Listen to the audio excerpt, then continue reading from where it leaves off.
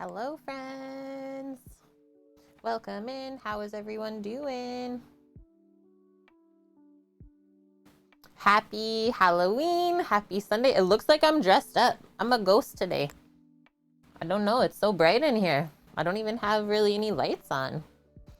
Annie, so good to see you. I got caught up on your robotics competition. Thanks for posting in Discord and congrats. Hello as well to Kimmers. As always, she was first. So good to see you. Hi, Tika Sella. Hi, Greek. Greek had a sick camping experience this weekend. He went lake fishing, caught some fish, survived on the land, didn't spend a dime on food. Love to hear it. We've been watching Meat Eater, binge watching it with Steve Ranella. Sounds kind of like what you did, Greek. That's awesome. What kind of fish did you get? And hi, Mickey. So good to see you. Hi, Dust. Welcome, welcome, friends. Hello, Derp Squad Dave. Evening. Happy Halloween. You're dressed as a miserable git? Wait, what is that? Winning. We got these big medals to even wear around the necks. That's awesome. And I'm sure the students were so excited, right? Little Mama Silva, welcome back. Yeah, happy Halloween. They were rainbow trout. Yum, Greek. No, I love just like roasting those whole and like peel the skin off and then just take the fillet out. So heckin' good. Okay, so we're not being like super festive with Halloween today, as you guys can see. There is a lot of other Halloween food and drink content around Twitch if you want to be festive like that. I just didn't want to do like overkill. And as well as like, this is an educational food program, so we don't always dress up just because it's not that safe to cook like that in the kitchen. That's kind of how I was taught, at least. So sometimes I just feel weird about wearing costumes in the kitchen while we're cooking. Grumpy, irritable old man. So just your own self. No, I'm just kidding. And yeah, thanks. Oh yeah, so black shirt. Looking a little ghosty in white today as well. I got my skulls. I'm good.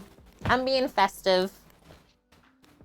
I was thinking about bringing in Skeleton Bro on his chair and just like posting him up there behind me. Kind of like this though. Perfect. Sammy, what are you dressed as? Construction worker. He's a construction worker. I said I was dressed like Astra today.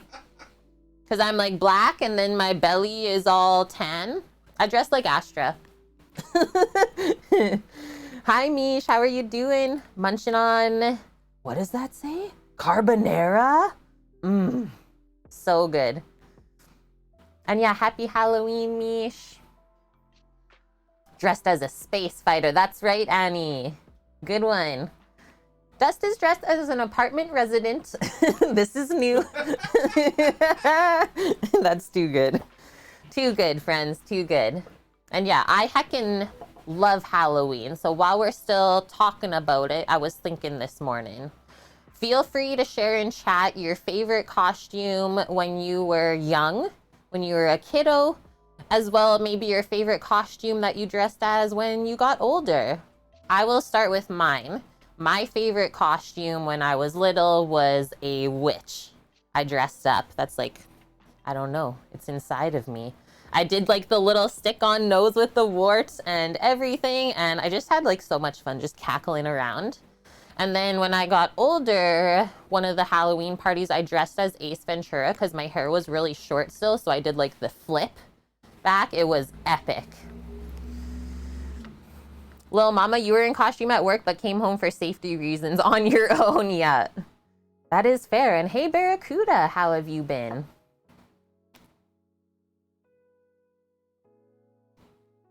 And yeah, still sipping on coffee this morning. As you can see, it's like super sunny and beautiful outside. Yeah, Torino, that's what I said, is like, if anyone gives me heck about not dressing up today, I'm going into the bedroom, grabbing a bed sheet, and coming out as a ghost. Don't even want to hear it.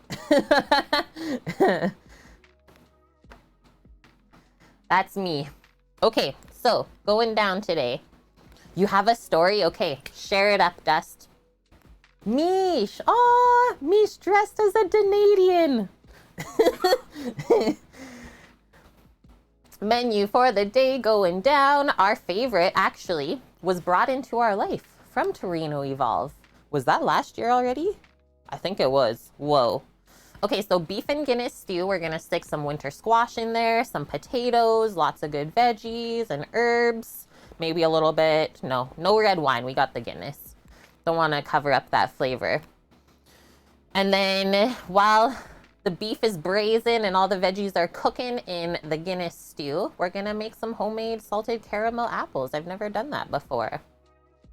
Make the time go by good. It's been a while, Torino. If Dust's story starts with this one time at band camp, I'm leaving. Greek, you need a coffee? Go get it. Go get it. Okay, so Mish posted the recipes. Save those for yourself or post them up in our Discord. Go search for them. Would 100% recommend making this stew for yourself, though. And I know a bunch of our viewers make this a lot. When I was 5 to 6, yeah, when I was 56, I went as Superman. My mom put Vaseline in my hair to slick it back. Well, later she couldn't get it out. Later, your grandma ended up putting oatmeal in the hair in order to get the Vaseline out. Oh my gosh, Dust. Just like, oh, I can't even imagine that feeling in your hair. Just greased. Should watch Carrie today for old time's sake. I don't even know if I've ever watched that. Little mama, you were dressed up like Nezuko Kamado. Should I know what that is? I'm sorry that I don't. Yeah, very Irish of me for Halloween. I like all the colors, though, of this stew barracuda. Also, I thought it would be like a nice one for you guys to maybe make this upcoming week for yourself, because it's cooling off. The orange, the brown. It's going to be perfect. Yeah, a moist hair day indeed. And hi, Clemmy. Having a good day so far. How are you? Yeah, and to this day, Dust can't even look at oatmeal without cringing. You had balloons in your shirt sleeves even to look like muscles, and no kiddos popped those. No evil kiddos just came up and were like, pfft. Well, thanks for sharing your costume story, Dust. No one else decided to, and that's fine. They just know my history. That's cool. That's cool. Dressed up as Aqua Woman with breasts made of Tupperware containers with live goldfish swimming around in them. Annie. No, you didn't.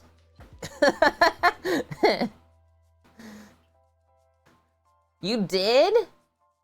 Yeah, Annie, please. Okay, so first things first. This is a really simple list today. First, we make the stew, and then we make the apples. I don't even think I'm gonna write this down. You were a rebel in college, Annie. Yeah, pics on Annie's OnlyFans. Would love to see that. Very creative of you, Annie. And Nessie, okay, cool. That is fair. And thank you for sharing that too, because I have never experienced Halloween outside of North America. So I'm not sure really how the other traditions are. But Nessie is saying in the UK growing up, Halloween wasn't really a thing. Yeah, Mish is banned. How did you sneak on this platform, Mish? It is more so now, of course. Interesting. Interesting. Did you prefer it like less Halloween-y? Or do you like it more that you kind of celebrate the holiday? You went as Louise from Bob's Burgers a few years ago. That was fun. Oh, I think I remember you posting that photo, Dust. Or just talking about it. Another couple hours, kids will be coming around up there. Doubt you'll get many again this year. Yeah. And I think we have a lot of trick-or-treaters in the area, Annie. But I don't think we're participating. We don't have like a good front of the house, let's say, an entrance. But we would have like a perfect creepy house, haunted house situation going on if we did want to commit to that. I know Finn absolutely loves Halloween, but she's working tonight. Maybe if she was off work today, we would have planned to like scare some kids or something. But yeah, there's a lot of young families and kids in the area. That's why there's so many schools around. But yeah, kind of sad. And especially because of COVID too, I'm sure there's not going to be that many kids going out. What up, Blondie? And thank you so much for contributing. Are you the first one that contributed biddies? Or, sorry, pots and pans points to the Walk Around West Edmonton Mall Challenge? Added a new one there. Rose, welcome in. Here in our little Bavarian village, they pre-arrange which house to go to. It's definitely not a thing around there. That's so cool, though. At least you don't, like, waste your time then. You already know the plan of action. Your favorite Halloween costume growing up was Sailor Moon? Sweet. Thank you, Blondie. Hope you're doing good. And thank you, Kimmers, as well. And Panda Bear. That'll be a fun one.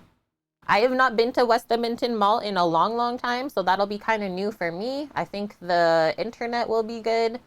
There's an Asian market there that we can go explore. TNT. Oh, get a bubble tea. Yeah, we can get a boba, walk around. There is a Williams Sonoma. We can look at some like cooking equipment. Maybe I'll hop on a roller coaster. You never know what could happen in West Edmonton Mall. When it first came to the UK, Nessie, your dad was visiting, didn't quite understand trick or treat, and said, "I'll have a treat, please." Hello. Treat. Mac Jr., hello. Thanks for the first time chat, too. Good to hear from you. One year, my friend and I were Bonnie and Clyde after the shooting. Ooh, that's risky, hey? And I'm with you, Blondie. I won't buy anything from Williams Sonoma, but we'll just look at the stuff. We'll just look at the stuff. Sometimes I find that they have some cool like kitchen utensils or stuff like that. Okay, let's get into it. I'm gonna pop my hair up and away we go. Hi, Mickey. How are you doing? And Dust, I totally loved your YouTube link that you posted for Sam this morning. And then he told me, what was that show? Curb Your Enthusiasm. I've never watched that show before, and I think I'm in love. It was like, we need to watch all of these seasons now. Totally love that style of humor. The trick threat. Okay. Your birthday is this Friday. Do you have anything exciting planned, Mickey? The humor is like so uncomfortable. My favorite. And yeah, happy birthday in advance. Annie probably won't be there on Friday, but we'll be all around. No treat, trick, it's a threat. Trick or treat, bang, bang. Too good.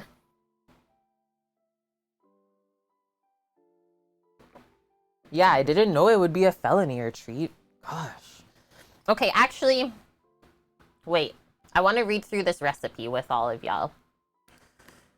Scroll it up, just because I know some of you have never made this before. So the recipe is from Recipe10 Eats, one of my favorite food bloggers online.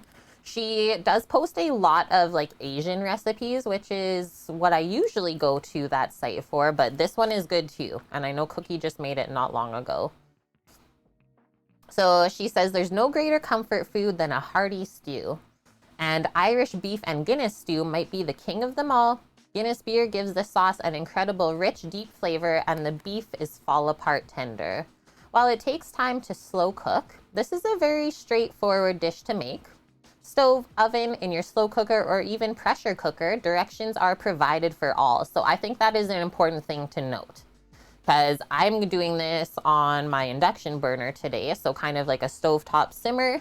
But like she said, you can put it in the slow cooker, do it in your oven, do it in an Instant Pot.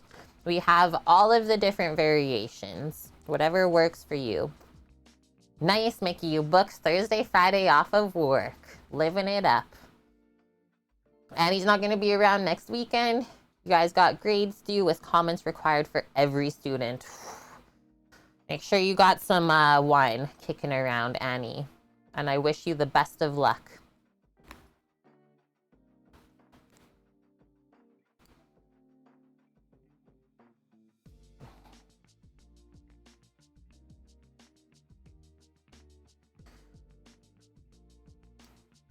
Hi, Cookie. Happy Halloween. Hope you're having a good day. It's bonfire night there on Friday. Have you heard of it before? No, I haven't, Mickey. What's that about? So, she says, traditionally Guinness stew is made with lamb, but in many parts of the world, including here, oh, she's in Australia and as well as North America, Guinness stew is more commonly made with beef, and it's a bit less expensive too. She says, I hope the Irish aren't offended. I've made it with lamb, and to be honest, I do prefer it with beef. Hey, that's fair. At least you tried both ways. It's where everyone sets fireworks off and lights fires. That sounds really nice, Mickey. I would love to be there for that. In Scotland as well. Yeah, Mickey's in the UK. And hi, Timber. Happy Halloween. How are you doing?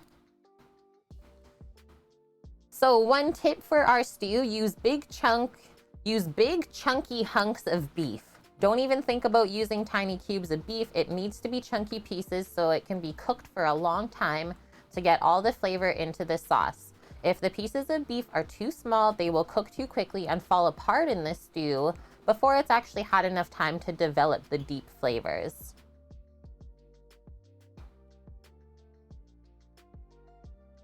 So ingredients today that we need for this: some oil, some beef. She does recommend beef chuck. We are using a beef outside round cut, which I actually found was similar to chuck if you couldn't find that. Obviously, we need salt and pepper, garlic, onion, a little bit of flour to season the beef, and it will help thicken the stew, Guinness beer. If you have tomato paste, I don't think I have it, but I'll maybe scrounge for like some canned tomato, we'll see. Either chicken stock or beef broth, carrots, celery, bay leaves, and thyme. And then I just want to see, she says cook for about 2 hours, simmering low and slow. I think that's a good timing. It might be done within the first hour and a half, so we'll just watch it. And hello, White Dove, how are you? Hi, Titan as well. Welcome, welcome, friends. Okay, now we can get into it. So we're gonna start by chunking up all the beef, and then I'll get it starting to saute or caramelize in our big Dutch oven here on the induction while we finish cutting up all the rest of the veggies and stuff. So as the beef is browning, we take it out. We're not fully cooking the beef at this point. We're just getting some nice caramelized color on the outside, and that will build up lots of flavor in our stew. So don't skip that step. Do not skip it. M. Finko, hello. Bonfires are big in the USA, but it's just fires there. Yeah. Oh, I'm sure we'll hear some fireworks going off later tonight. That typically happens in this area. I don't know if they set them off over the river or something like that, maybe.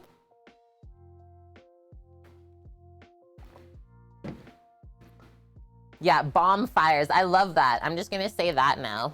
Bonfires. And then what else do I have? Oh yeah, I thought it might be nice to sneak a bit of wild mushroom into this stew too. This stew is really good to like just throw whatever veggies you have around in it. Obviously, they should taste good together, though. So I picked up some lobster mushroom, dried. Probably will just turn the kettle on to rehydrate and pour it over, and then just add the mushrooms and the mushroom liquid in to this stew. Bumfire? Yeah, that's when you eat spicy chili. Annie, Dead. So this beef cut, you like my labeling, beef for roast, October 15th. And then obviously I put it in the freezer. So outside round, let's look this up, Cookie. Because I felt like just going by when we butchered this entire piece, it was like almost briskety slash chuck, kind of.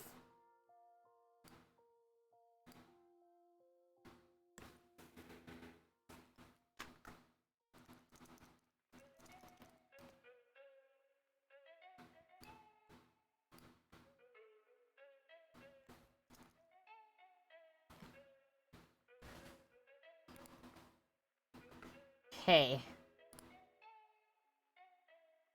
So eye of round, inside round, outside round. Boop, boop. It's like the outside of the hip. So just do this. It's like kind of this part of the cow leg if it was like standing like a cow. So you can see like it has a good amount of movement, I'm sure. And that's also why it has the nice fat cap, because it's on the outside, right? Anything inside doesn't really have a fat cap. Yeah, it needed hip surgery. I found a really good diagram. I'm scared that the link is really long though. So it sits. So surrounding this cut, we have the tri-tip, which is like in front of the hip.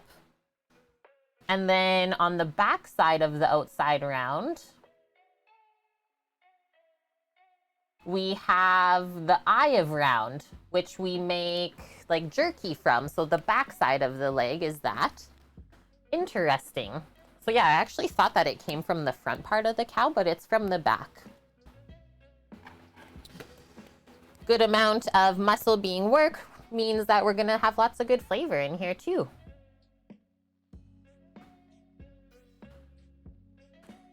Yeah, hubby is back there. He's chilling, playing games. Yeah, someone should get me one of the cow, pig, and lamb figurines with all the cuts of meat dotted and labeled. Fun. I would love that. Or I should just like print out the diagrams and laminate them. Just like flip through them like a teacher. Yes. Madame, how are you? I've been here since the beginning, but I got distracted. Happy Halloween, Madame. You crazy wiener. Okay, that's enough. Let's start cutting up our beef and frying it. I'm gonna get a board out and away we go. Halloweener? Yeah, happy Halloweener. You sillies.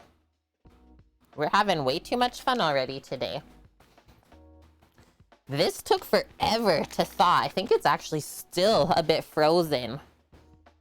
You can tell it's really cooling off here. Even when you leave the meat out to thaw, it still doesn't. That's gonna be a sheesh from me. You hoped Sammy grills again? Oh, that's... Trust, we're gonna grill again. Don't you even worry. Let's get the scimitar and maybe the boning knife too. And we'll put both of them on the steel first thing, so make easy work of this. Keep our knives sharp. Yeah, ampersand. Ooh, 1.8 Celsius today. It felt like minus 14 Celsius outside this morning when Sammy checked. That's gonna be a sheesh. Here she comes.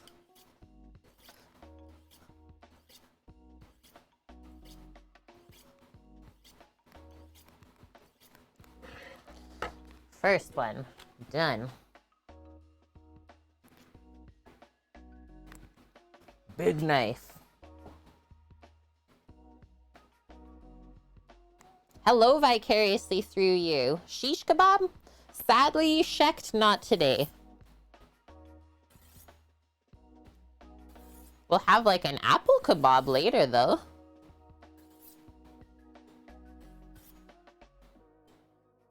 See how slow and controlled I do this big knife on this steel?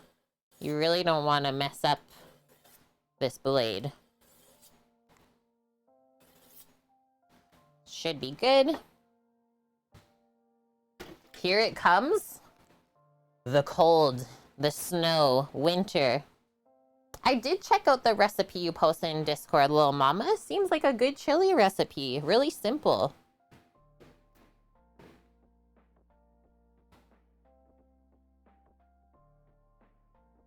And yeah, good one, Greek. If you save up 100,000 pots and pans points watching the stream, you can request Sama to do some grilling if you want. He'll do the whole thing. The whole kit and caboodle. Oh yeah, the satisfaction of sharp knives, especially butchery. Perfect. Okay, I'm gonna try and keep the juices inside of here.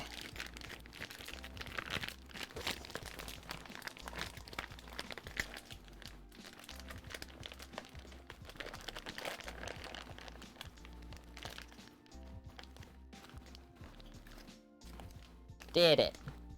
Success.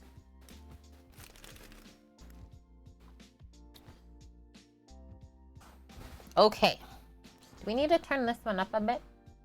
Yes.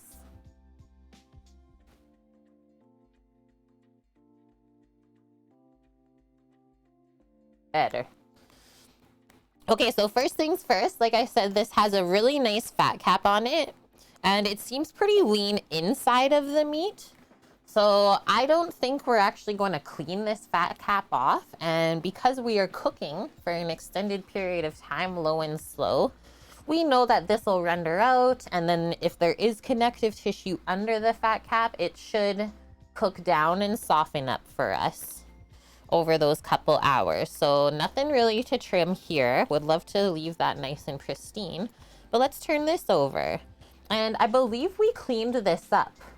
Or I cleaned this up after stream from that big cut. One thing I do see here is a bit of muscle separation where there's a pretty thick layer of silver skin, and then you can see where it separates through this side. So we're gonna work there and just separate that muscle off, totally fine, and definitely clean out that thicker connective tissue. And then we should be able to just start cubing it up. And I would recommend no smaller than 1-inch cubes because they will shrink in size as they cook as well. If anything, kind of go bigger, like 2-inch cubes. So first thing we want to do is just start cutting beside this here. See where these muscles separate.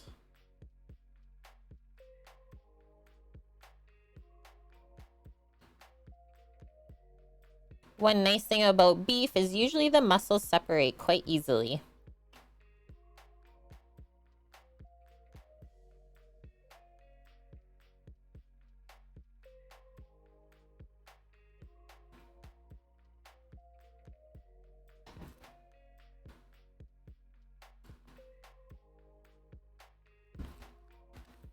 Nice. I'm happy that we did that. It didn't even run all the way through the silver skin. So you can see as I went farther and farther down, there's a bit to clean there and there. And then if I hold this up, if you come in maybe a bit closer, you can see how it really just started here and then slowly tapered down, but it didn't even cover all the whole muscle. So that's okay. You don't have to clean too much out.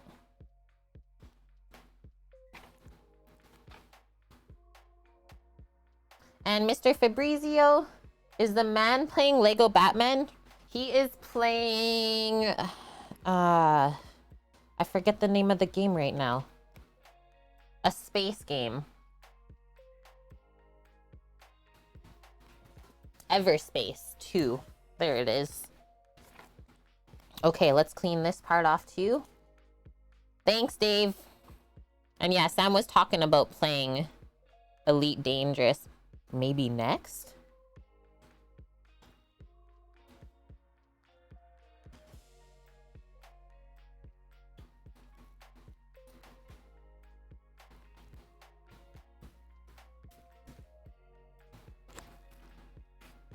How is this looking?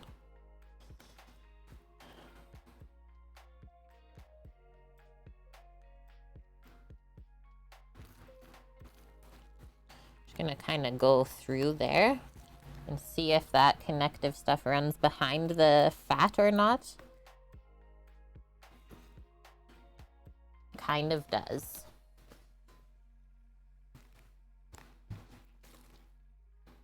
I'm just keep checking this out. I think I'm gonna just keep cleaning down through there.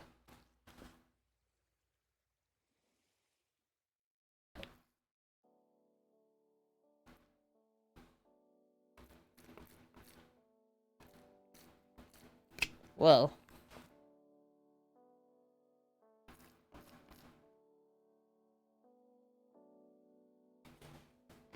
Okay, I think that is enough. Just popping those couple small pieces of trim just into the compost. And so now, I can kind of turn this around and start slicing through. Let's do 2-inch thick slices. You have 8,000 hours in Everspace online. Have I ever cut myself on stream, Mish? I don't think I have. Maybe someone will remember from like way back, but I honestly don't think I've ever cut myself or like injured myself on stream. Really good about that. It's all about just like not rushing, right? So this chunk is kind of weird. We'll make it work though. Oh, this knife is cutting like butter. And so look at this. Look at that cut, like all of the marbling. Maybe it's a bit too bright. There we go. Yeah, knock on wood. Ouch, that kind of hurt my knuckle. So come back through here. And then I always like to start searing with the fatty pieces in the Dutch oven. So it like adds some fat into there right away.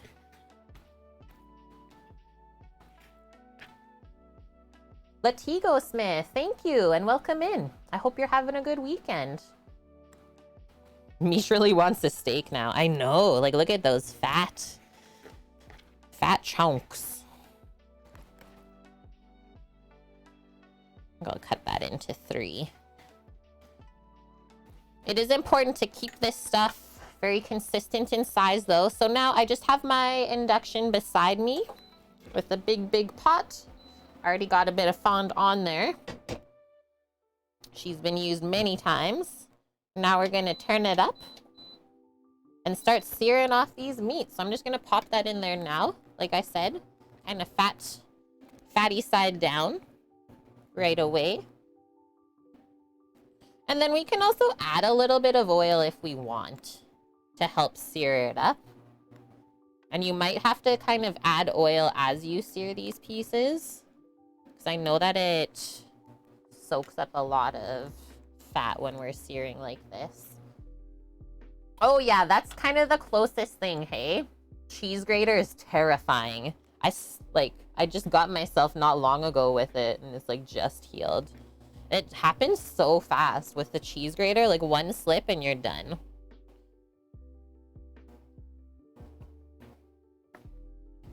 Let's see how this looks inside. Wow. I feel like that would make like a really deadly steak. First time ever using this cut. And so far I love it. And it is like a reasonable price compared to lots of the other beef cuts. Yeah, holy smokes. Freaking throw that baby on the grill right now. It's almost like short rib. This is gonna be insane. And I have a lot of beef too, if you couldn't tell. A bit overboard.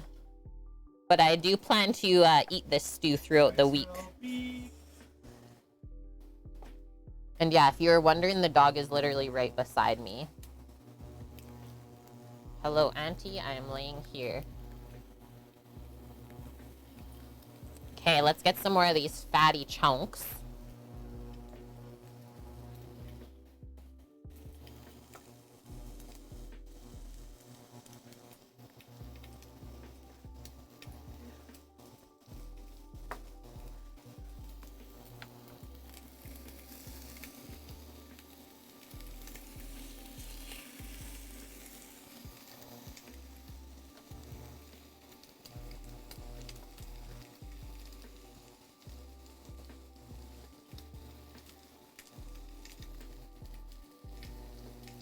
And then I would also recommend, like, as we're searing these meat pieces, to also kind of season. A little sprinkle of salt and pepper never hurt nobody. At least I don't think so. Okay, so that's kind of filled up. I just want to show. We don't want to overfill the pot either, because then it won't sear up. It'll kind of just like steam and juice all together. Not the best. So I always keep this hand as my meaty hand, and then my knife hand is always nice and clean so that we can season, take stuff out as it cooks, all that. Latigo Smith, you're a bit more scared of the microplane than the cheese grater. That one is sharp too. I've never hurt myself on a microplane though.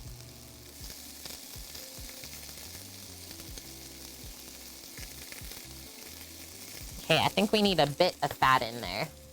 Is the dark outside from aging?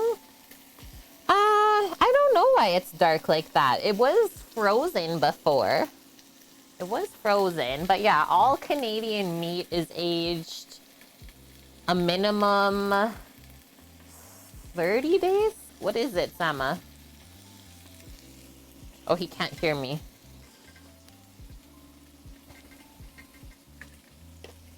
Minimum 28 days? And yeah, that's the other thing, Mish, is sometimes it might have just been oxidized like in the processing plant if they didn't get to it right away, because I know 100% I didn't leave this out anywhere. Just using some grapeseed oil to help hydrate this stuff as it sears up. It will help out a lot. And now that we added all those chunks, the Dutch oven is definitely cooled down as well. So I'll turn it back up. Okay, let's keep cubing up. You gotta season while cooking, otherwise if you add salt after, it'll just stay on top of the meat. Totally, Greek, you got it. Cookie, you bought an extra pound of meat when you made this stew? It's so good. Should I just keep cutting this in half? That seemed like really nice chunks. I liked how those were. Let's do it. And yeah, we'll definitely have to do a couple of rounds of searing here. Like Cookie said, the more meat, the better. It's like if you're gonna take the time to make this, you should definitely make extra. Just gonna grab a pair of tongs here and maybe start flipping some of these. And obviously if the meat is stuck to the bottom of the pot, it's not ready to turn. This we know.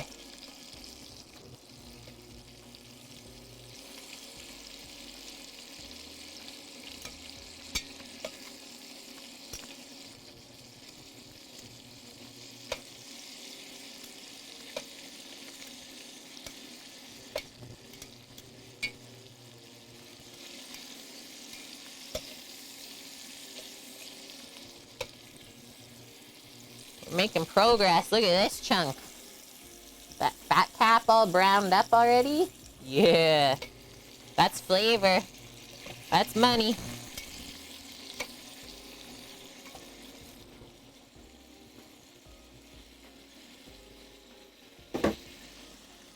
Hi, Scooter. How are you?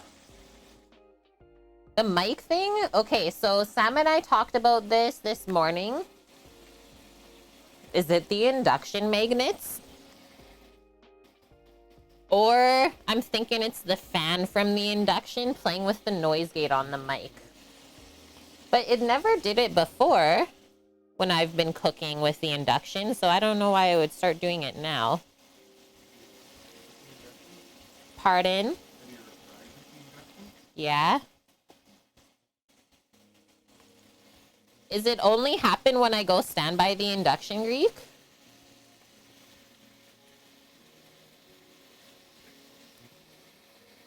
Let's trim this end off.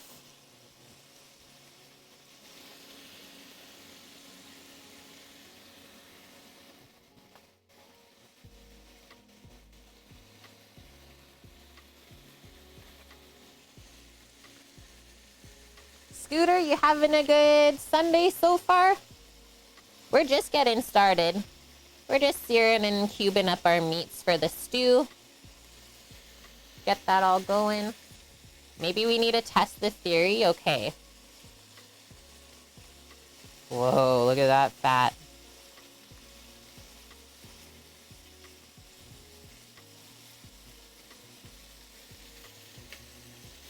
Okay, gonna get rid of my butchery knives. I'll be right back. Neither on the laptop or phone, T. Casella. It might just be a thing you hear with headphones.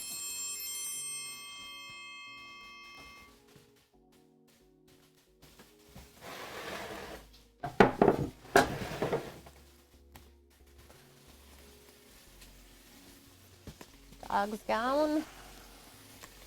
Okay, let's move this over and I'll bring the induction up so we can cook together.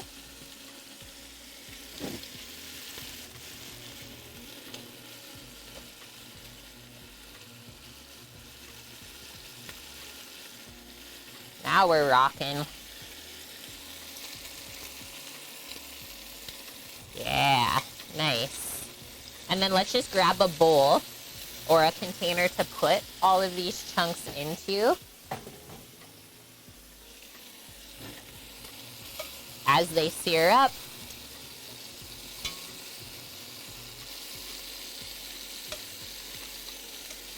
Look at that. The fat cap was like a bit stuck, but if I pulled it, it came off. I'm okay with this. And it is important to not have your pot too high of a heat while we're searing. You don't want the fond to get too dark, because then it will eventually burn and you gotta wash the pot. And then you can't use all that tasty goodness. Okay, while this is finishing, I'm just gonna go grab the beer from outside. We got an outdoor fridge now. Just eat the meat like this. Yeah, I'm gonna turn up the fan a touch. It does work awesome though to keep that steam moving. Okay, gonna go wash my hand and grab the beer. BRB.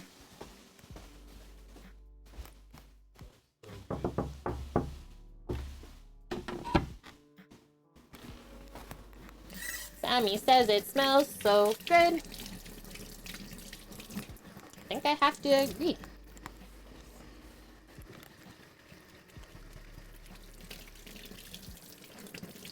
Better finish my coffee.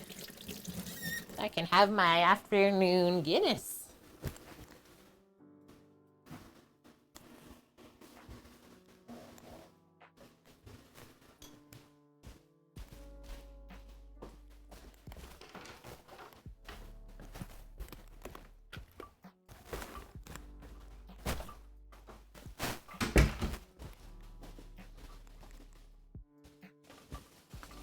Dun, dun, dun, dun. I first picked up the 8-pack of Guinness, and then I was like, you know what? No, that's a bit much. And then I just got the 4-pack instead. Nitrogenated stout, smooth and creamy. The definitive pub pint comes home. Beer contains barley. Yeah, 1 Guinness for the stew, 3 for the cook. Thank you.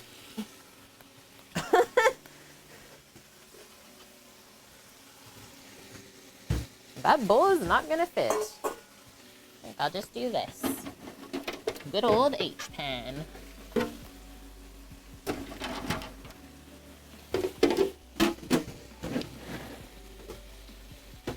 Speed, how is the day? Happy Halloween.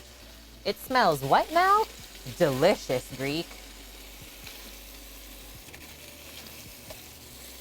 Okay.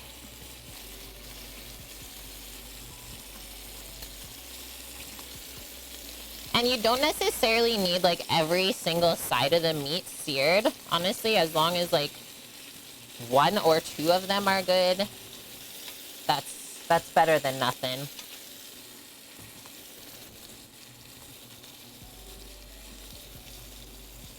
Yum. Okay, you can definitely see that we need more fat, so I'm gonna add oil. No burnt-in allowed. Hey, look, Kevbo. Happy Halloween to you as well. You can add a good amount of oil. You're on vacation in Colorado in the mountains? That sounds beautiful, Speed. I'm happy for you. The whole fam? Yeah, I see the word Guinness and I click. Healthy amount of oil, Greek, so that we don't have any burning fond, right?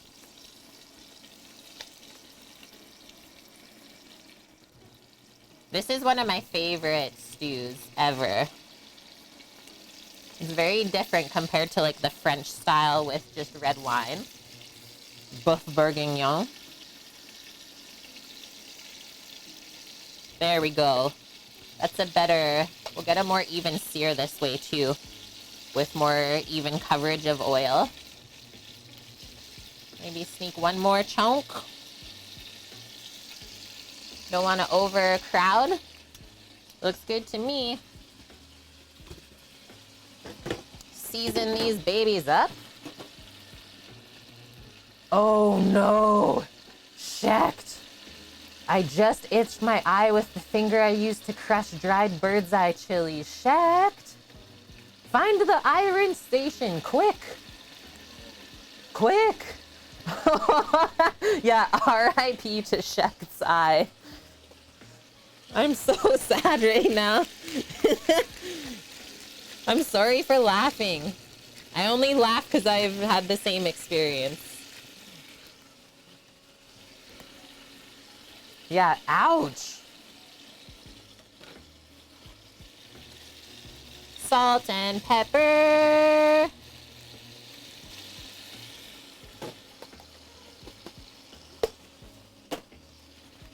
Okay, opening up our Guinness.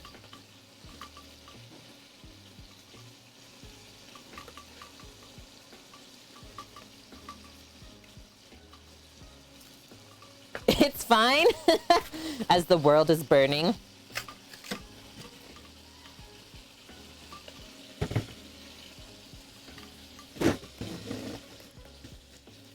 This was the Guinness that I got locked in a glass case of emotion for.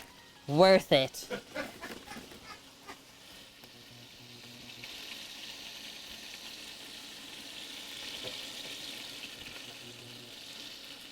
Oh, word up. I thought I saw a little messenger thing pop up. I got some time. Oh my gosh, Speed! Look at your cute little fam. And kebabs? I'll show Sama. Speed's living it up.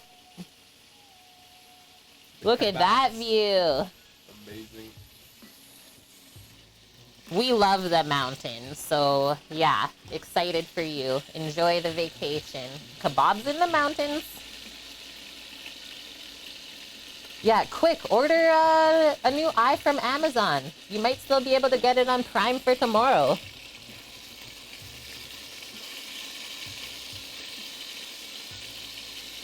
See how now that we added the oil, it's browning more evenly and quicker even? Yep. This is the way.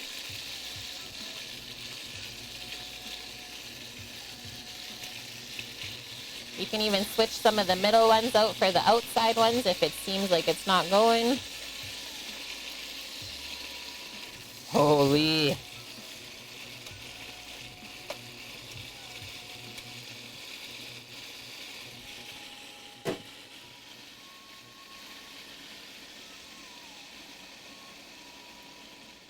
Yeah, Scooter. Do I need to separate you two? And we're doing good, Speed. Sammy's been working. He has a big green egg at work, so I'm sure you'll be happy to hear that. This week coming up, he's smoking lots of ribs for the menu. And the truck, we decided to just keep saving up money for it, and then come springtime, we'll get it spray foamed and insulated, and then finish the inside of the truck. So yeah, winter time is us just making money, maybe getting some appliances or certain pieces for the truck on sale, and then literally just like storing them inside of the truck. but it's going to be too cold in the winter to be able to work on it comfortably, is it doesn't fully fit in the shop, so we'd have to like rig up some sort of tarping and stuff, but it wouldn't be fun. Yeah, the double door fridge, exactly, Greek. Hoping to get that like soon so I can also ramp up and start making jerky again and bacon to sell, stuff like that. And we've also been like thinking about special things to design for the truck. So one thing I thought of recently, just because I've been cooking with like these inductions, is build a little prep area that has the ability to pop up. So you have your counter, but then you lift up the counter and like hook it up in front of you, and you have all of your induction plates that you can cook on, because usually we always prep and then cook. So that would make a lot of sense for the truck, just to save space. Sounds good, Speed. Yeah, thanks for catching up. Thanks for sharing your fam stuff with us. And yeah, maybe we'll see you later. I will be back on tomorrow just to menu plan. Let's start switching these pieces out. Couple minutes per side is all we need.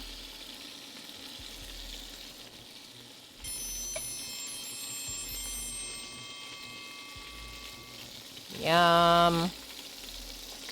Put that down on the other side. Same with that one.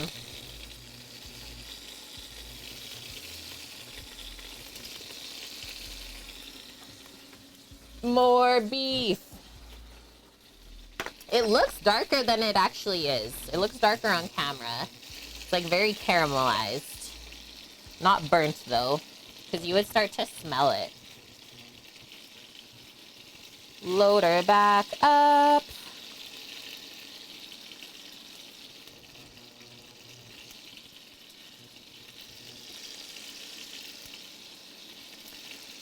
Maybe since we just did our first kind of round of searing together, maybe I'll pop this to the side and we can keep cutting up the veggies and the mirepoix,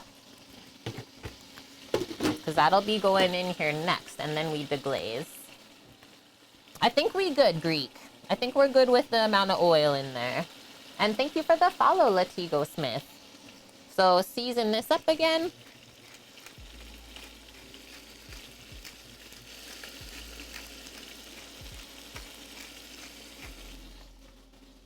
Salt and pep. And then we'll start with our onion, celery, carrot, and garlic.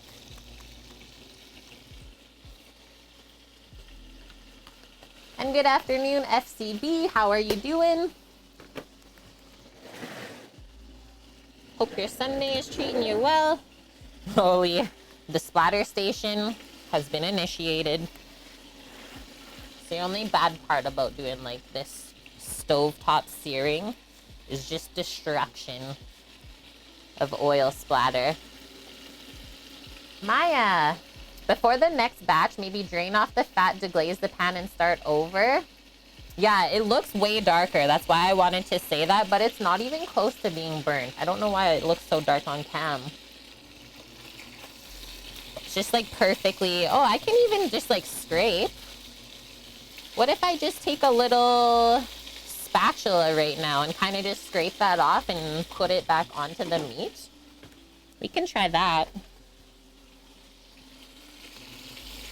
Because it's definitely not sticking, right? It's just the meat sugars. Whoa.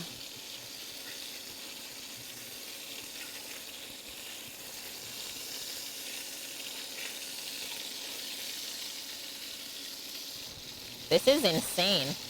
Okay, so that definitely helps. Go, Maya, go.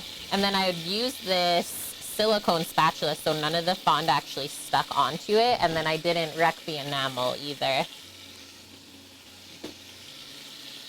That's tasting a teaspoon.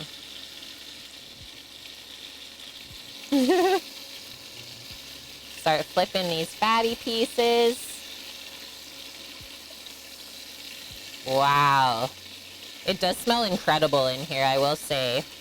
It's like good high quality beef. Get that fatty chunk in the middle.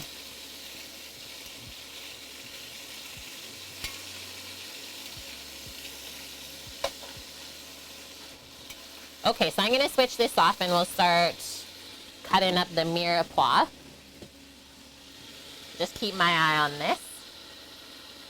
Just another lazy workday FCB. Well, I'd say there's nothing really wrong with that. I'd be okay with that. Celery. Carrot. Garlic.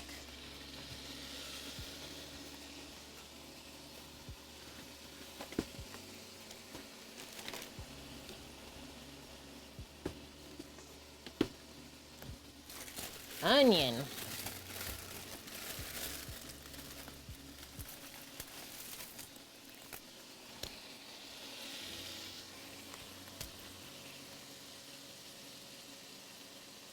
Grass-fed beef. I wonder if, like, the AAA, I mean, it's not labeled that way. But yeah, I wonder if this is considered grass-fed and they just, like, don't care to label it in Canada. So it's all like that. Who knows? Okay, so we'll start with the onion. And then carry on from there. Get our knife. And I might actually have to switch these chunks out before we start with this.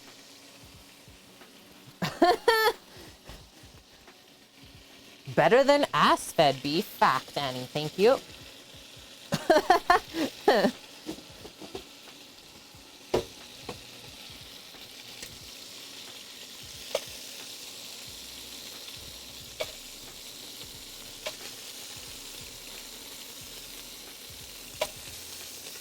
Is all of this even gonna fit in my pot? These are the questions I have. Okay, so before I'm putting in the next stuff, I'm just gonna do a scrape again. And if I push that fond to the outside, it just kind of stays there.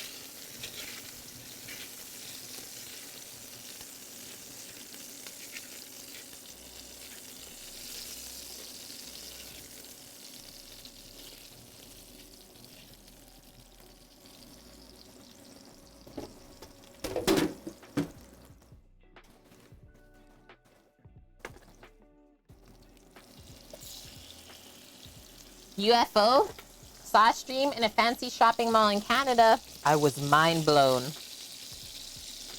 West Edmonton Mall?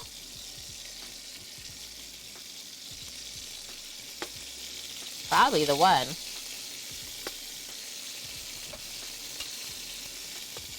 Okay, so maybe one more round after this round for the meats, and then it's all seared up.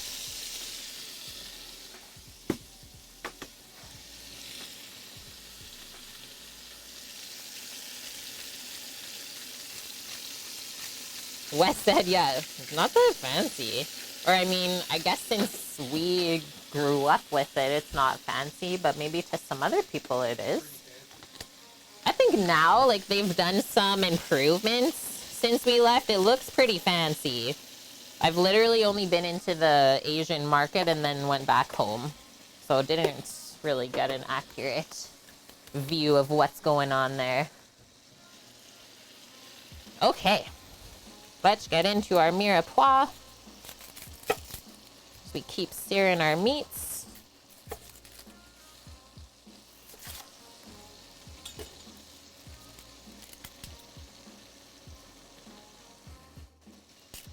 And then the only stuff we won't put into the stew right away is the squash and potatoes. Because I don't want them to fall apart.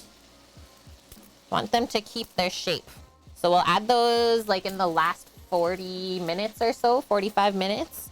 When the stew is almost done, we'll throw in those last root vegetables.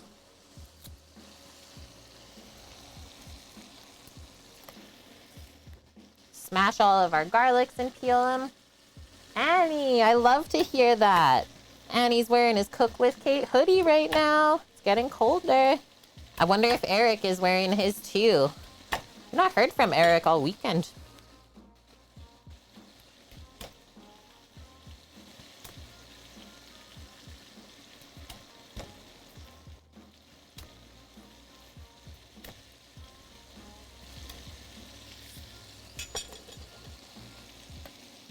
And then one thing about stews, since everything kind of cooks for an extended period of time, you decide how big you want to cut your vegetables.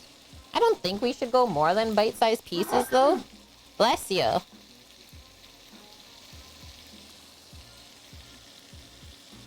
Oh, it's still a bit rainy, Annie, so you're putting off the raking. We still have like straight sunshine this entire week coming up.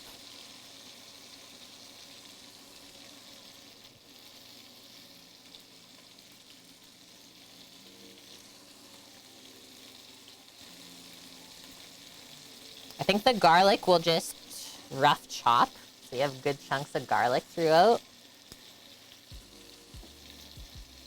rather than mincing it.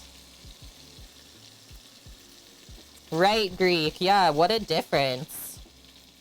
It's like Sam and I were talking. It's like, okay, we would have already had 2 weeks without sun if we were still on the island. And it's literally nothing but sunshine here.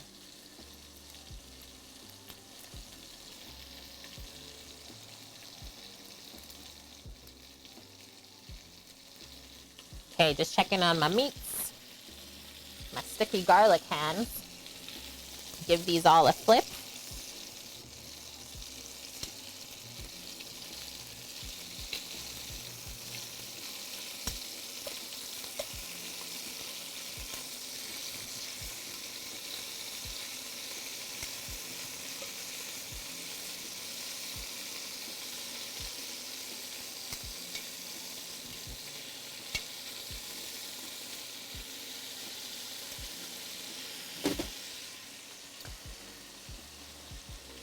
Okay, you know what? I'm just gonna go rinse my hands because I find it really hard to work with when they're too sticky from the garlic.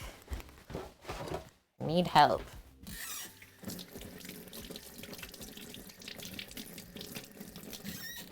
There we go.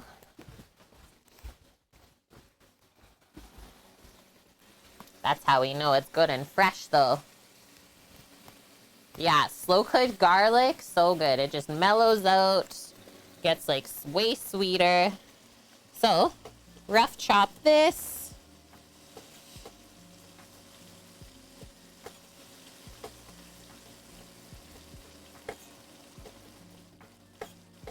Oh, I think I hear Doggo punching the door now.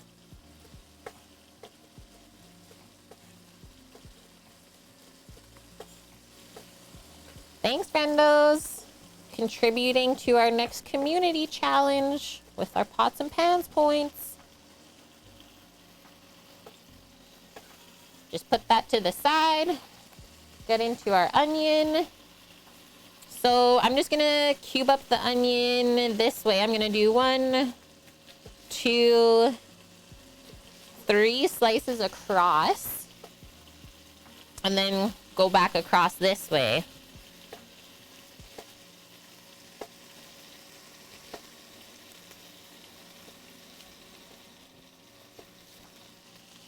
Like that. I'm keeping the onions separate from the garlic for now, because they're not gonna cook together. She's smelling the meat cook for sure. I don't even know why she left in the first place. She's like, I made a mistake. Please, humans.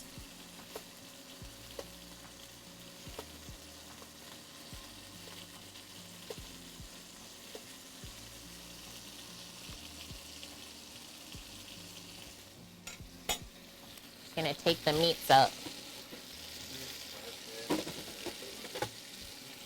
A piece of beef? It's like, it's raw, Sam. What are you talking about?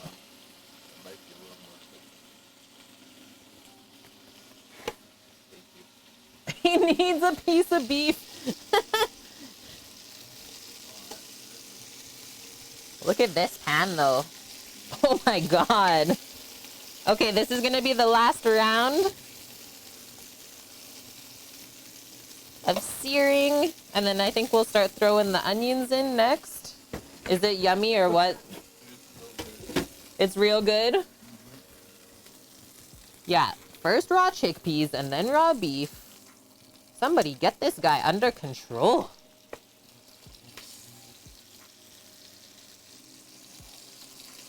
You're one of the few that doesn't like red meat. That is totally fine, UFO. It's quite a strong flavor, right? I mean, personally, I grew up in the province that raises a lot of cattle for the entire country. So it was like just a thing that we grew up with, having beef. Not all the time, but like usually once a week.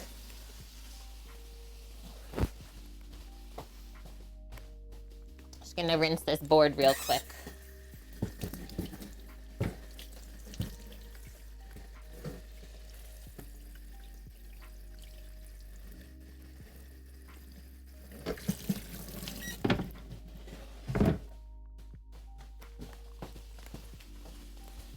And then I was wondering, is like, did the Americans also have access to Canadian beef? Clemmy? Everyone's laughing at Sama. You need a bit more oil.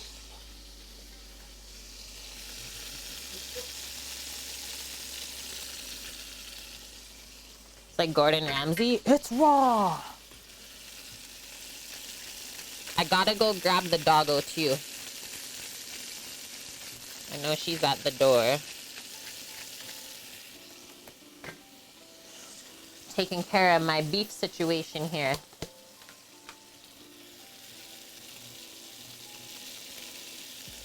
There we go.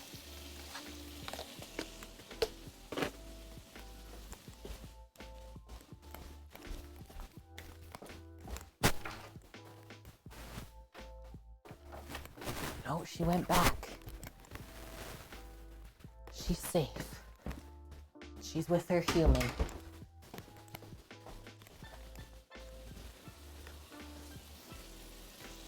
Okay. So finishing the meats here, searing up.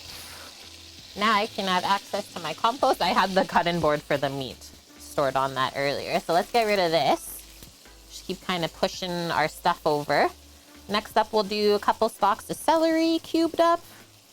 And Sammy's okay with celery in stews, I know this. As long as it gets cooked down enough, it's okay. Just the raw celery flavor, not.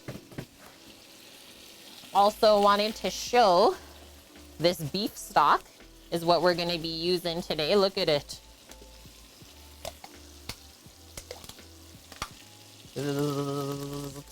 This is completely thawed, it's not frozen. So you can see how gelatinous it is. So that's gonna be amazing.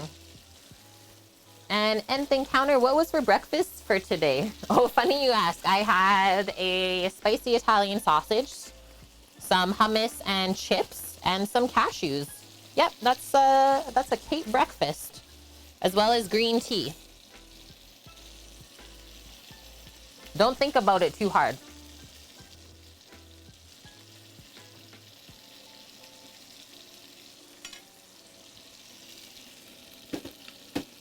Mish is gelatinous and moist.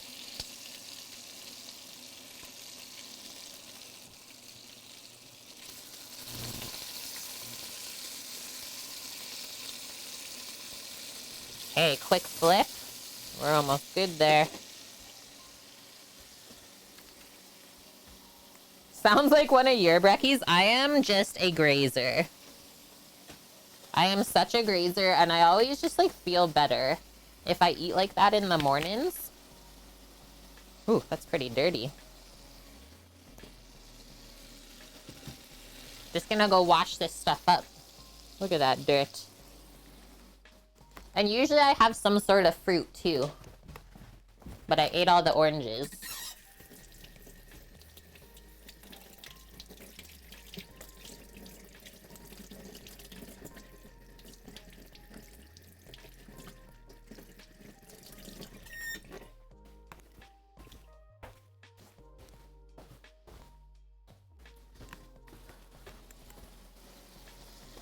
Hey, Bonk, you made it.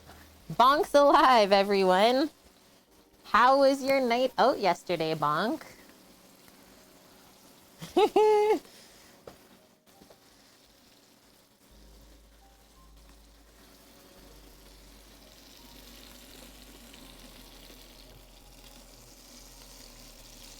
Okay, I think we're good on the meat sitch.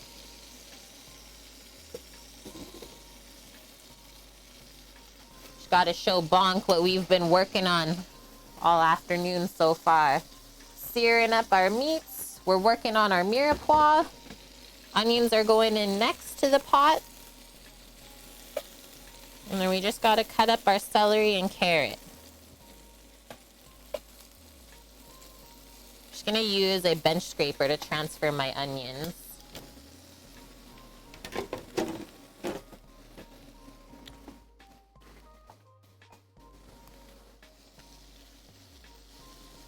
Our HPS was good. Only about 20 people there, but we all participated. Sweet. And did you do karaoke after as well?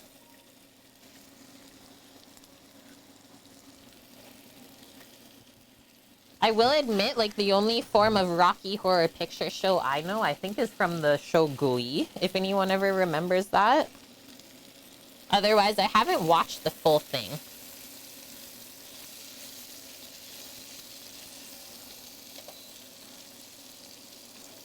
Okay, let those onions start soaking up some goodness now. Transform in color. Maybe one more small drop of oil. Okay, let's just trim off a small amount from the bottom here. And same with the top where it's kind of dried out. Into the compost.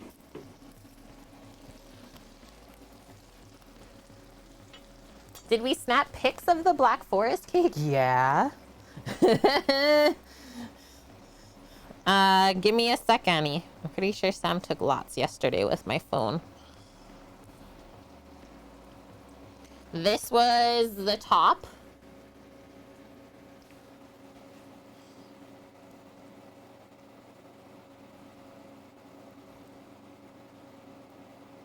What else? The side view, close up. And then when I cut it,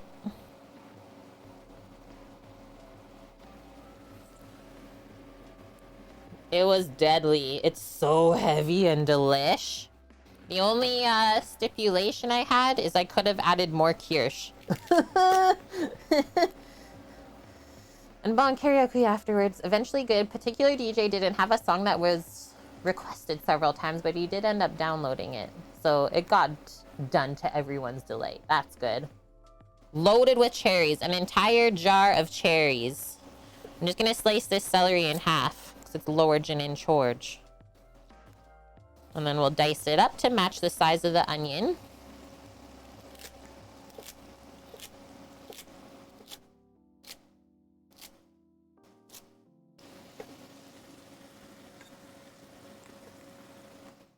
And yeah, it tasted super good. I was so worried the whole time that I like messed up the chocolate sponge, but we made it work. Sama says it was so good.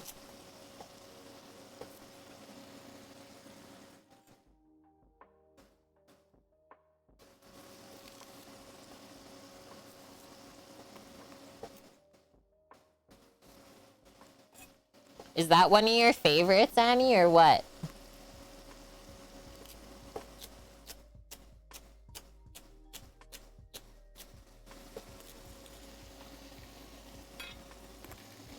I'm gonna throw the celery in with the onion. You used to like Black Forest cake quite a bit, but now, yeah, you don't have that many desserts anymore. That's fair. That dang gluten. Okay, let me just stir this and I'll show you the magic that's happening. And then we'll cook together again in the pot. Look at how this is turning out. Starting to sop up all the fond that we worked hard on. I used to have a massive sweet tooth. And then I don't know what happened. I like started cooking and doing a lot of baking. Started my professional career. And then I started to get less and less of a sweet tooth.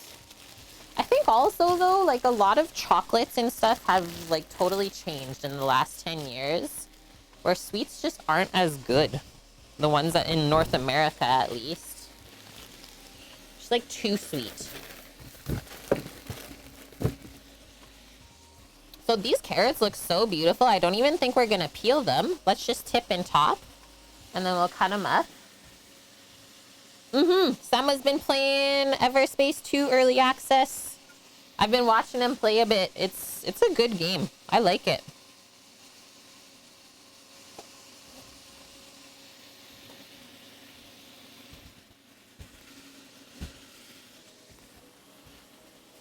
What are you doing? Boom.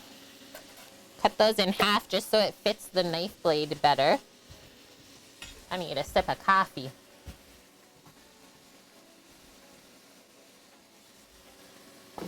Yeah, one thing about that Black Forest cake though is it's not sweet at all.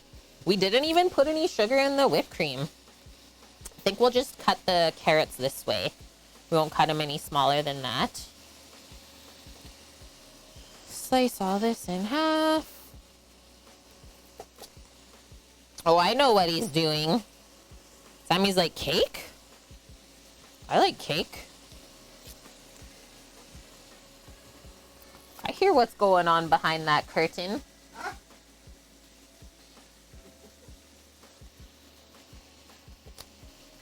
Just do some carrot chunks. Gonna stir this one more time. Oh, man. Magical things.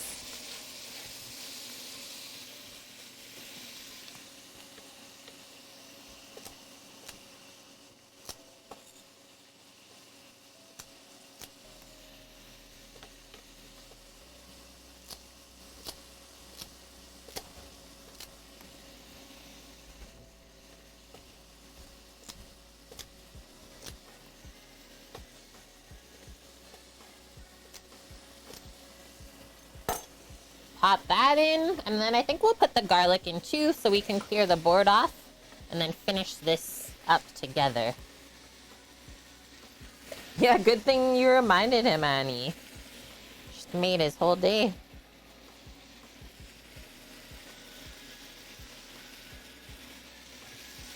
Boom. Wipe off our knife. I think we're done for cutting with a bit, or done for cutting for a bit.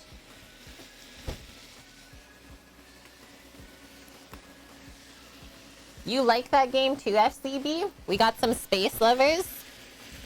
Yeah, Sam used to play the other early access too.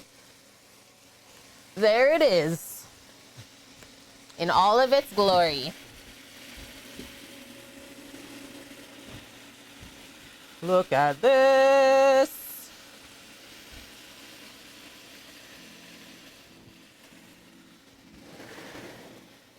Stir it. It's better today? Probably.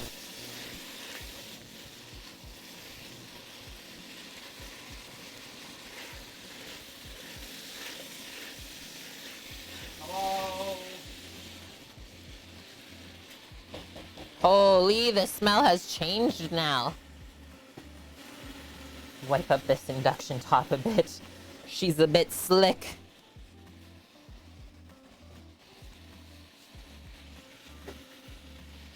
Brunch cake winning. Okay, I'm gonna turn that up as well.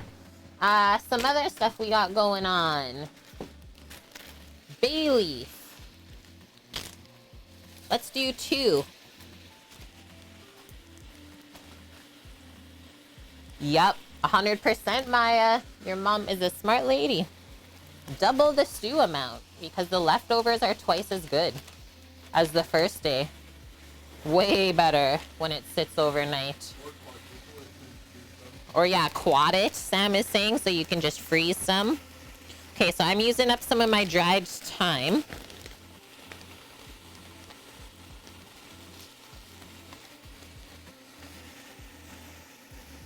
Just trying to take some of the stems out.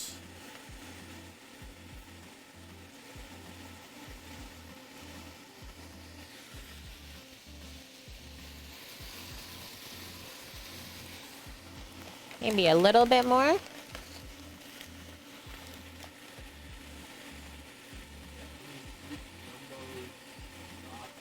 Yeah. And casseroles too. Gumbo, stews, soups, casseroles, sauces, even dressings. A lot of stuff is better the second day after it like has time to meld together.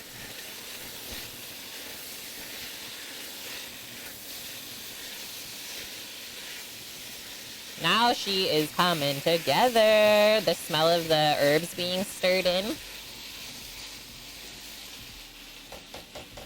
I think it's time to open our can of Guinness. I'm worried about the top. It seems like very dimpled up. I might go open this just over the sink. Or maybe I'll just open it over top.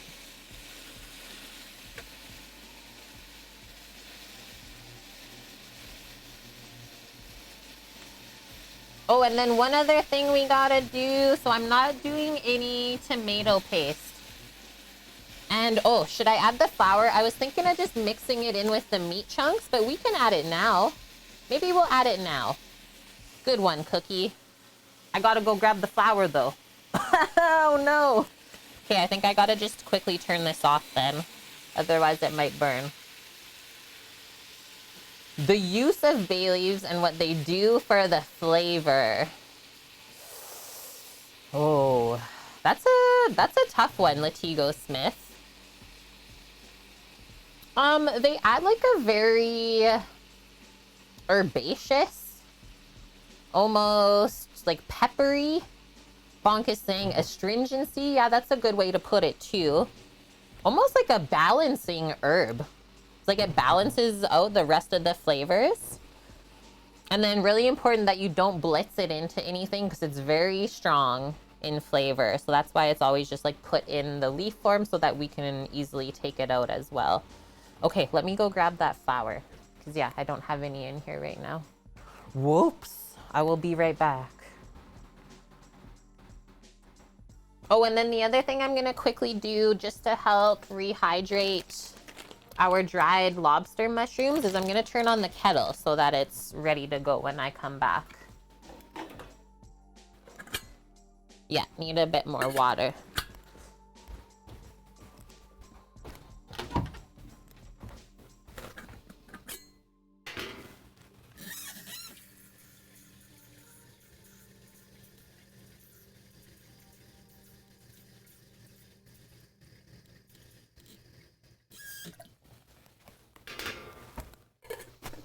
We're gonna make a mushroom tea.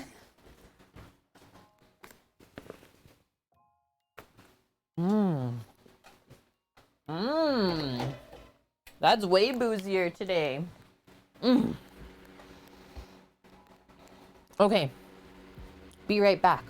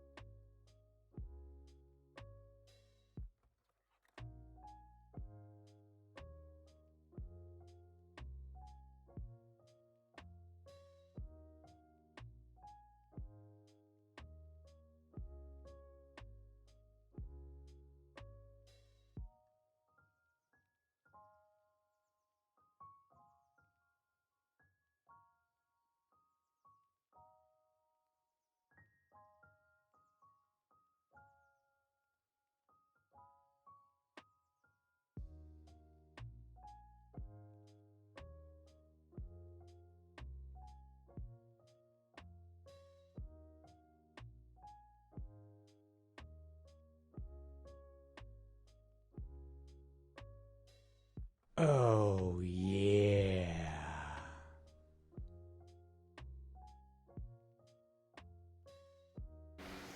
Okay, I'm back, and thank you, FCB. What? Gifting us up to Latigo Smith.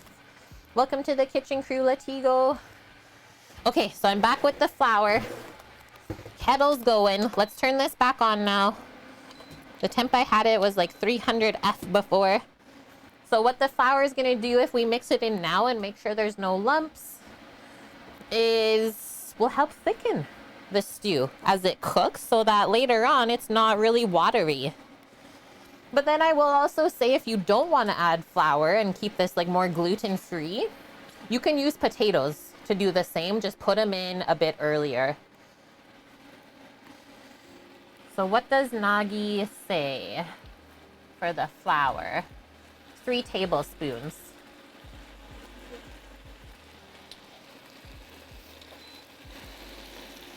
So I usually just sprinkle.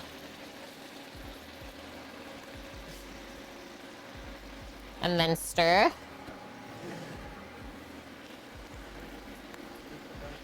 Frames? Are we still dropping? I don't know what to say, because it's not showing anything on my side.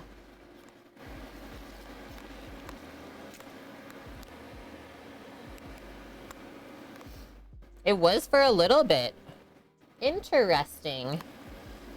I really feel like it's this induction or something. I don't know. Okay, so see how we're getting this completely coated evenly with the flour and it just looks like pasty? That's honestly exactly what we want.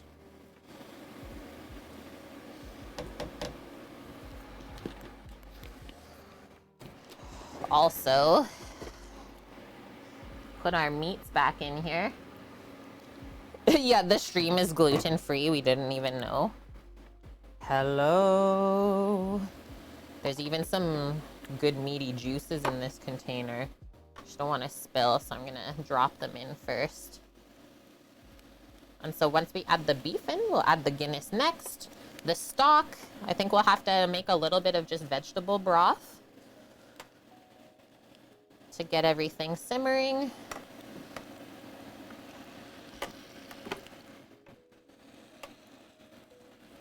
Holy. And then we still gotta cut up potatoes and squash for this while it's simmering. And then we're gonna make some caramel apple to pass the time. That's a full pot.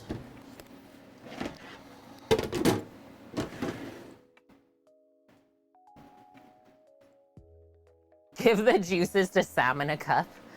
Yeah, Cuba beef in every bite, right? I don't even think I can mix this with the spatula anymore. She is thick. I might even come in with this. My bamboo stirrer. It's my wok spoon, but it's necessary. Just bring some of that stuff up from the bottom. Nice. Ready? Here we go. Boop. Why do I feel like this is gonna splash in my face? Okay, we're good. Yeah, get a piece of beef in the eye.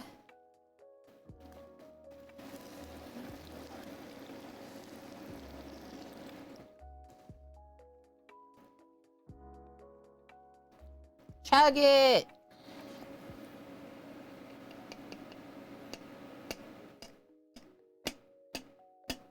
We probably will never see the bottom of the pot the rest of the stream.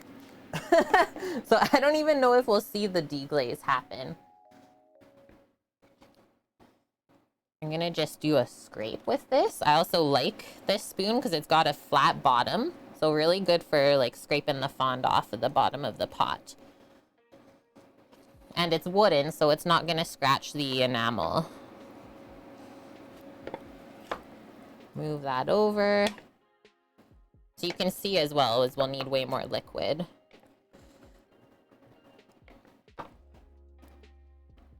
Yeah, by bottom of the pot. Okay, no more stickage. Tap that off. Next up, our beef stock.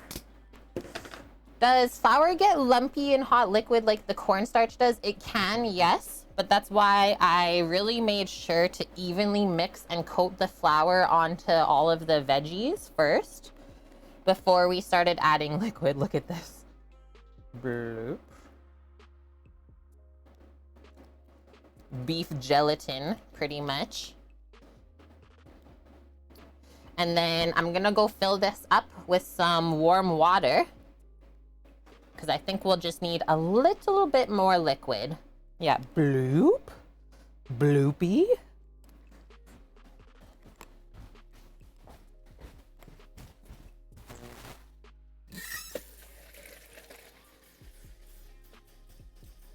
Maybe half a liter more. 500 mils. Looks like applesauce. And then we're just gonna see it like melt into there. And so now we just have to wait for this to come up to a simmer.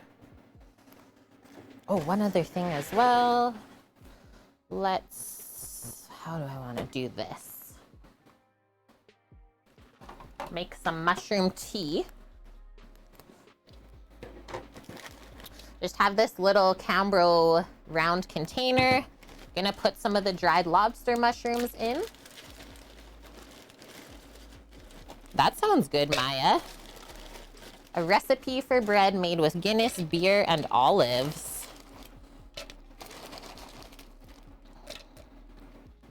Dried lobster mushrooms from Vancouver Island.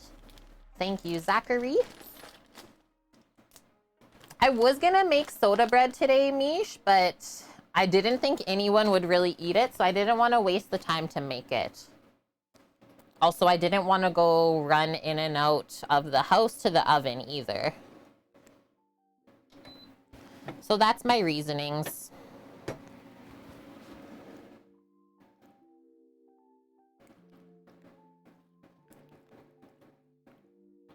I have had soda bread before though, and I will admit I don't love it. It's not my favorite bread, that's for sure. We'll for sure make it though one time. Yeah, Zach the legendary forager. We miss that guy. Okay, now that the beef stuff is all melting in there, grab our kettle. We'll tea out these shrooms. And then this is gonna be good liquid to put into the stew as well. So only enough liquid to cover the mushroom. Give it a little stir. And that should only be a couple minutes to soften it up.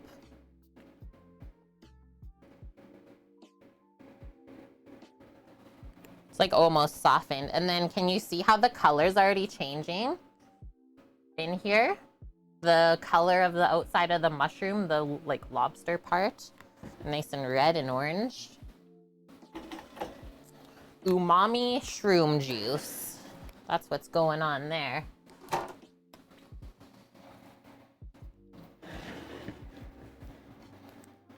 And then if we feel like we need extra flavor, we could always add a little bit of this one. The veg stock base. Okay, I'm getting rid of a few dirty dishes here. Hold tight.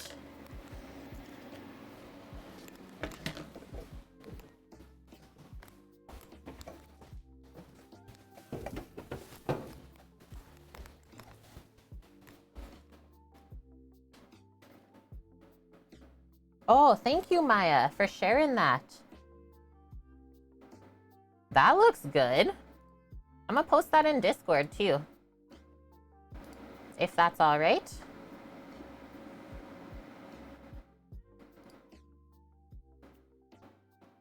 Boom.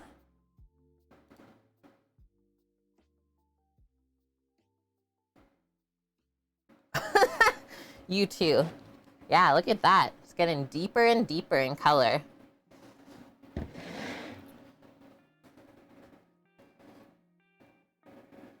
Holy, that's already dark in color. What the heck? My favorite thing about doing like braised dishes like this or stews is that you can like smell the dish change as it keeps cooking. And like you almost know when it's done just by the smell of it. Love that. Okay, so yeah, those are already softened up. I'm just gonna pick one out. Look at that. Little lobby mushers. So I think I'm just gonna pour that all in. I like when they get really softened up in this stew. I thought it would be a really good way to bulk it out. So we're just gonna pour all of this in now.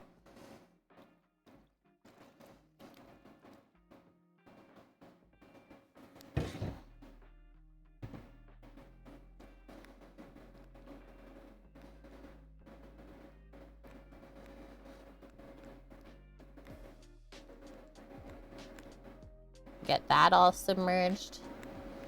You can see why they're called lobster, right? They totally look like lobster. And these are very firm and meaty mushrooms, which is why I chose to put them in this stew today. I was eyeing up the oyster mushrooms, but they're more delicate and better with like chicken or poultry or even pork. And then I didn't want to use the chanterelles either because those are just way too special. Those need to be like on their own. And yeah, baby Bella's super good. Modern towel. You're making some boeuf bourguignon tonight. Same vibes, totally. I thought, you know what? I feel like some people are going to be making some stews for Halloween night. So here we are. This is almost coming up to a simmer. You can tell by the little kind of scum bubbles on top, right? And then we'll see if we have to skim any scum. What's up with shrooms and seafood names? Yeah, I don't know, Mish. My cauldron, honestly. What is this? Like a 6-liter or 8-liter Dutch oven? But it's not full to the top. Phew. Yeah, chanterelles should be by themselves. Maybe we'll make some pasta or something. Love chanterelle cream sauce with pasta. Maybe ravioli. Do you think bacon would be good in this stew? We David 420, hello. I love it in boeuf bourguignon. And you know what? This recipe did call for bacon. Just I didn't put it. Why? Because I'm bad. Thrash is making pan-fried salmon tonight with asparagus, and hubby is making the garlic bread. Yum. Love salmon with asparagus. Nice cookie. You used prosciutto and it was delicious. Just had BLTs with applewood cheddar and turkey for lunch. Yum. And hi, Suki. Wanted to say hi bye before you go back to work. Hello and see you. Yeah, try out this recipe.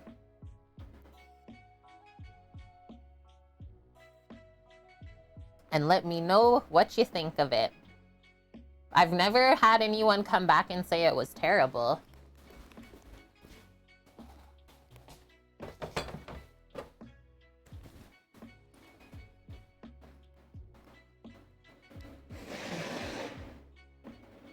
This is looking magical. Just like the small agitation in the pot. It's like, okay, there's movement.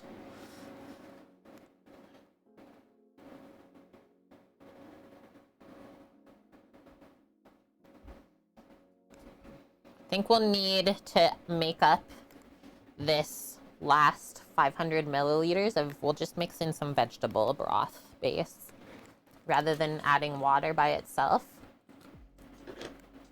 I love that bonk. You've made it several times since seeing me make it, which I'm pretty sure that was last year when we first made it. The GF and you love it.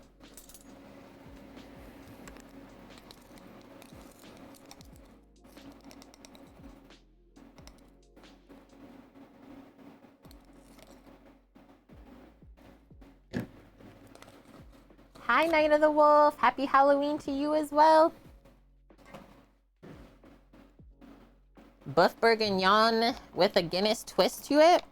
Well, this is like an Irish stew, which is why there's Guinness in it. And originally it's made with lamb. But most people say they like it better with beef for whatever reason. Maybe a bit less gamey, right? Just trying to Dilute my dry broth base in here before I pour it in. Oh yeah, you even shared a serving with your coworker and she gobbled it up. Perfect.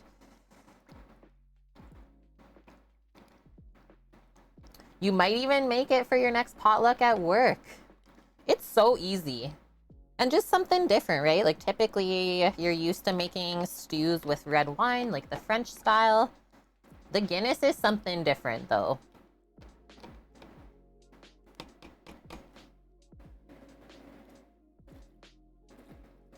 We do want this submerged. There we go.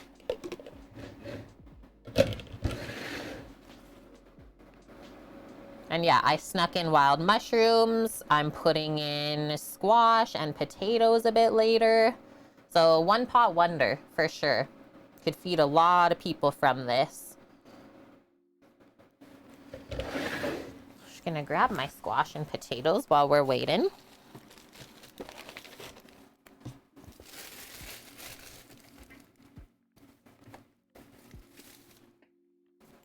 Oh, Back yeah. to butternut squash. And FCB, thank you for gifting this sub to Night of the Wolf 1992. Welcome to the kitchen crew, Night of the Wolf. Feel free to ask away any questions that you may have of what we're doing here. Yeah, potatoes are so good. Bonk uses baby reds. I was just gonna use these yellows. Yellow waxy potatoes. Because I love to keep the peel on, right? So I'll probably do 5 of those.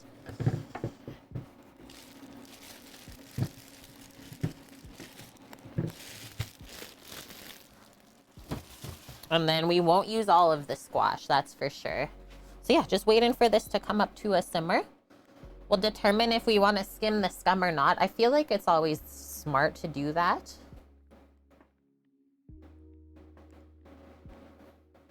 Yeah, they are Yukon Golds. And we'll deal with that stuff once this pot is off of our cutting board. And then it's just time. That's it. It just takes time.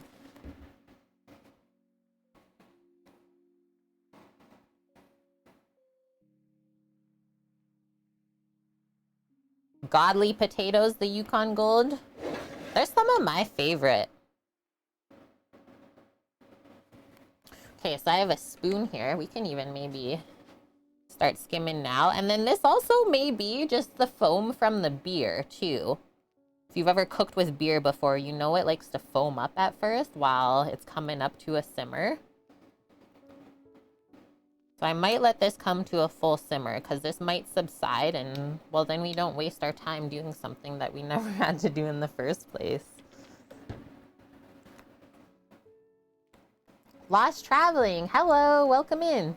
I made beef stew last night, but this looks better. And yeah, the photo of the recipe linked for this, they put it over mashed potato instead of putting the potatoes in. Deadly. That's a good idea. Deadly. That's rich, rich.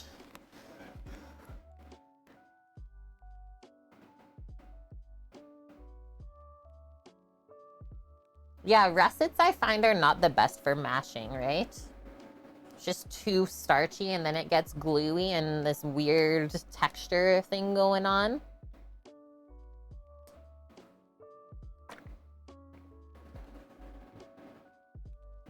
We're getting there. Turn it up a bit higher. Holy. You can tell. There's some body in there. The jiggle. And then Yukon Golds, do you think Greek are the best flavor-wise too? I think I'm with ya. Yeah, they got a nice sweetness, hey? Okay, I think while I'm waiting for this, I'm just gonna take a really quick bathroom break. Feel like we're in a good spot, so hold tight. I'll be back in about a minute or so.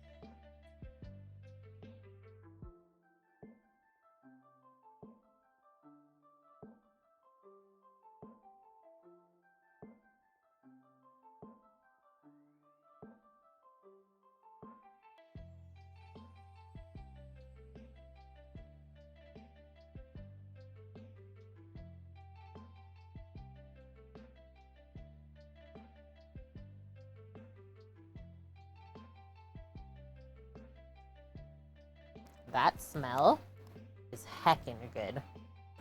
And yeah, you can sneak a peek at how good Sammy's playing his game. Love it.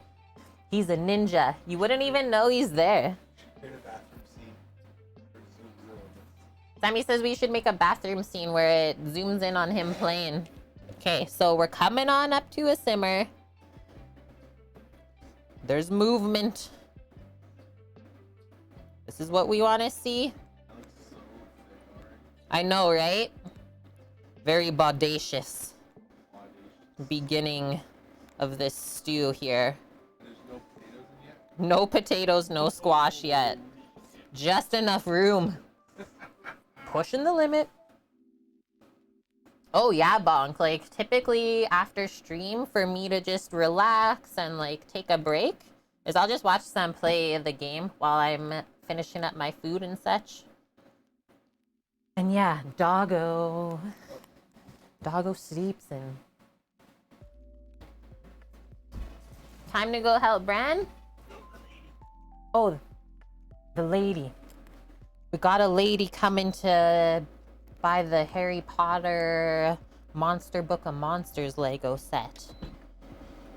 Okay, so now that this is simmering, I'm starting to turn it down, and then I'm also just gonna give this a little switch around. Make sure it's heating up evenly.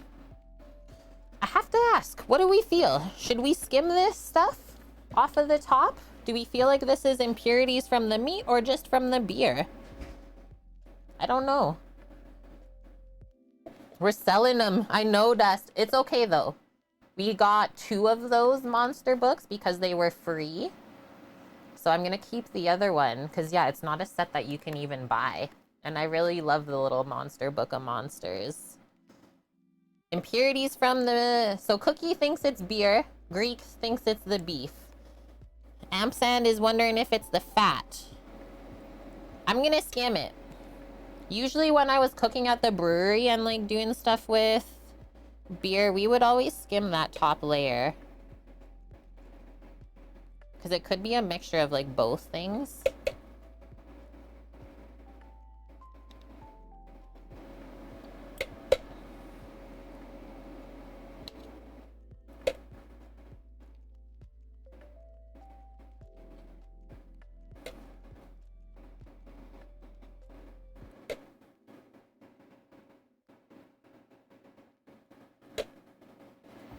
Gonna turn it down a bit again. Now we're rocking.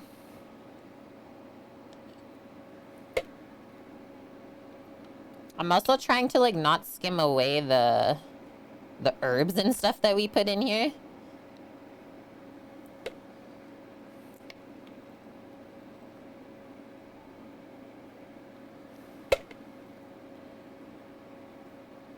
Maybe it was better when we had it rocking. Roll that beautiful skimming footage. I used the extra stout and it didn't have the foam, hey? And then the draft, I think it does. Fat beer. Wait, the heat will dissipate the foam? Okay, I'll just keep it rocking then. So happy that everyone is very helpful, and I really like all the different opinions. Everyone kind of thinks differently, right? And a good cook or chef will always welcome other opinions rather than just sticking with their own. You never know, you might get surprised. Hey, I even learn a lot while I'm here, Thrash. Okay, I'm gonna go rinse my cloth out while this is coming back up. Let's see if it dissipates, the foam. If it doesn't, then we know to skim. No, Dave. What? I'm so sad. We can't let them get away with this. Some little shites just knocked on the door, slapped the bowl of candy out of your son's hand, and grabbed everything? I'm coming over there right now. Use some real adult gaming words. Ruined it for the genuine kids now, as I've banned him opening the door. Well, yeah, can't really blame you. Homebrewers call it heartbreak, Rose? Like this part? I mean, I don't really love to boil the meat in here is what I'm worrying about. Because it will change the texture. Let's see.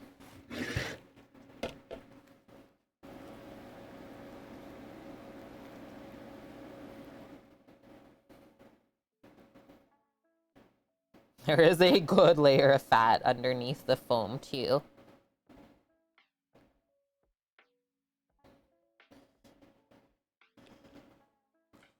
That's like totally playing off, like, where's Dust right now? That's totally playing off of the Curb Your Enthusiasm little YouTube that Dust linked this morning in our Discord. That's called a trick threat. Trick or treat? No. That's trick or treat, bang, bang.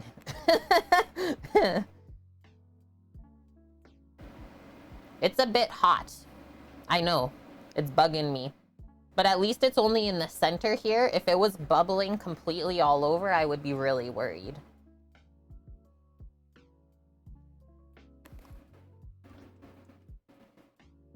I've been letting this temp up, bonk. Kept it in the outdoor fridge last night. Welcome to the prairies. Yeah, Dust. I don't know if you can scroll up and read what Dave just said happened for his trick-or-treaters, but we're upset.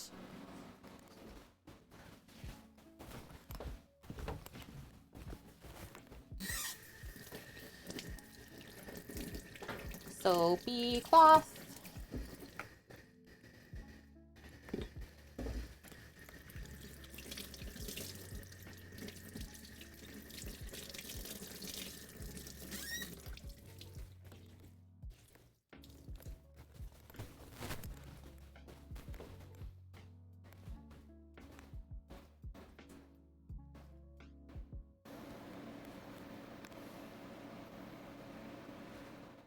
There was different kinds of boiling based on location? Huh? It's not dissipating. I'm turning this down. I'm gonna keep going.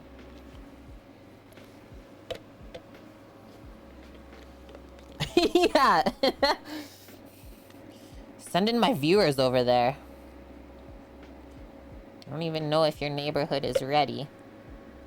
Let's see. I don't even know if a ladle will be better for this. I'll try my small ladle.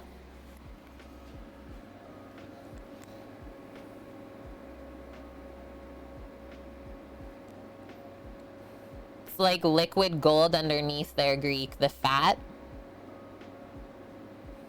And then the other thing I'm gonna try and even out is just the heat on this thing. Trying to find that perfect simmer.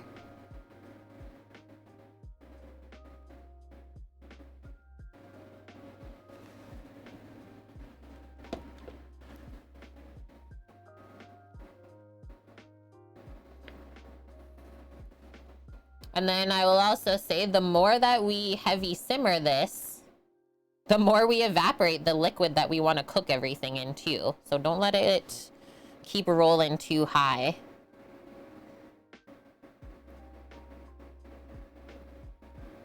Okay, so that's good. Now I'll turn the temp down.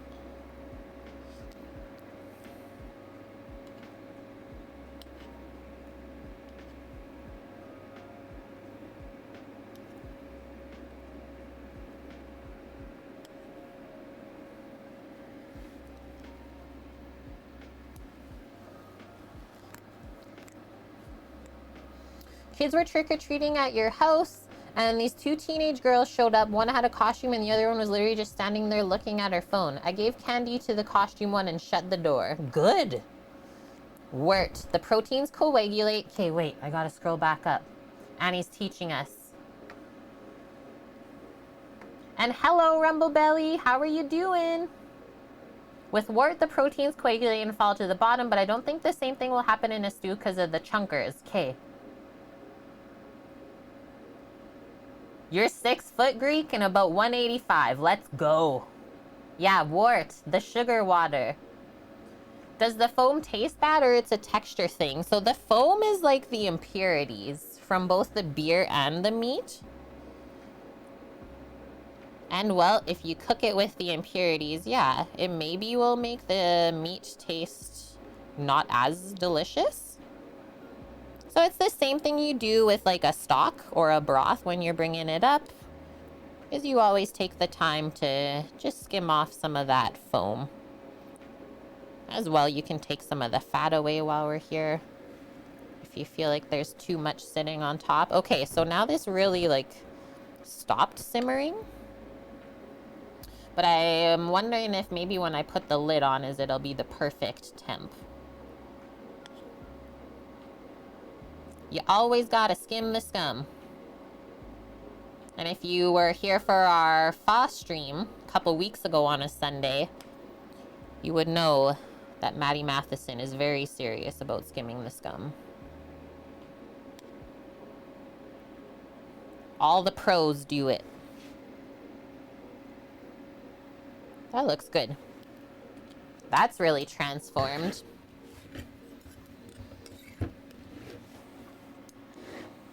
Okay, so I'm gonna pop my lid on and then I'm gonna put that to the side now. And hi, Scat! Happy Halloween! How are you doing?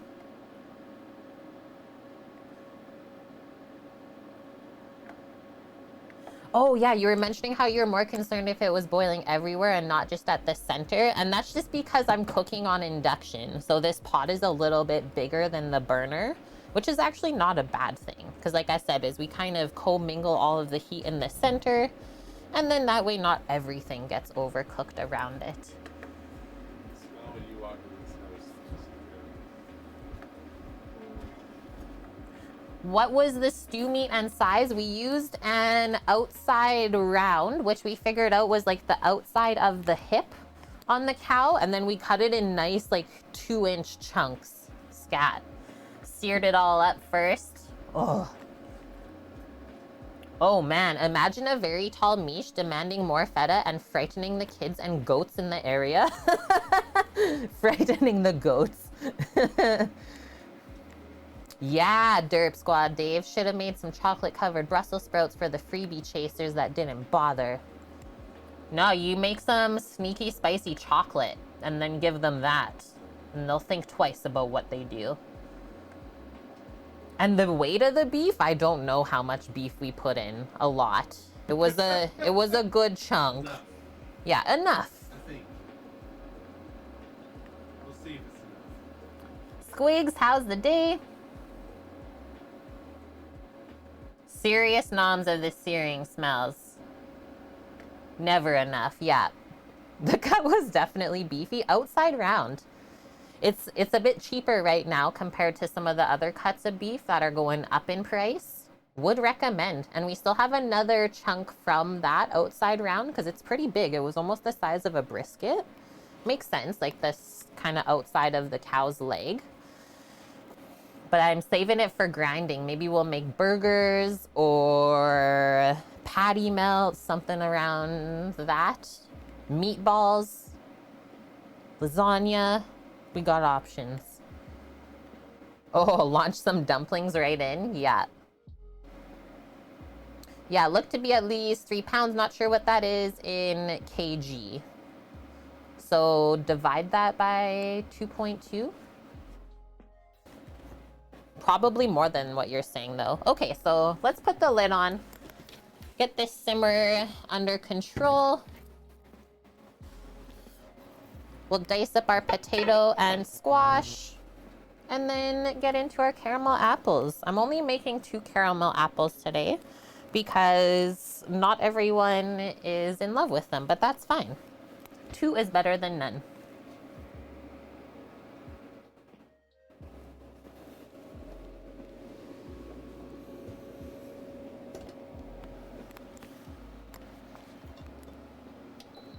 Turn that back up now and see what happens. So we got this.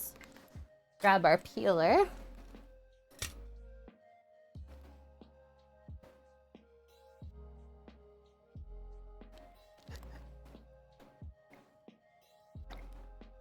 Or yeah, the chocolate apples. Good one. Okay, so we're gonna try to keep as much peel on the potatoes as possible. Just cleaning off any dark spots that we wouldn't want to eat.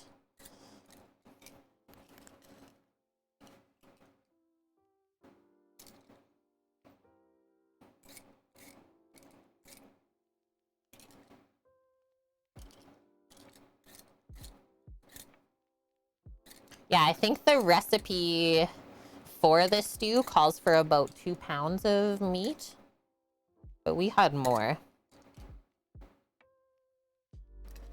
Yeah, I really like caramel apples. And then we'll make them kind of adult version is we'll sprinkle some really nice sea salt flakes over. And that way it's not too sweet.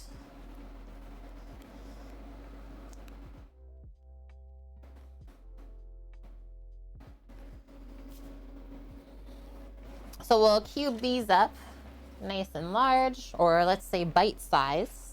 Kind of match the size of the carrot and celery that we chopped earlier. I think we'll just cut in half and then quarter it. And then maybe just have chunks like that.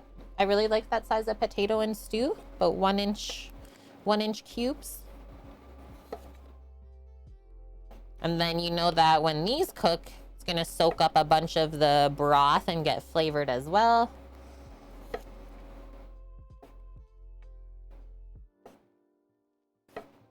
And so we'll add these in the last 40 minutes or so of cooking so that they don't fall apart. If you wanted to completely thicken the stew with potato, you could add it in a bit earlier. If you were going for like a gluten-free version.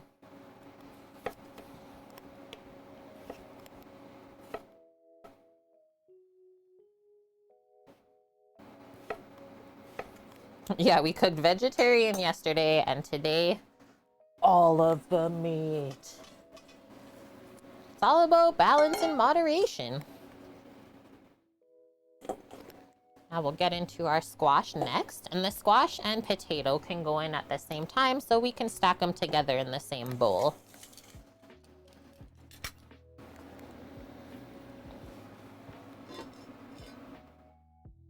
Okay, perfect simmerage over there in the pot.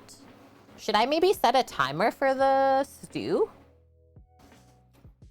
I wonder. So I am going to cut, I think we'll deal with the bulbous end of the squash and then take all the seeds out and stuff and then save this top side for something else coming up this week. But if we put all of this in the stew, it'll just be too much.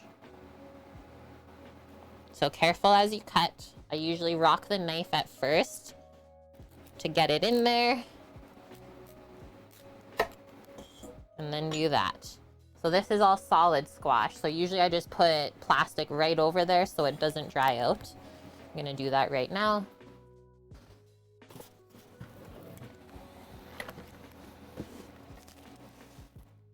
Just a small bit. And that'll stay for a long time in the fridge if you wrap it like this. Because the squash has those juices that make the plastic just stick right to this. Boom. You wouldn't even know there's plastic on there. And if you need to, you can put like an elastic around this side. Yeah, save the extra. We'll roast it up for salad or just for munching in general. Heckin' love squash. And so see how now that we cut it, look at the little bubbles coming around. That's gonna stick to your hand. And if you don't work fast enough, it's gonna dry and you'll have like this extra layer of skin. So let's go quick. We wanna peel it all first and then cut it open. It's already sweating. Go.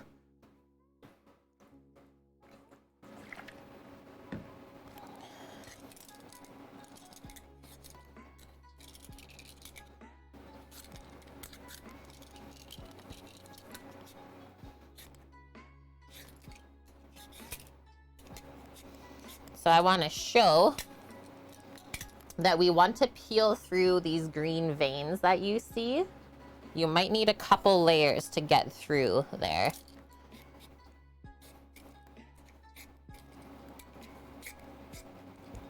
This is a tough one. It's giving us a run for our money.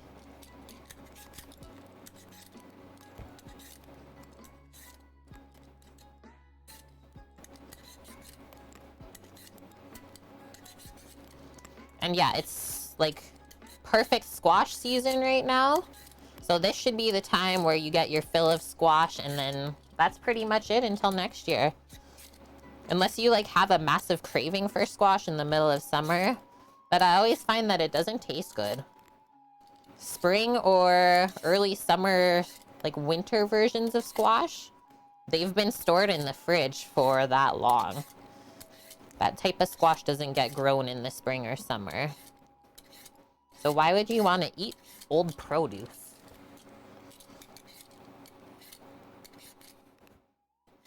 The time is now.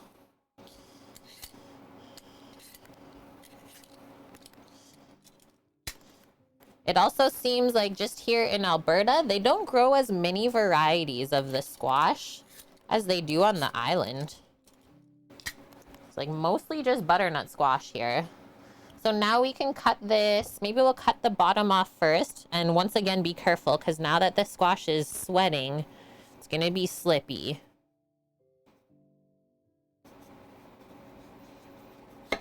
There we go. And then we can cut it in half.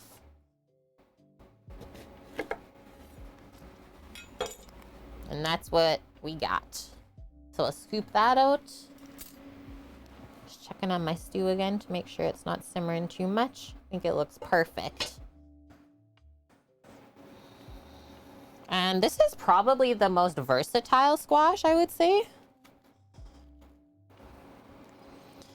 It's good for roasting. It's good for stews, soups.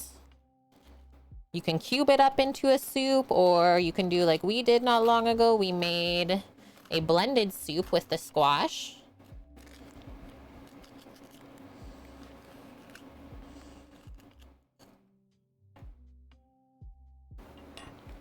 And then this little thin part right here, I usually just trim out. It's kind of weird texture. There we go.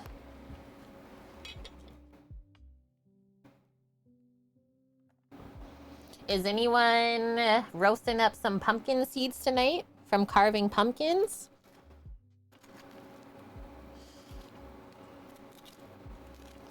We used to do that when I was young.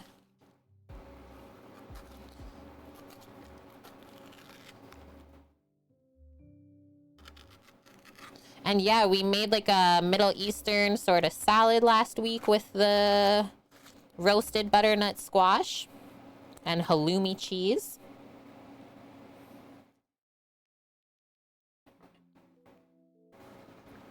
Yeah, the smell of roasting pumpkin seeds, spice them on up. Lots of oil. So yummy. Okay, I'm just gonna transfer this over to the compost. You can see how my hands are already turning orange.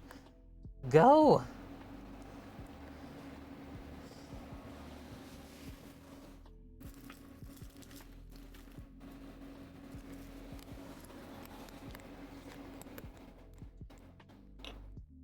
And And you know what else loves squash?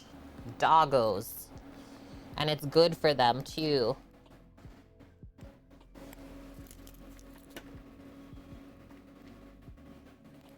And then the other thing is, if anyone carved pumpkins, I would honestly recommend like not throwing them out, but just put them in the back of your backyard if you have like a little garden area.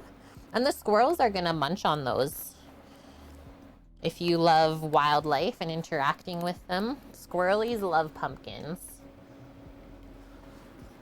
Okay, just gonna get rid of this and then rinse my hand. Wash them on up because they're getting sticky. Bonk pepitas. That's just like a fun word to say too. Pepitas.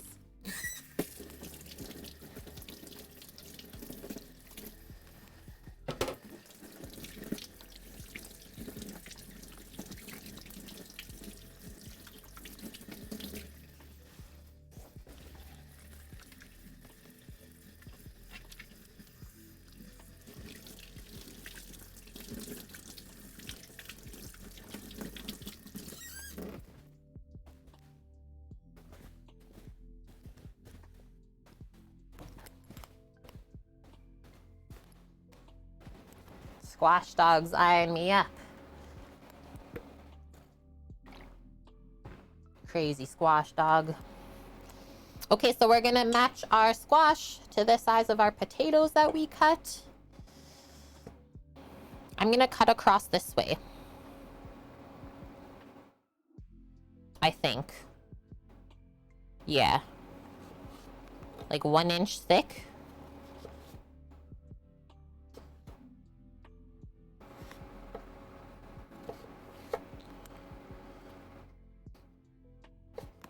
Like that.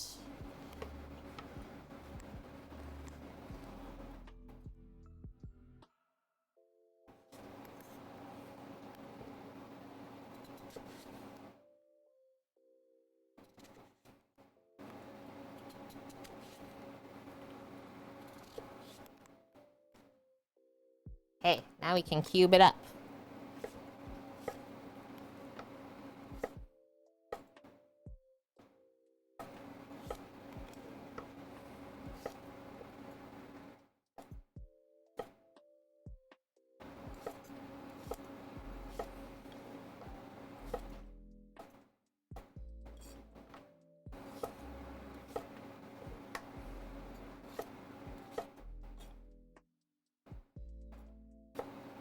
See if it's a squash dog still.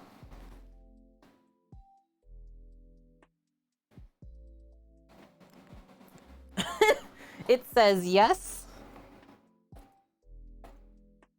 Like, she loves the raw stuff. I don't understand.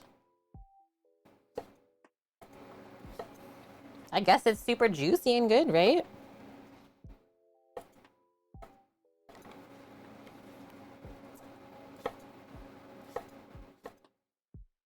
There was no reaction. It's just like, okay. Yes, I will take this. She was like in shock. It's gone. Because health. Health-related purposes. Okay. Pop that in the bowl. Yeah, so sleepy. It's like, what is going on?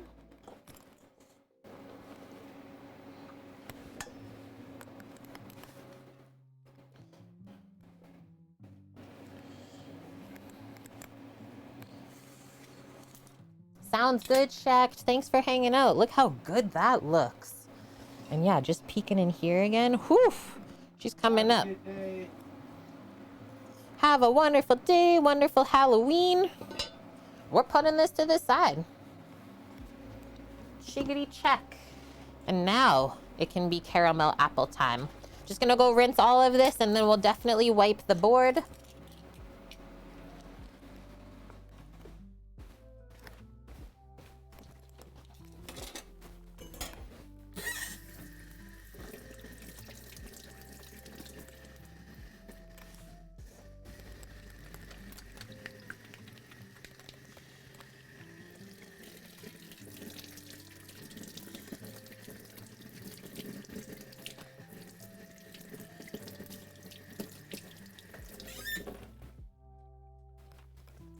And I'm just thinking how we're gonna do our caramel.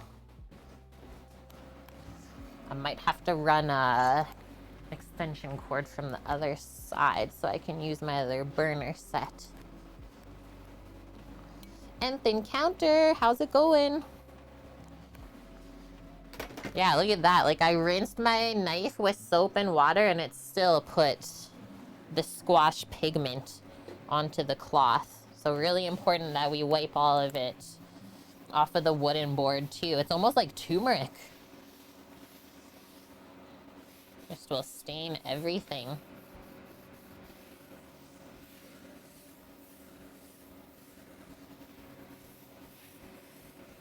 There we go.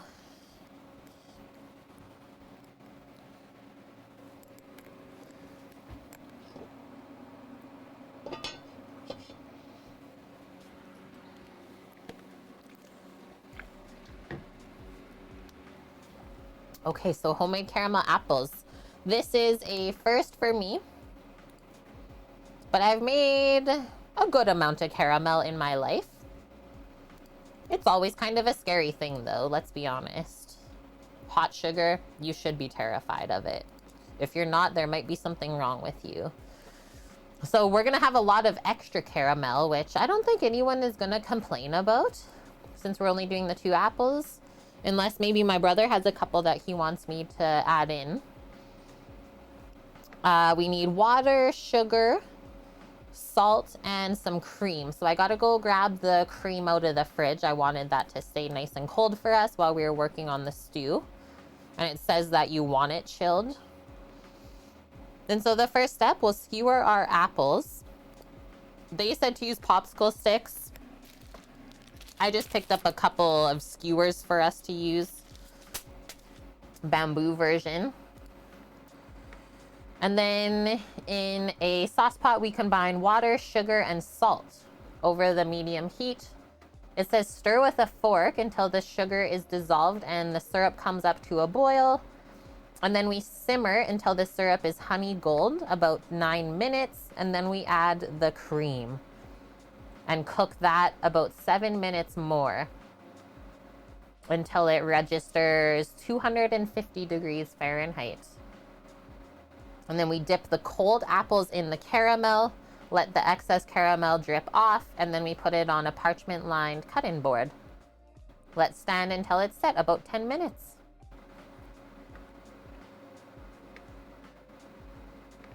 Oh, one note, it says, if you have fond memories of apples dipped in this sort of super thick and chewy caramel that can really work your jaw, reduce the cream to 6 ounces instead of the 9 ounces. Otherwise, proceed exactly as directed. Let's see some comments here. Oh, nice. Add a little bit of vanilla, someone says. That's a good one.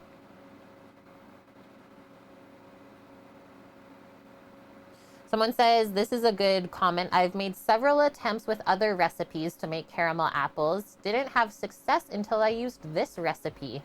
Caramel was the perfect consistency and stuck to the apples with just the right thickness.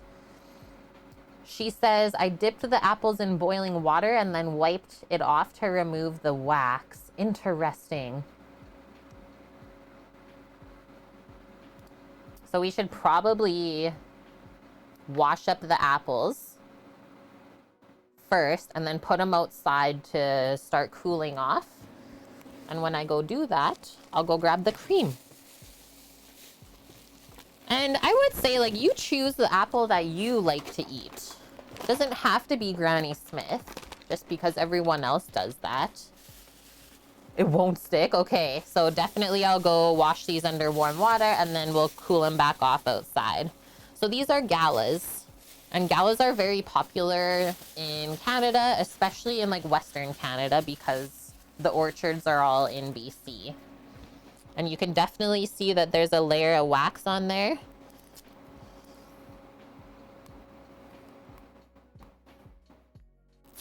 So let's wash them off.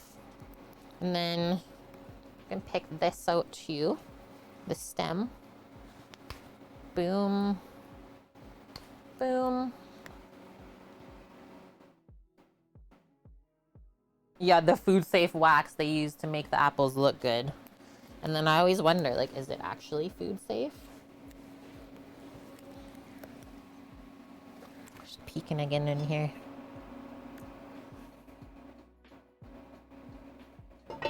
That's looking happy. Okay, hold tight. I'm not even going to mute it or anything. Just watch Sam play games. For sure we need hot water, though, to get that wax off. Give it a little scrub if you want. If you have a clean scrubby.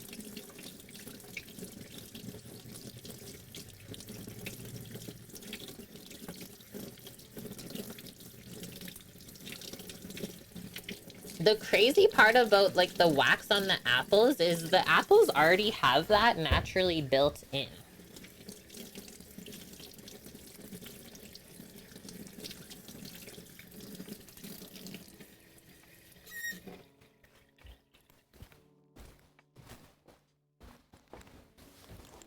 So I don't even know why they put it.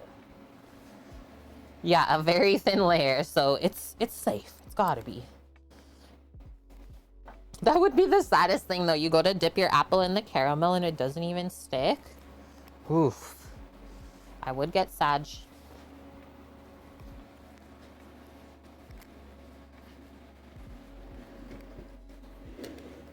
Okie dokes. I'm gonna pop those outside.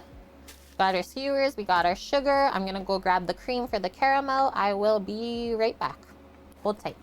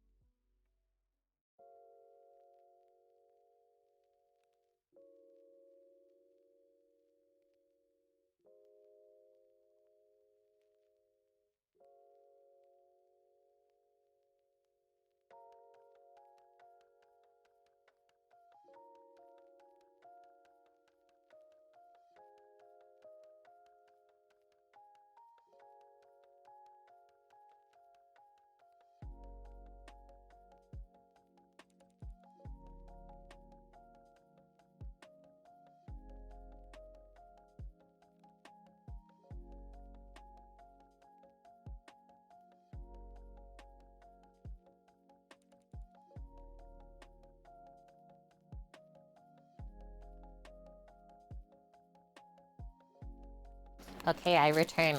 Rando had extra apples. He said, heck yeah, I'll take a couple. But one of them in the bag is like absolutely gone. It sacrificed itself, but he was doing shop stuff. Oh, see, it's sacrificing the other one too.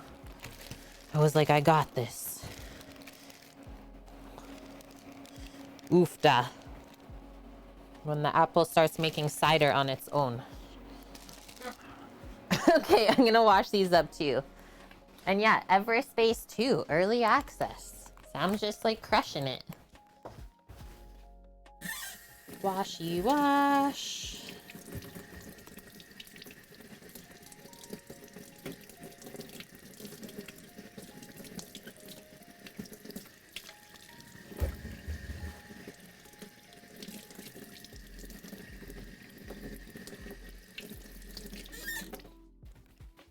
And yeah, you really want the apples cold so that the caramel sticks right on and hardens right away. Cookie, heading over to the in-laws. Nice little Halloween gathering. Have a wonderful night, Cookie. Thanks for hanging out and hope to see you tomorrow. Little menu plan and stream.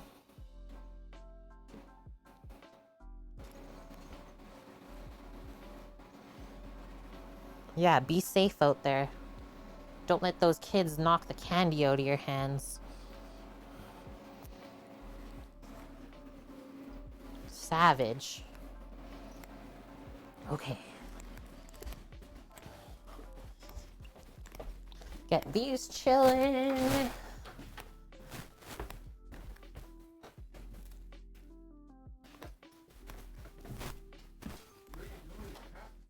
Yeah, where's Auntie going? Auntie. Do I have a long enough extension cord?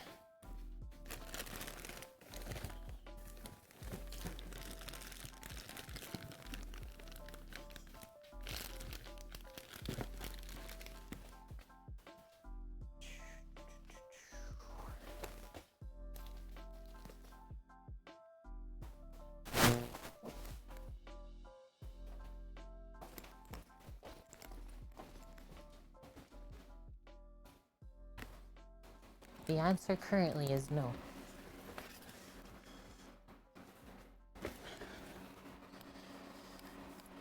Sama, what do you think? Pause that for a sec. So I want to make the caramel. Yeah. Do you think I should just transfer that over to the cast iron burner so I can work on this side? Or do you know there's an extension cord that I can run from the other plug? Should I just put it on the other burner to simmer? Yeah. Probably be okay. Yeah. And FCB! If you really want to, you can put it on the shaker. What? This? Yeah. No, it's okay. I was trying to not fool around with going outside. Okay. Yeah, Greek, who are your parents, brah? Hey, Trev! Fashionably late. And yeah, thank you, FCB. Holy smokes! 72% of the way there on our food truck fund. Legendary. That's a hype for sure, Bonk. Thank you. Thank you, friends. Okay, put this to the side. We're doing a switcheroo.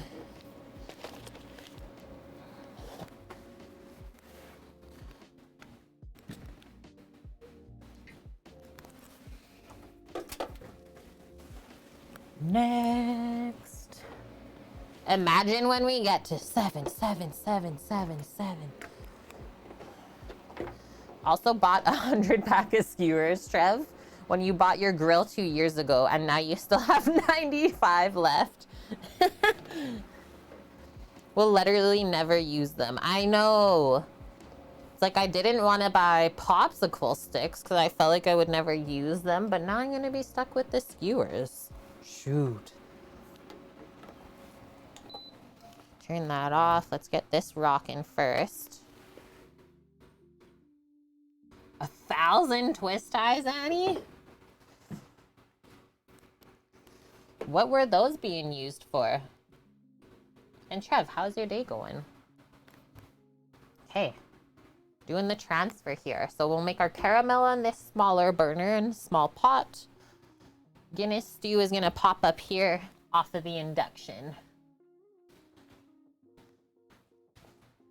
And well, probably a nice time for all of us to have a quick peek at it as well. Hello. There's still some more scum that came up. We did. So now I'm gonna crank that to get it back up to a simmer.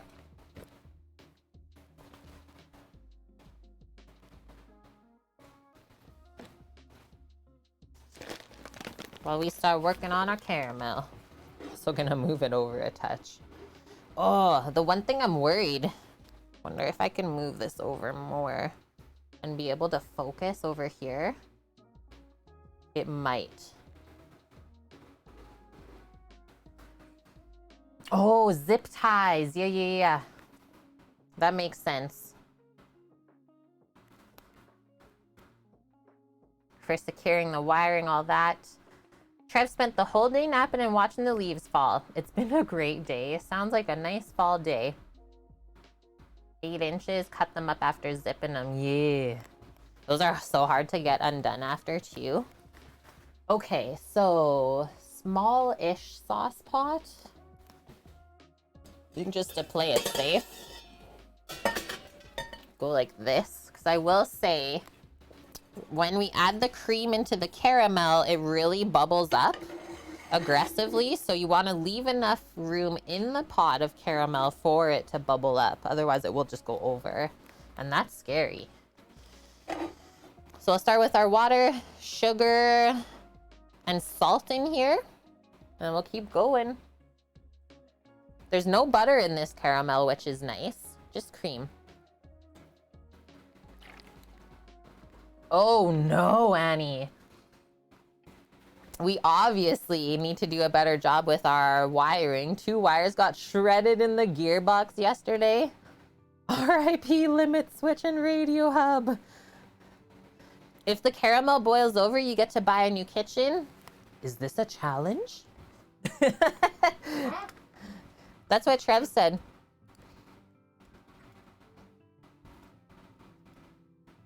Okay. So 1/2 cup of water. 1 1/3 cups of sugar.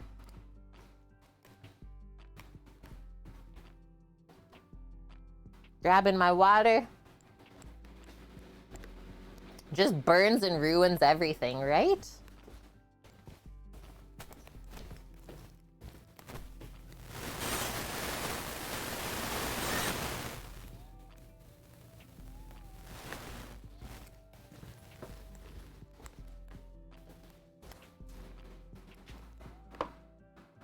Half a cup of water.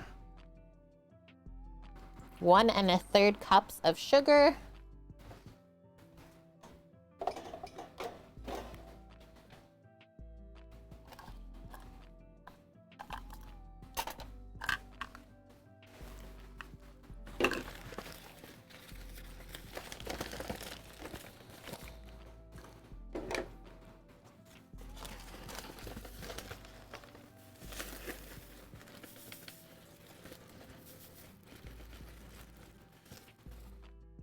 One. And so it says we want the sugar to dissolve into or be like all hydrated by the water. So kind of pour it all around. Almost a 1-to-1. Almost like a 2-to-1. Or more than that.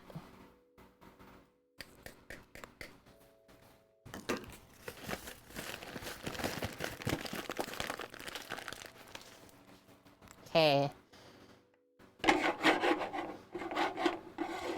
Just kind of shake that around.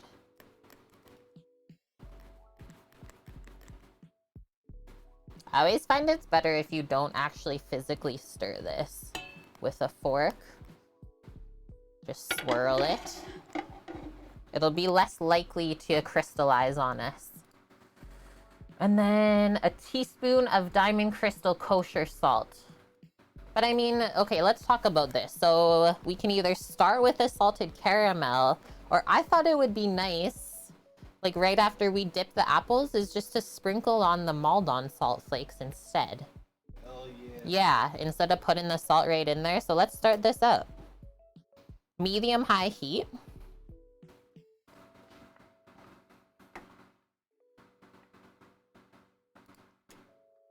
It was 1/2 cup of water. 1/2 cup of water, 1 1/3 cup of sugar. And then if you're putting salt in, 1 teaspoon of salt. And then we have to weigh out 255 grams of whipping cream.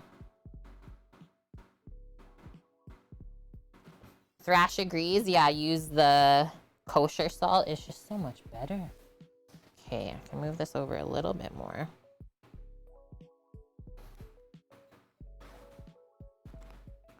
Yeah, way more. And that's okay. That.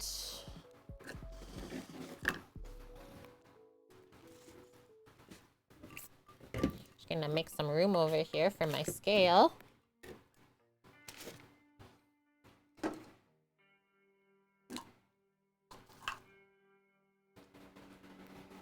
Yeah, closer to a 2-to-1 ratio. So this might take a little bit to come up. We'll just watch for it to start bubbling. I think it'll be more accurate measurement if we weigh out the whipping cream rather than putting it in a measuring cup. What did I say for weight? 255? Yeah, 255 grams of heavy whipping cream. Eric, happy Halloween. How's the weekend going? Wanted to say your beet hot sauce looked so good with those fancy labels.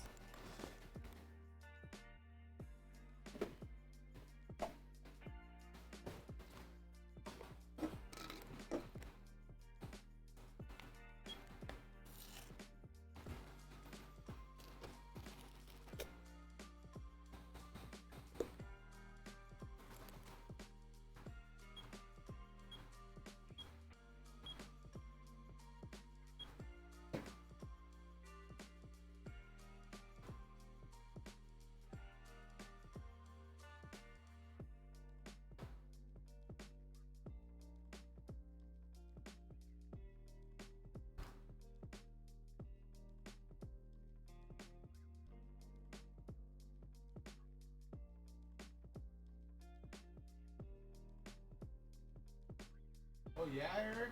Wicked. Whoa, how am I running out of room? Doesn't even seem accurate. How does 255 grams not fit in a 500 ml?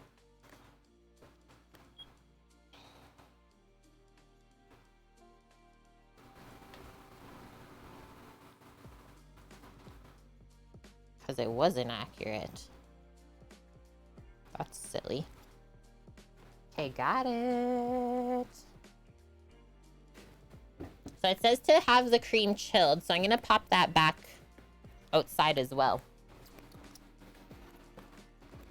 The kitchen crew next door to the bottle shop you hang out at bought up all your Beats Me sauce? Sweet, Eric. There you go.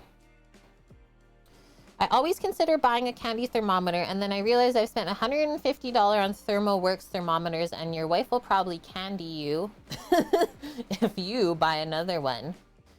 What are the ThermoWorks ones? I don't think I know what that is. Is that just like an instant read? Just gonna bring this dirty dish away.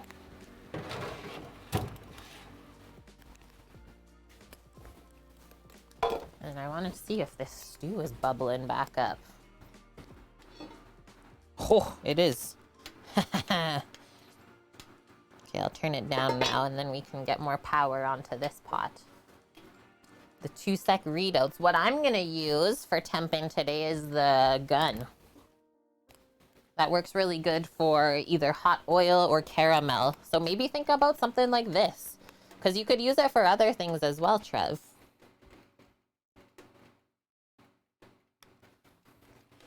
Yeah, Home Depot. Radar gun, watch out. Yeah, I already got guns. I don't need another one. That's dangerous. Hey, Annie? You got one already? Well, then there you go. Don't even come in here saying you need to buy a candy thermometer. I would be mad too. Don't make me candy you.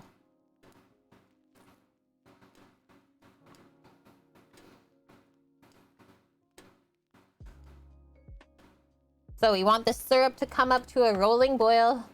Takes about 4 minutes, and then we simmer without stirring until it's honey gold. After that, we add the cream. The mixture's gonna splatter and be crazy, it says, so watch out. This is still rolling. Holy smokes. Okay, turn that down. Simmer on down, Stu.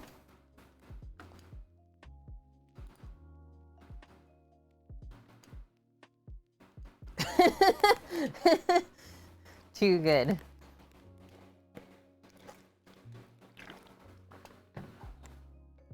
Sounds like something out of Willy Wonka. Okay, I completely cranked this burner now.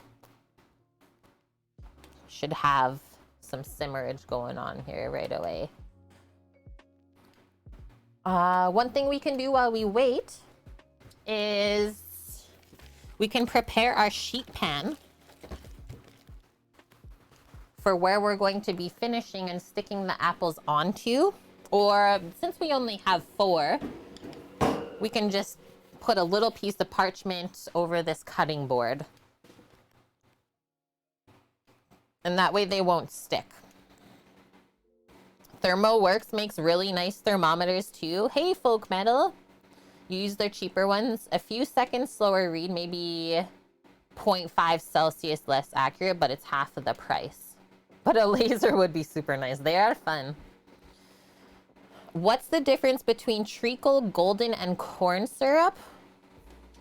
What's treacle? Is that molasses? Oh, Sammy's getting so crazy over there. You dropped the controller. And golden syrup and corn syrup, I'm not that familiar because I don't use those ingredients that much. Let's look it up, Trev.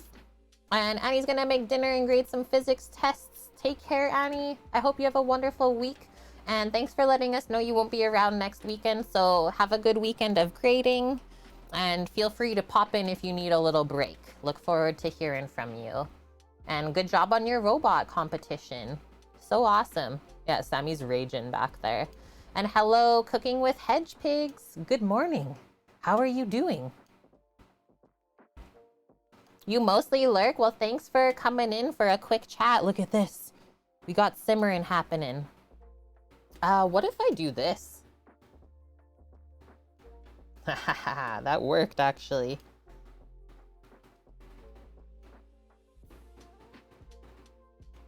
And then, what if we do this? Yeah! That gets it to focus better. And Folk Metal, since you are here, Sammy and I have been talking. What did you request for Sam to make? Is it wasn't put on your Pots and Pans Redemption when you requested, and we can't remember now. I'm sorry. Oh yeah, char suey. Okay, once he has his headphones off, we'll tell him. Char siu pork. It's okay. I understand what you're saying. On the smoker? Yeah. Yayer. Is this simmering down? Still not. That's a sheesh. Okay, so we're just gonna swirl this for the first bit while it's coming up. Make sure all the sugar evenly dissolves in the water. Trust, all of the moments that I can't talk on stream, I appreciate when our viewers can't type. What do you next Saturday or Sunday, Folk Metal? Folk Metal, Sammy's asking, are you free to do the meal either next Saturday or Sunday coming up? Because then we'll mark it into the calendar and get that done up for you.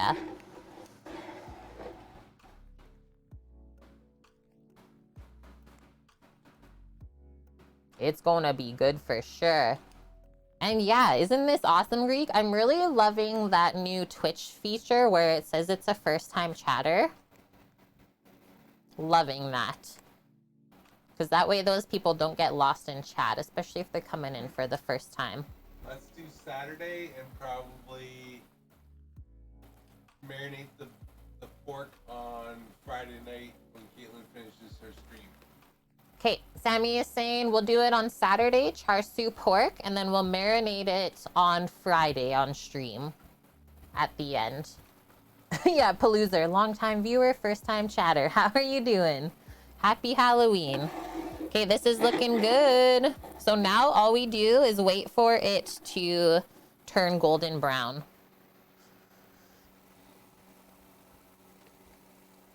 I'm excited about that too. Yes, please.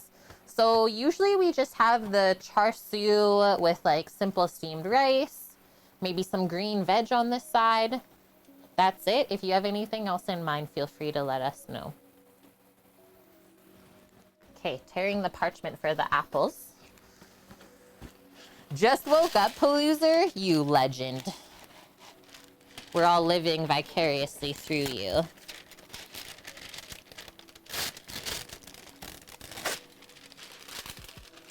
Happy Halloween, Jump Hard 21.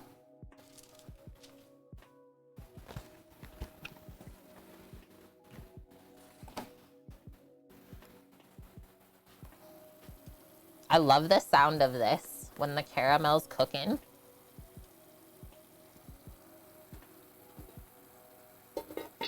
Look at this simmering. I calmed it down finally. The simmerage. This is at 213 Fahrenheit.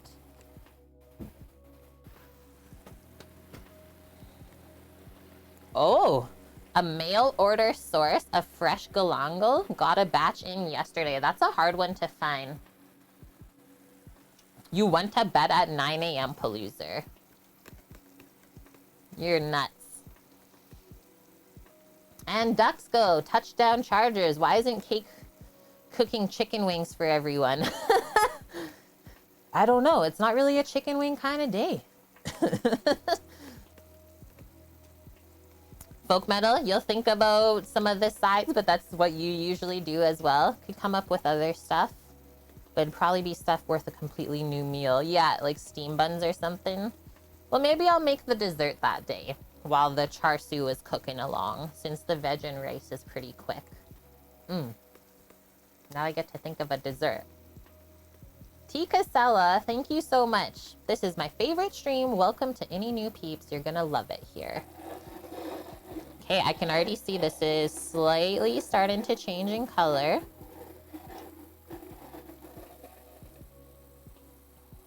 I'm gonna turn it down just a bit.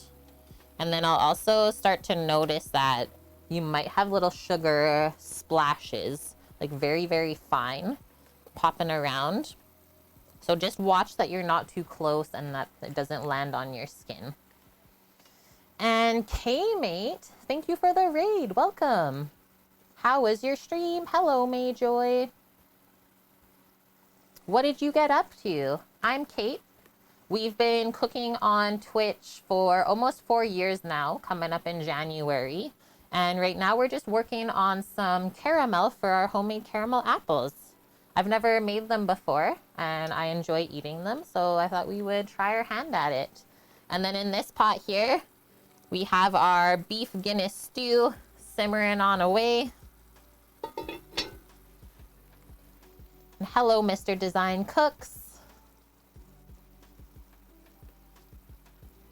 Yeah, I think I'll save the ramen for something else. Exactly, Paloozer. Boiling sugar will continue boiling as it's burning a hole in your skin. Ouch. You're disappointed. Chicken wing prices are insane. Spent $24 for 10 hot wings. Yeah, that's gonna be a nah from me, bruh. There's a wing shortage. Well, yeah, you don't just have chicken wings. You need the full chicken to get the wing from. So if not everyone else is buying the other chicken parts, well, here we are. And K-Mate, you made spooky Pop-Tarts and a Halloween cake. Did it all turn out awesome? Yeah, spooky Pop-Tarts, I'm in. I'm intrigued.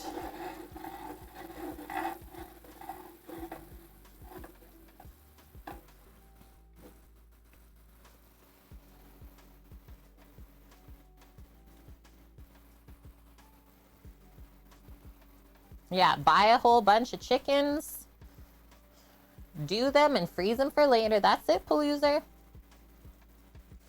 Got a massive bag of chicken wings the other day for like a couple of quid. I love that you say that.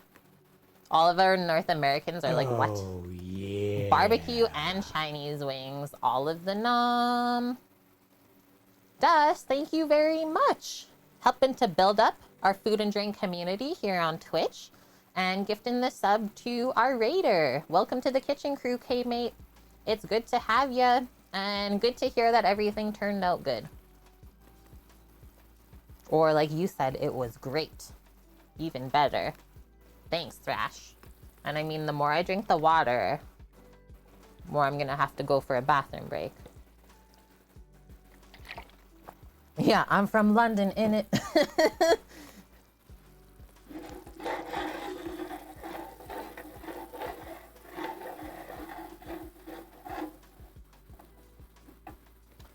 Just starting to turn color on us. And yeah, enjoy the emotes, enjoy your ad-free viewing, the sub badge. Dex Go, you're like a solid Sunday chicken wing person for football. Maybe you'll just have to switch it up now. Oh yeah, and also, what were your Pop-Tarts? Good question, Dust. What were the spoopy Pop-Tarts? Brown sugar cinnamon, nom. Misha's favorite emote is bad. Too good. Okay, I'm gonna take a bathroom break. Hold tight. Watch my caramel for me.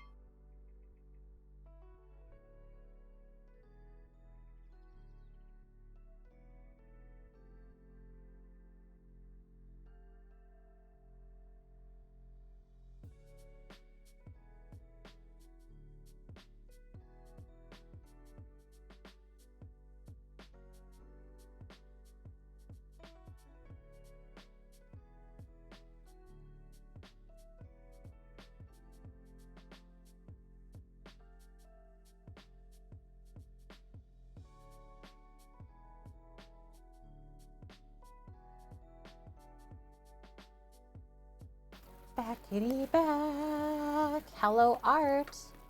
Hello there. I'm turning this back up, I think. I turned it down, and now it's going too slow. But also, we know that the caramel is getting close because the bubbles get bigger and bigger as it starts to cook out the liquid. You're not supposed to stir to prevent the crystals? Yes, so no stirring, and that's a good idea, Trev. I might actually do that just because I see that's what I was trying to get off of the side was some of the sugar is building up and not cooking down all the way. So we can take a little container of water with a pastry brush and just go gentle around the edge to let that dilute back in. No, you're a good candy guy. You got this. And yes, folk metal, jerk chicken wings grilled. You don't need anything else. K-Mate, thank you for the follow as well. I appreciate that.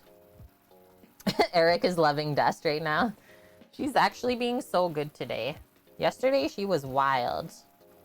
You having a good weekend so far, Art? Do we have like a must-have meal during the week, like Taco Tuesday or Spaghetti Sunday, etc.? Like growing up, we would do more special meals on a Sunday. Like it would take longer to cook with my family, but now I would say no. We eat quite simply during the week because when we stream on the weekend, we make a lot of like awesome kind of restaurant style food. And we always like to cook something different. Eric, defo grow Scotch bonnets next year. There's not nearly enough available. And yeah, we're having a good weekend, Art. Thanks for asking. Yeah, Getty, spaghetti, and meatballs, deadly. Okay, let me go grab this little cup of water. I'll grab my pastry brush, and then we'll doctor up the side of the pot here.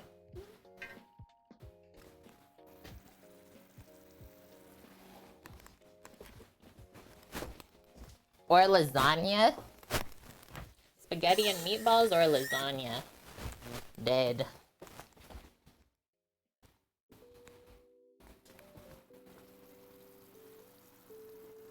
And hi, Mina. And gnocchi, yep. Okay, so not too much water. Just go right above.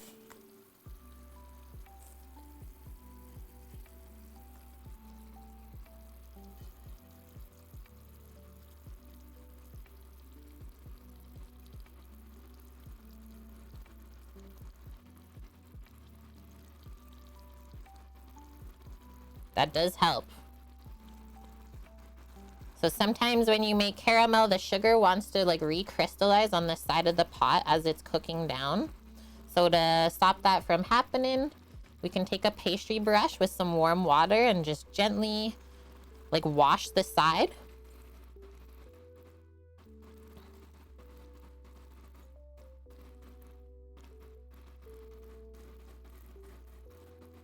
Oh, I think it's actually helping it cook more evenly now as well. So helpful. T. Casella gifting 5 subs to the community. Thank you so much. Or 6 even. What? 6 subs total that you've gifted. And Dust is gifting 5? Okay. Real quick, welcome in to the kitchen crew. Some of you have been here before. Squigs, Audrey and Joyce, that's a streamer. Kusher K, Chef Sandy, Dana's Kitchen.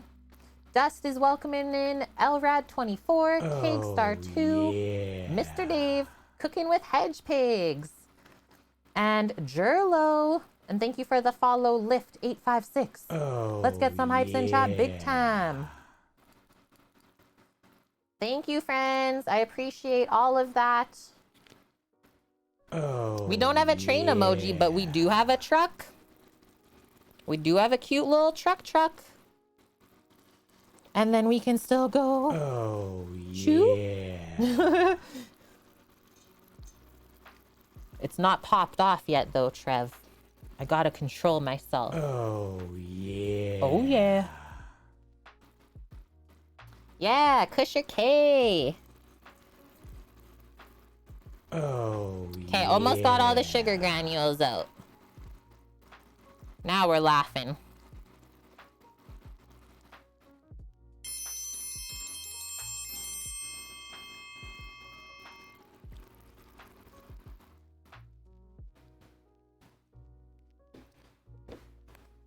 Rockin' and a rollin'. How is this? Oh, deadly.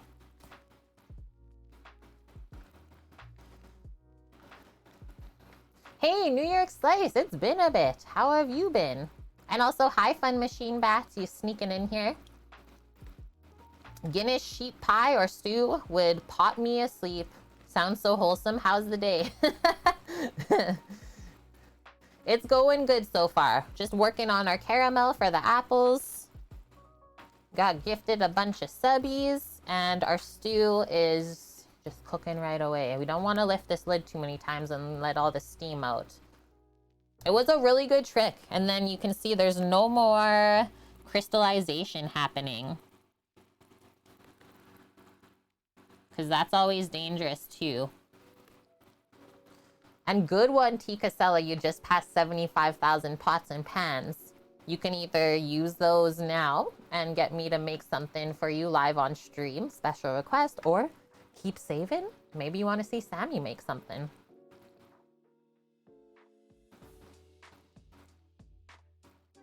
Shepherd's pie is so deadly. That's going to be coming up for sure. Can't wait to see the trick to coat in the apples. So far, all we've done is washed all of the wax off, or at least attempted to, and then dried them off, and they're chilling just outside.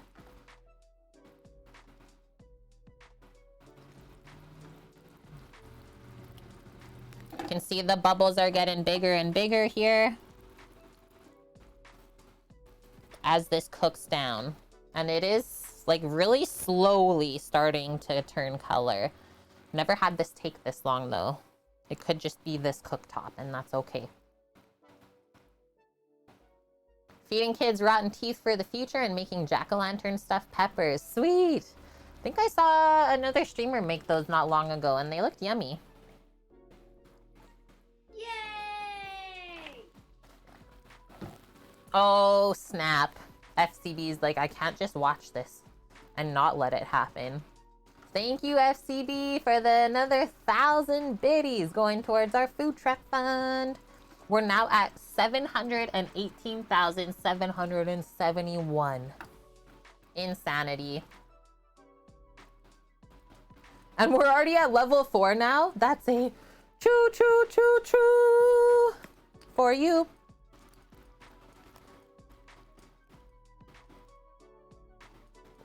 And plus, you hit 75K today, too. Oh, no.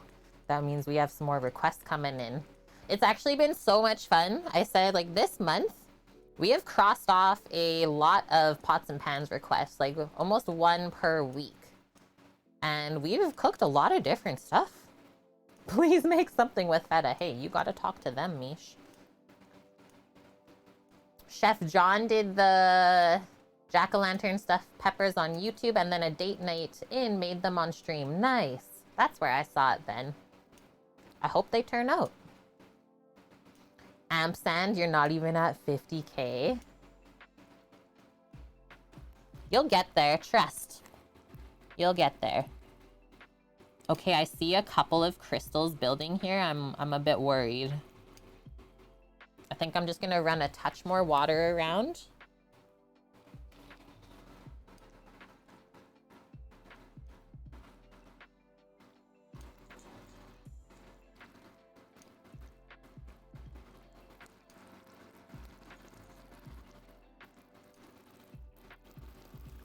I mean, they said it would take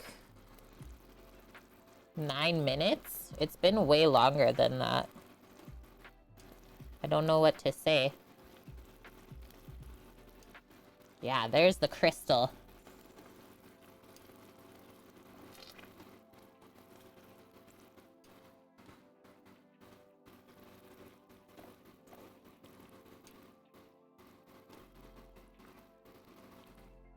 I just have a bad feeling about this right now.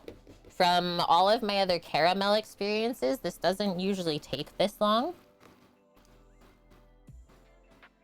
We'll just watch. And yeah, binging with Babish, that's like OG food YouTube. Paloozer, you blew all your points on the last raffle? No. Because yeah, this is cranked right now.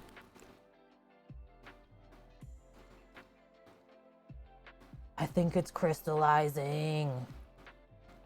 Could you use like vodka or something to reduce the amount of water you're introducing?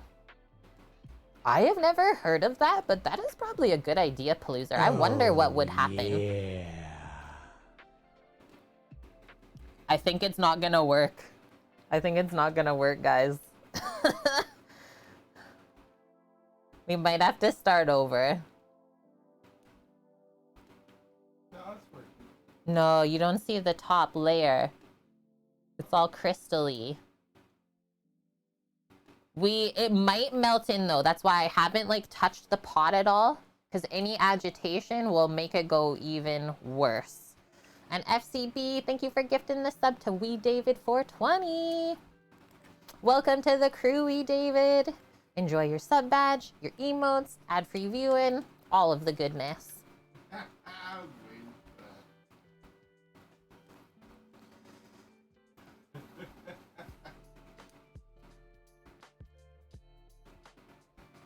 Has anyone watched You Suck at Cooking? He's got a great shepherd's pie recipe I highly recommend. I've never watched it, Thrash. Yeah, let's make them really adult by adding vodka. I mean, whiskey caramel is good. Okay, so it is starting to change color. Like I said, no agitation. We might still be able to dissolve those crystals back in when it gets to the higher heat. But let's not fool around with it anymore. If it doesn't work, I guess we'll just start over. Or say, heck it. Sammy has been waiting all week for you, Eric, to just even mention candy corn. And this is the first time making caramel not on a proper stove. So thank you, T. Casella, for pointing that out. Making me feel maybe a bit better. And hey, Topaz Gorilla. You've watched a couple of the videos and they're good? Awesome. Love the feedback. And Nessie, gifting the sub to Rolo Tomasi. Rolo Tomasi actually has an ice cream shop in the world. So thank you for that. I always look forward to hearing what the special ice cream flavor is for the week.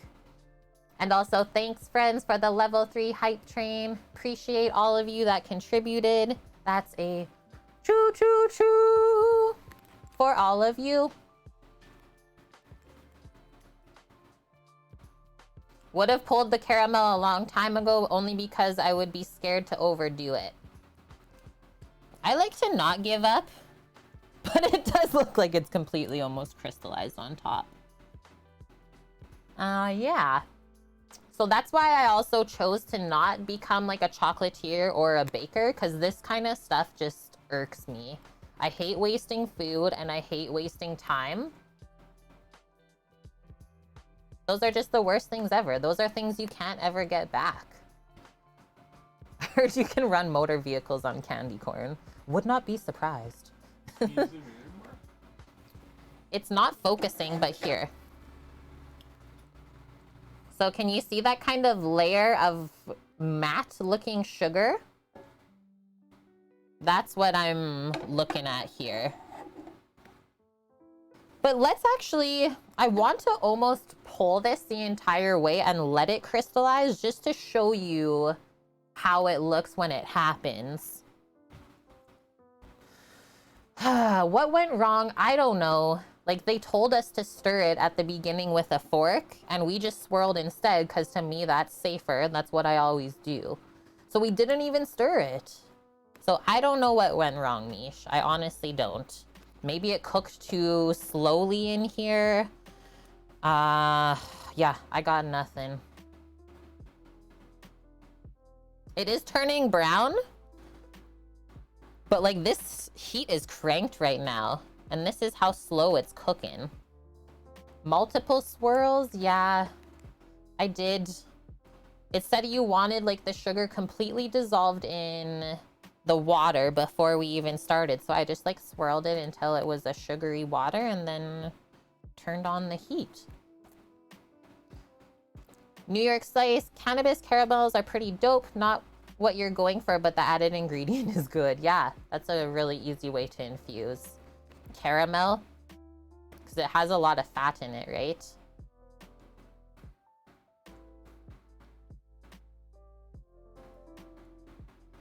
Yeah, because like you can see it is browning in the center, but then the rest of it is not cooking good. Yeah, that's what I'm thinking, Squigs. Swamp gas is reflected off of a weather balloon while Mercury was still in retrograde, and then that's what happens to the sugar. Mercury's in Gatorade still? Oh my gosh. Greek has the hiccups. Somebody, quick, go scare Greek. Like, let's see. I'm pretty sure if we add water around this side now, it'll just make it crystallize faster.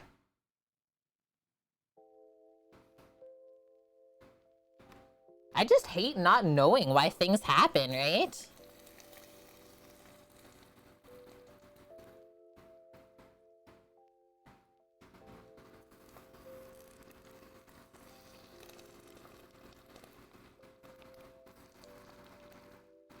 Maybe we didn't get rid of the crystals soon enough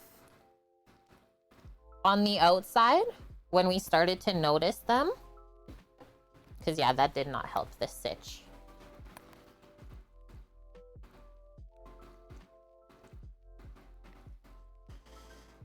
Wastage. That's all I got.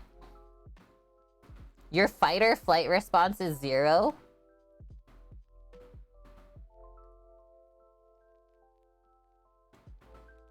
Fascinating how delicate of a process this is, right? And hi, Q Scraper. So why is it only browning in the center there? What if I swirl it?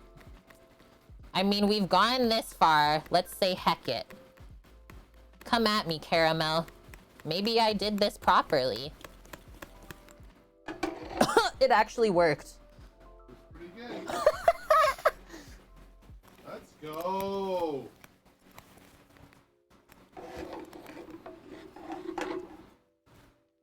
Sometimes you just gotta say heck it, chat. And it's pretty much at the point. I'm gonna just do a little bit for some of the hardened pieces I see on the side.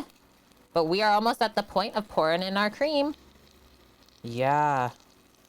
The dog is so proud of me right now. She's cheering me on. So we have measured out previously 9 ounces of heavy whipping cream.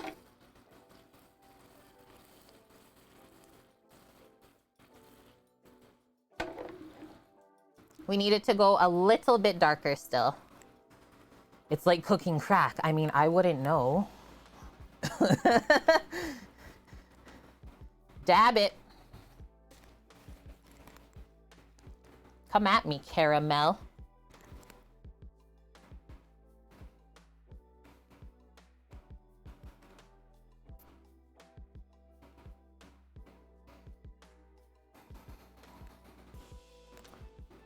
Look at how slowly it cooks.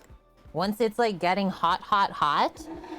But if we don't cook it dark enough, it's not gonna have enough structure.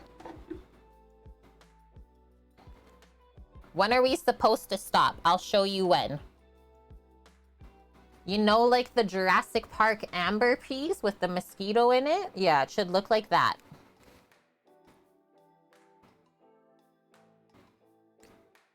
So we're very close.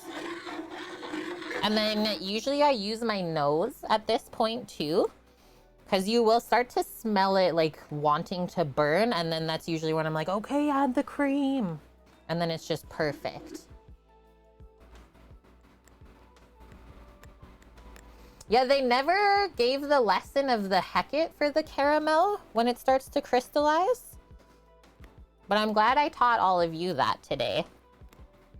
Okay, ready? So also those little bubbles are telling me it's time. So just gonna turn this down a touch and be very careful.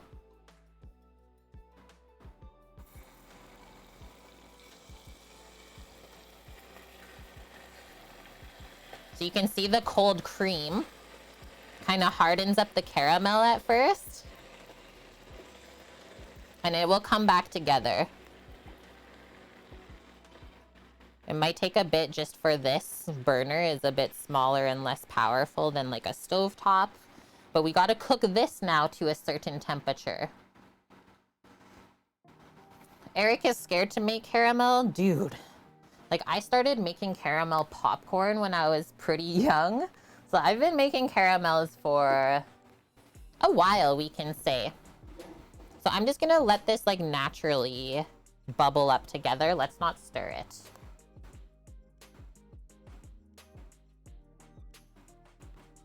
And yeah, great excuse to buy an induction plate, but then I couldn't be cooking 2 things at once.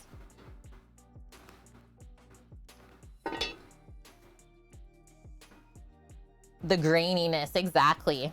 We don't want to get that crystallized again. So now, oh, sorry, it does say we should start to stir it a bit. And then 250 degrees Fahrenheit. So heat resistant spoon or spatula. And I like using silicone because it doesn't stick. Listen to this. Careful while we're stirring.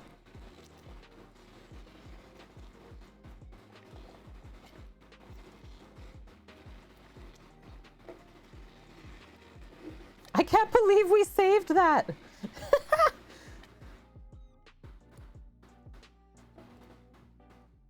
Have I ever cooked with liquid smoke? Yep.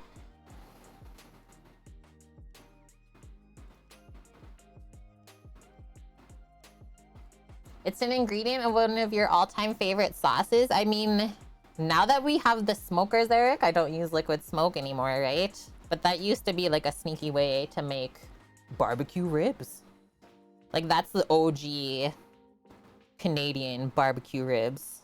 Put them in foil with like liquid smoke and stuff. I think now though, like I said, now that we got the smokers, I can't even stand that flavor.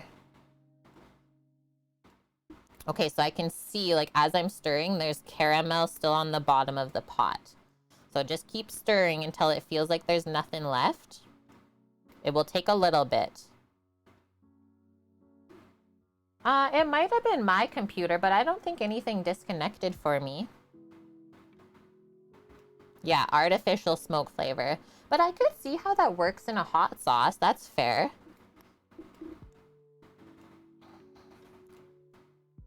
And I think it could also be an ingredient that people use too much of, and then that flavor is too strong. Squigs, you made biscuits and bacon and sausage gravy today. Bacon was so smoky that the gravy even tastes like smoke. That's your kind of liquid smoke. Yeah. Totally. How did they even make it?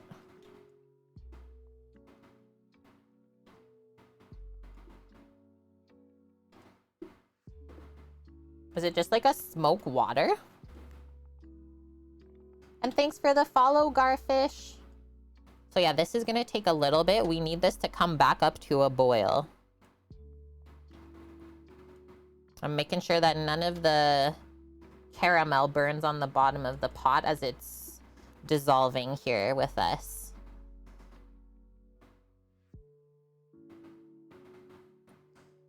Liquid smoke really is made from smoke. Chips or sawdust from hardwood such as hickory or mesquite are burned at high temps, and particles of the smoke are collected in condensers. The resulting liquid is concentrated down for a stronger flavor. Thank you, Paloozer, for the proper info. Is literally just distilled. So nuts.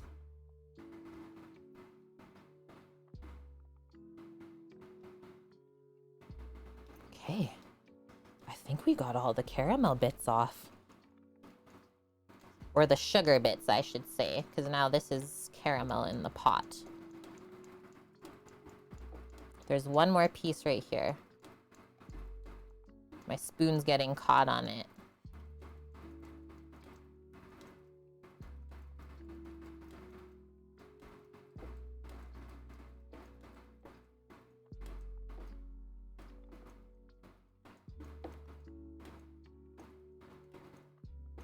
Okay.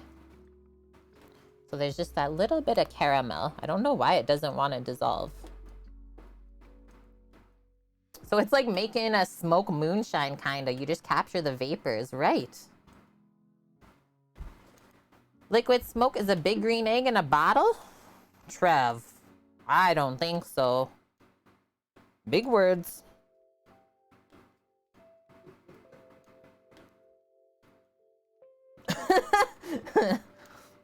Them's fighting words. Okie dokes. She's slowly dissolving, so I'll just let that sit there. Let's peek at the stew. Hello, stew. How are you? Should we give it a stir, maybe?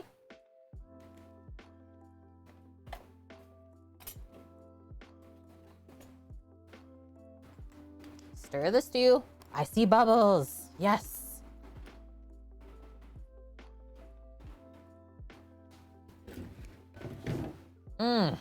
Oh, I know what it's probably almost time for. Squash and potato time. Let's test the beef first, though. See how it's cooking down. We've had some pretty uneven cooking on this pot, I will be honest. I don't feel like I've been able to really dial in the heat for this, and it's bugging me.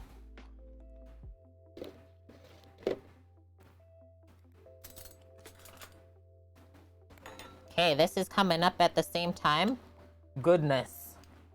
How long has it been stewing for? Oh, I don't even remember when we, like, finally brought this together. Okay, so my fork is going through, but it is definitely not falling apart tender. Not even close. Turn that bish up.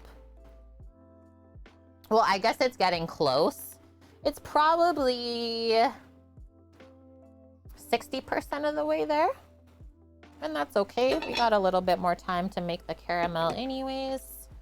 And then while we're standing here, what we got? Okay, so this is not even at 200 degrees F right now. That cream really cooled it down.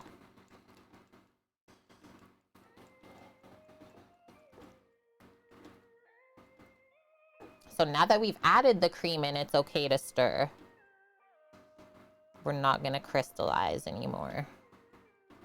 I think we're just working on cooking the moisture out of the cream.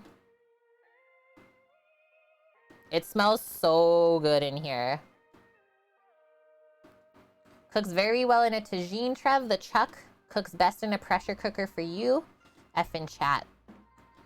You put your Dutch oven in the oven when you do your stew. It might be the best thing, right, Bonk? Is you can really control the temp that way.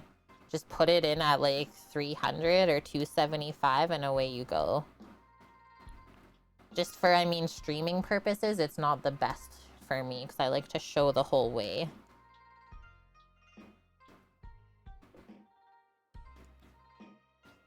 But it's definitely getting there. I mean, the fact that we can put our fork already easily through, that's fine. What do we think? Maybe I should just add the squash and potatoes now since it's taking quite a while. Yeah.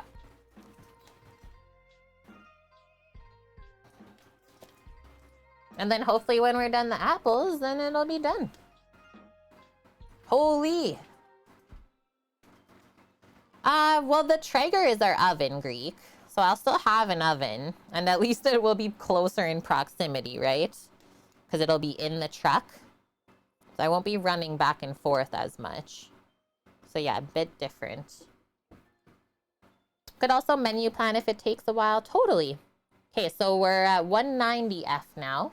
We need to come up to 250. So we'll just keep kind of stirring and watching.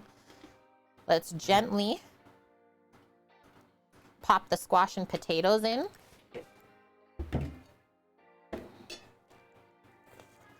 So butternut squash as well as Yukon Gold potatoes just to finish off the stew. Oh, you even tried this in a slow cooker, Bonk, and it doesn't cook down the same. See? That's why I got rid of my slow cooker. I didn't love it. Try not to splash any stew juice in the caramel. Okay, can get rid of that. Get rid of this stuff.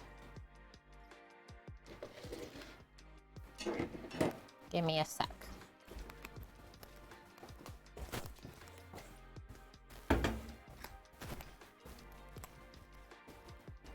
Stir it on up.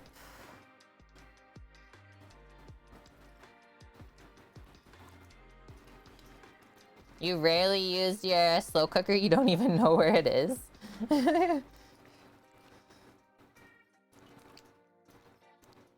Look at those fatty chunks. Just an FYI, I cranked the burner back up now that we added those cold veggies.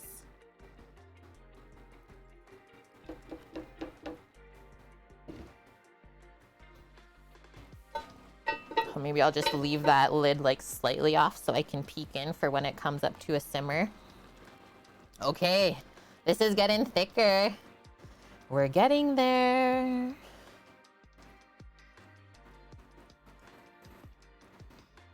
Might ask a bit of extra something something though. Wait, whose ass? Greek, please. Control yourself over there. Too good. I'm loving these typos. Mind if I ask you a question? Is that your butt talking? I'm dead. Squigs, that was your nickname in high school? Fatty chunks. That's a good one, Trev. Slow cookers for making marinara sauce. Just let it percolate for hours. Big word of the day there. Percolate. Yeah, it's like a glitter almost, hey? So 198 now.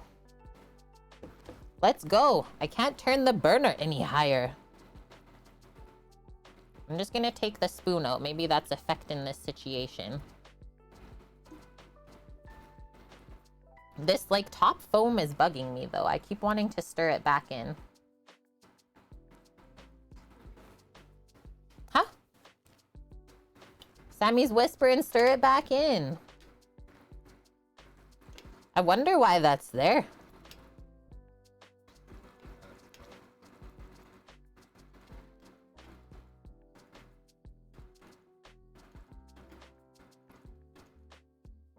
That would probably work good, Palooza. Slow cooker for the canna butter.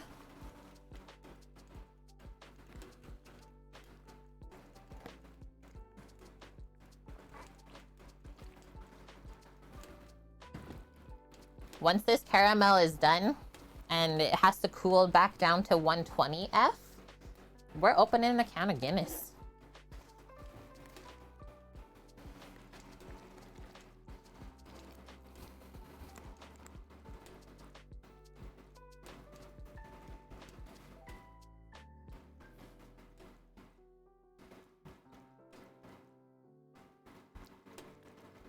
There we go. Now we're getting up there.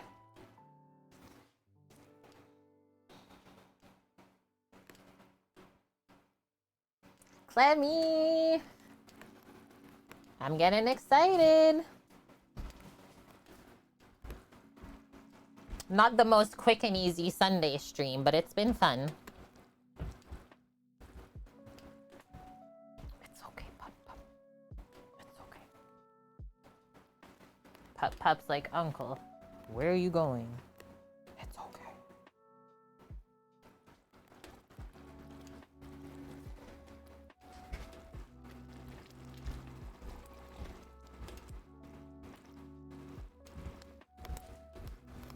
Oh. The Samashnaka.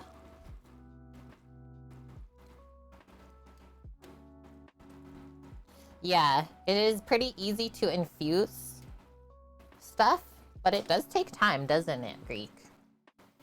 You're not wrong.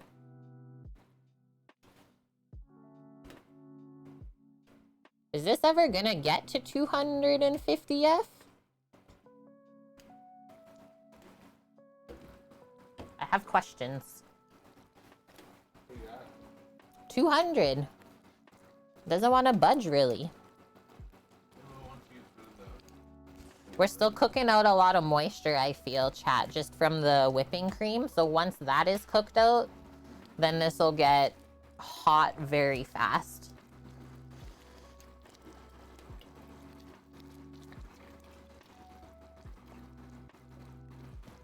I can tell it is starting to thicken just by the way that it's sitting on the spoon as well. Ban this caramel. Toughest caramel I've ever made, Mish.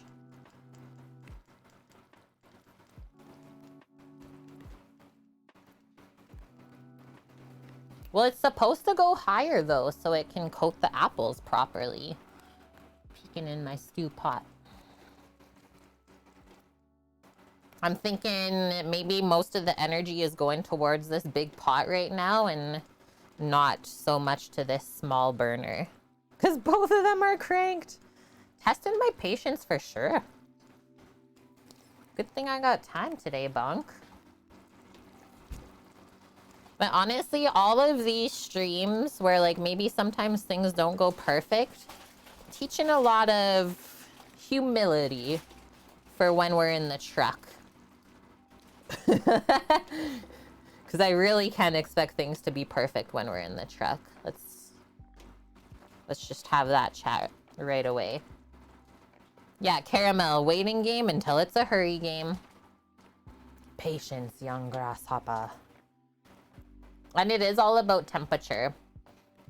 I think totally this week I'm gonna get Sam to bring back this cast iron burner set and we'll pick up a double small induction. It just works better. It heats up quicker. It stays a more even heat. The only issue about that is not all of my pots work on it. So like I couldn't even use this pot on it. Get on your bed. What do you think this is? Astra, lay down. Hey, all the way. Lay down. Lay down. She's like, I'm not. This should be called heckin' caramel apples. I think so, wee David. Yeah, hashtag real life. Thanks, Tikasella. It's changing. It's slowly getting there. And Pfizer, we're making a caramel for our caramel apples. It kind of looks like fudge, doesn't it? Almost halfway to fudge. And then we're gonna sprinkle Maldon salt flakes on top. So now that this is changing a bit in looks, I'm gonna take the temp again.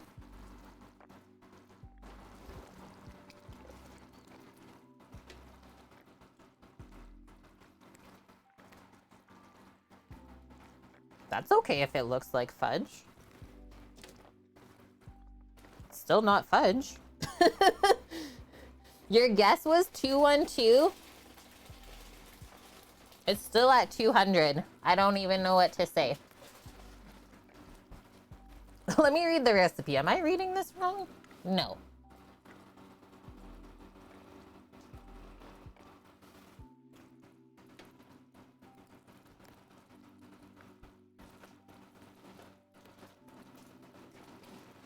Maybe the laser's off.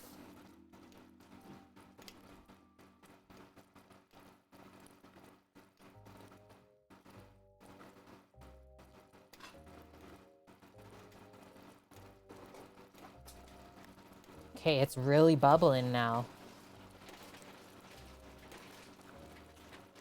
Hey, you see that? It's freaking going. Like, I feel like it's getting hotter. Okay, we finally got over the 200 mark.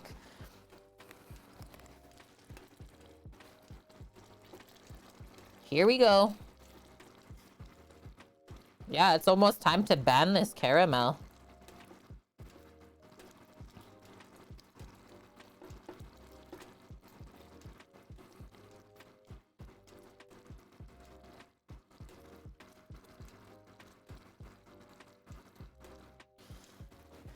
Just to double check, I'll grab my instant read just to make sure. Okay, so we're getting there now. Oh, there's the 212, 215. Maybe the laser is a bit off then.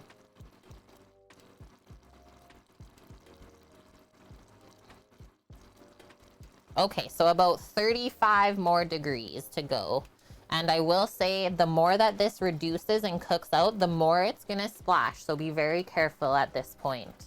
And if you do get a splash of caramel on you, don't try and rub it off right away. It's gonna sound really bad, but you will rub your skin off with the sugar. So instead of doing that, just go run your hand under water and let it dissolve off, because that will be way more painful. Eric's like, I'm never making caramel. Okay, now I'll tell you the scariest situation I've ever been in culinary school. Some of you may remember this story. I've told it to Sam before. Our caramel making class in patisserie, we were in, I think, just like partners. And one group ended up making like lava in their pot instead of caramel, so they just overcooked it completely. Who knows what they were doing? I don't think that's even possible. So yeah, they completely burnt it and they went to go put it under water, and everyone's like, no, because it just would have literally exploded in their face. That was the scariest caramel point in my life. Just the whole class is just like, turns, stop. I can't even imagine what would have happened. Oh, yeah, I can't imagine.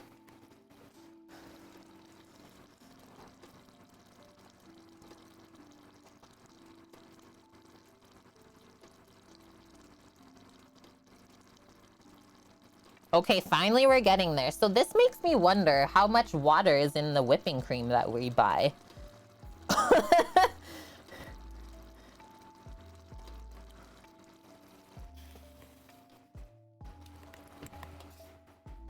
Nice, the stew is simmering as well. Yeah, I do not want you to go to emergency right now.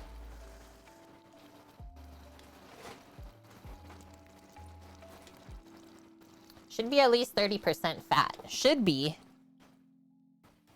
It says it's even 35. Maybe it was just a lot of fat to cook out. But now we can see as this cooks down, the foam is gone. So there's that.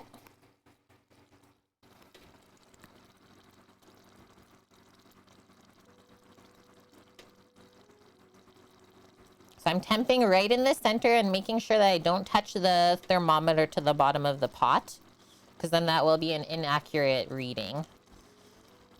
It's still at 215, but it's really changing in the way that it looks.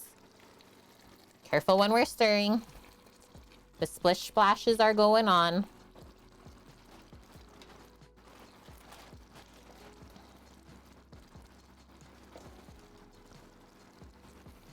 So yeah, let's just say the same way that you never put water on a grease fire, you never put water on burnt caramel.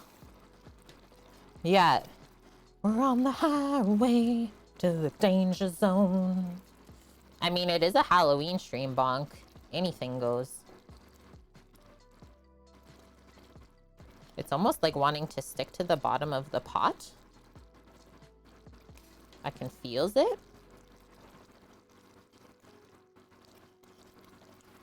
I think it's there. I don't know why. I just have this feeling that it's done.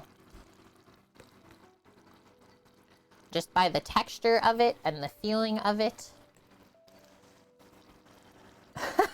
Yeah, put the caramel in the stew. I don't know. I don't want it to burn, and it's getting really dark. What do we think, Sama? I think it's good, guys. I don't want to go all this way and then be like, oh, it tastes bad. So I'm gonna go grab the apples. We'll skewer them up.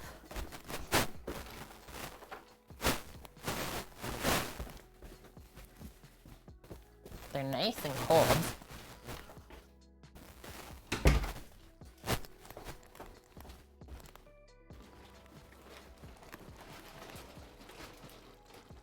I'm standing back. This is scary.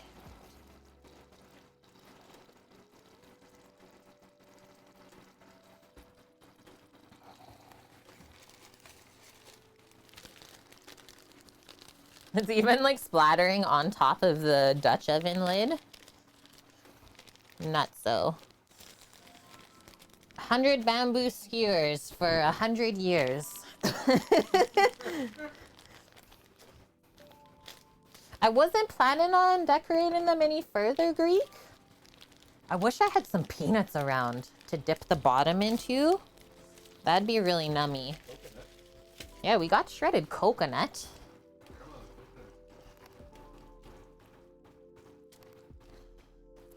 So just put in the skewer in like this through the top. I didn't go all the way through. And then we want to make sure that the skewer, we were able to dip the apple without it falling off. I'm just gonna let this cook out a bit further as we're doing this. Just keeping my eye on it.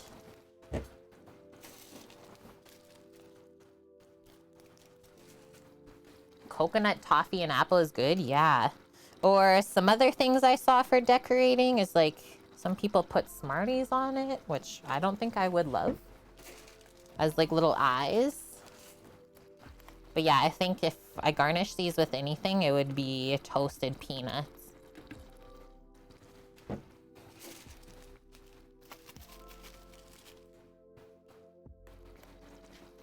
Let's just give this one more stir.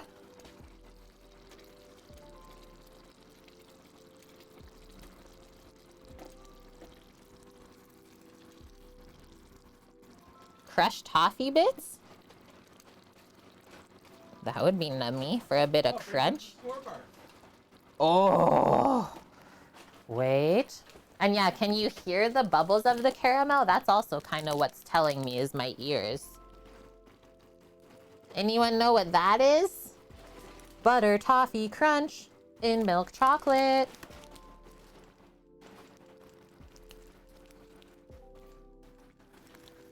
Dunzo. Okay, how should we crush it up? Bash it with a pan?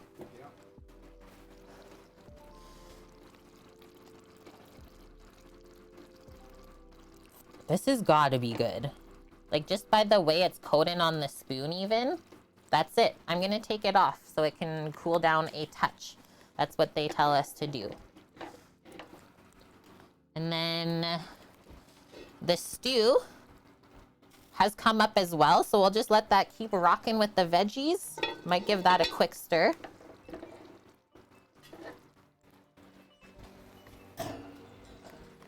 And actually, now that we're done with this burner, I'm gonna put the stew back on the induction because it just works so much better.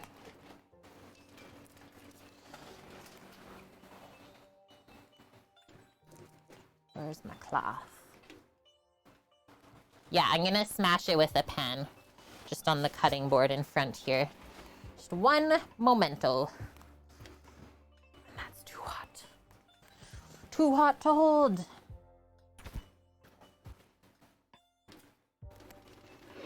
Put the score through the grinder on the Incarcerum. One might say that's a bit overkill. But I mean, to each their own. Bash it with a meat tenderizer. That's a good suggestion as well. All good things. We accept all of the suggestions. Even powdered. Yeah, Mish, just sit on it.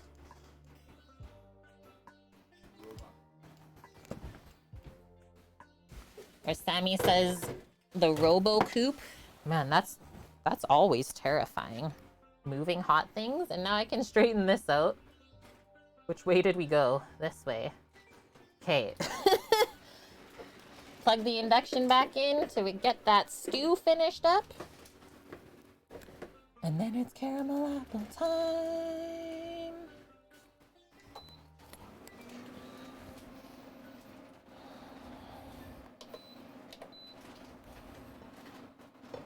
Yeah. That's looking heckin' good. Okay, so this was my little situation I had going on. Cutting board. Where's our score bar? Meat mallet.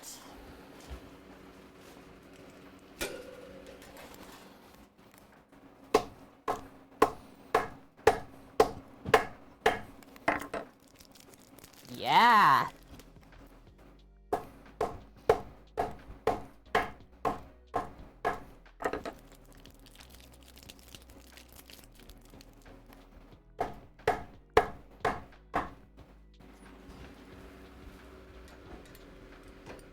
Pour that into a little container for dipping.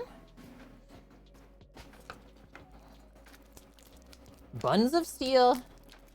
And yeah, on this episode, the score bar gets a beat down. I think I did it really proper.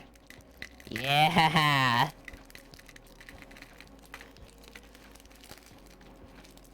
Some of the chocolate is a bit melty, but that's fine. Let's see how we did. Just gotta make sure we separate it all.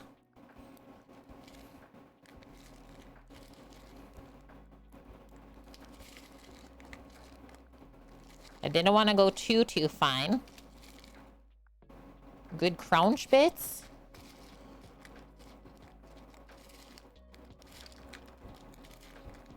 Okay.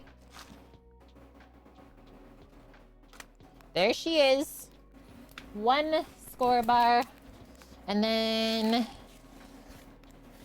So this is where we're going to be putting the apples. Maybe I'll just sneak that final dip-in spot up there.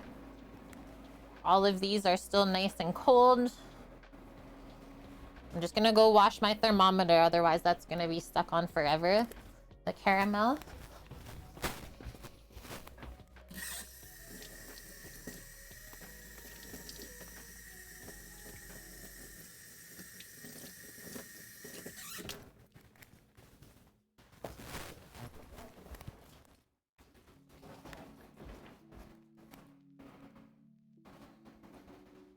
Do you get flakes in Canada? Flake chocolate would be good on the apples.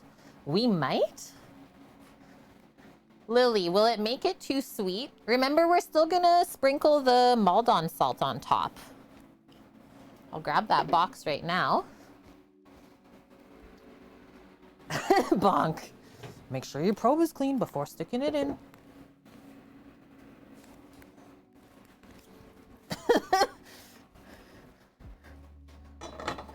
Holy, that's pretty beautiful looking. I don't even know if that's gonna stick on. I think we gotta let it cool a bit more. Sammy needs to try a spoonful.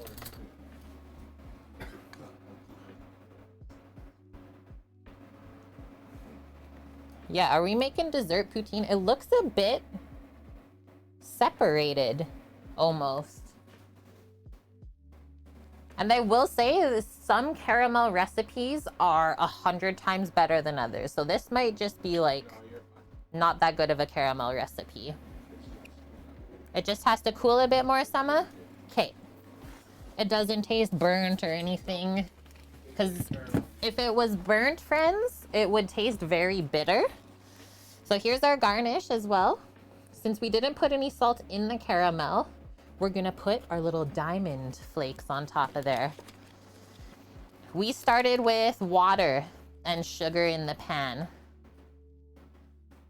Do not, yeah, not to disparage your caramel attempt, but buying the caramel candies and melting them would be easier. I don't think that we have those anymore in Canada, Bonk. I haven't seen them in a long time. The squares? Okay. So one spot Sam said he's seen them recently is at Bulk Barn. But otherwise, it's so hard to find those in the stores now. I don't know why. Yeah. Yeah. Because, yeah, that would be the easiest. And, yeah, you can order Maldon salt online. I'm sure of it. Okay, just turn that down a touch. Okay, while this is going, I'm going to take my last bathroom break. Hold tight.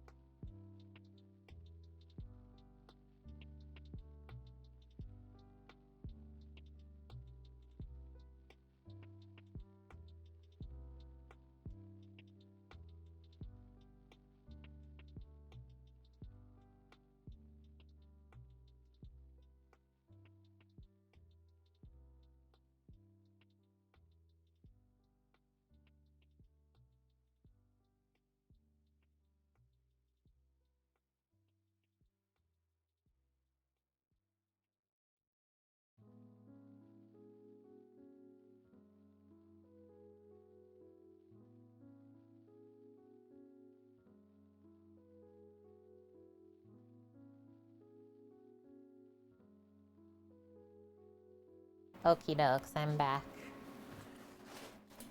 And the sun is setting. Dana, the government's hidden sugar ban? Maybe. That's your method, Tikasella? Caramel spoon. This is a good way to check the temp of the caramel. I think it's actually proper now. Just judging by how it's coating the spoon. Because, well, the apples are colder, so it should stick right onto there. And I will also say, if we wanted this more sticky and tough, we would add less whipping cream to the mixture.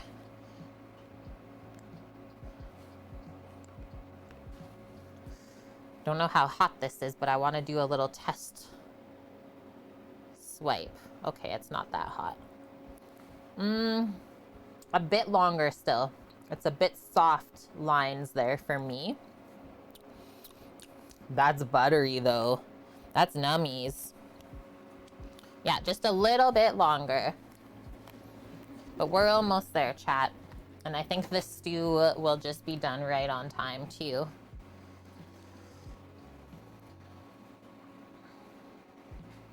Right, bonk.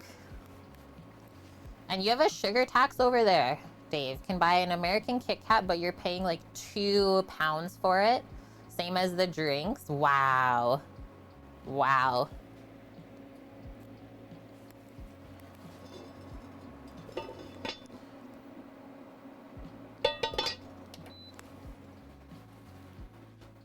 A box of Lucky Charms sets you back like a deep sea diver. £5. So if you convert that, that is insanely expensive. Dust says, Sam, I'm challenging you to a Hearthstone battle. I like playing regular Hearthstone. He doesn't like playing regular Hearthstone. That's the answer I got. Watch the explained episode on sugar on Netflix. Okay. Holy Dave. Well, that's how they keep everyone healthier, though. Okay, I think I want to test. Look at this, it's so cute. Ouch. Hello, today we're making baby caramel apples. Yeah, he's scared, let's be honest. Hey, Dust. Sam's actually really good at Hearthstone, so careful. Careful now. Okay, let's try with the baby one. So first I'm thinking I'm just gonna like swirl it around, and obviously if it doesn't stick, well, it's not time yet. Let's put that over there so we can properly see.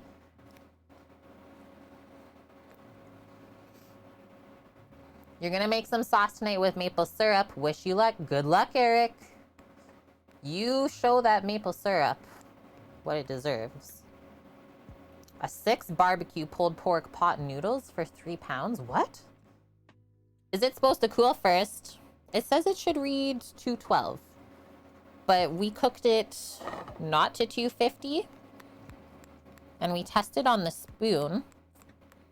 And I feel like it's there, Trev. I don't want it to cool like too much. I don't know if that's even a thing. This is my first time. I don't know. I don't love what this light did when I turned it on. It was better without.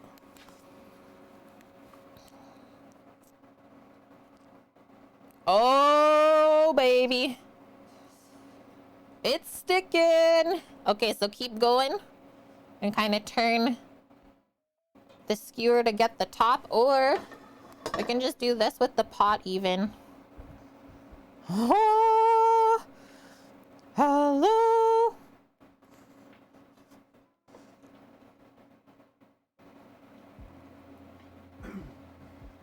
Now let's see. Does it all fall off?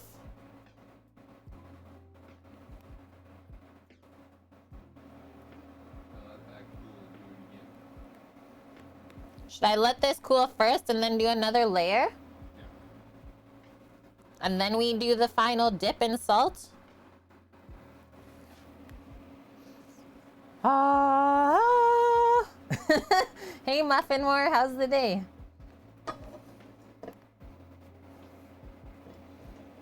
I mean, we have all this caramel. Why wouldn't we do the layers? We like making layers of flavors. Oh, this one. Look at the bend on the skewer. She's got some weight. That sheen, though? I can't believe we still saved this. What the heck? Ready to throw it out? Okay, let's do exactly what they tell us not to and shake it. Okay, it's perfect now. I have no words. We love a thick caramel apple. Yes, we do, Clemmy. Yes, we do. Double C thick, maybe even triple C. Oh, yeah, the price of cigarettes, Dave? I don't know how people afford it. I really don't. Lesson learned, Squig says. Don't even listen to anyone ever. It shouldn't stick to the parchment, Eric. But if it does, well, then that's a learning lesson right there.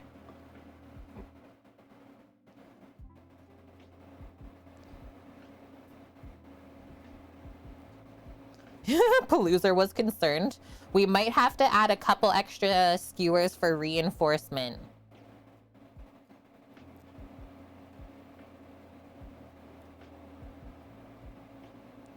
I like a challenge.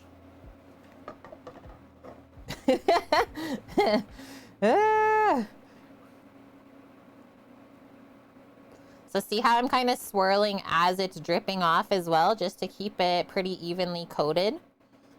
And it's looking okay for the other ones that we dropped down. You can kind of see how the caramel is wanting to pull off as it sets. So we'll just kind of watch. But I think that's why you do more than one layer. I'm just going to hold this because it seems like it doesn't want to stick as much. Let it cool off before we pop it all the way down. Look at that, like, swirl on it. Magical. Parchment paper is incredible.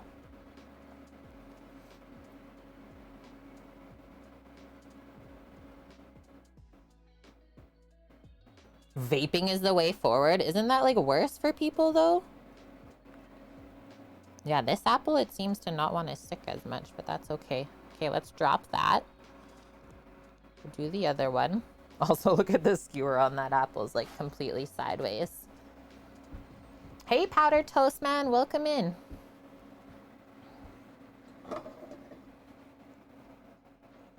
How is your Sunday going?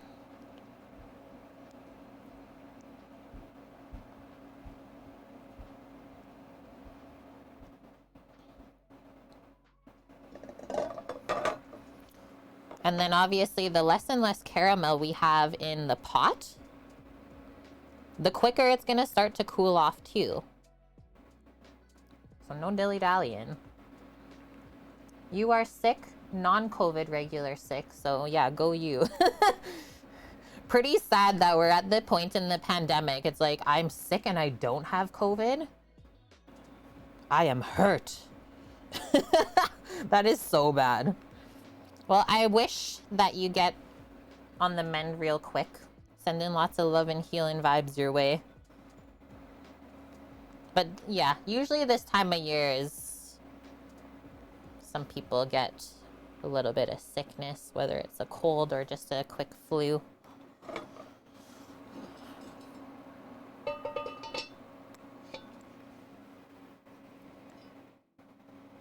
Just gonna pop the lid on our stew there. Interesting bonk. Okay, I'm just gonna move this over. Can we lift this up? Almost. I think we'll let this cool a bit more. It's still pretty warm in the pot there before we go for a second dip. What I'm worried about is we go for the second dip and then it takes all of the caramel off. Just gonna go fill my water while we're waiting.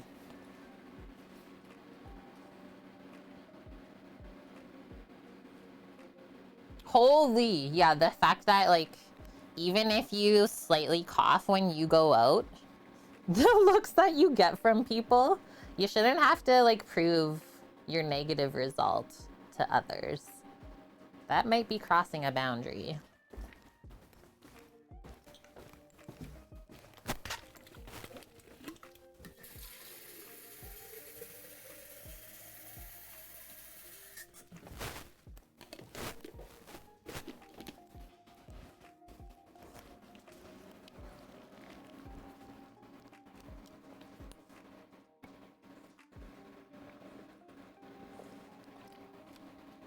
Trev can't keep his eyes open.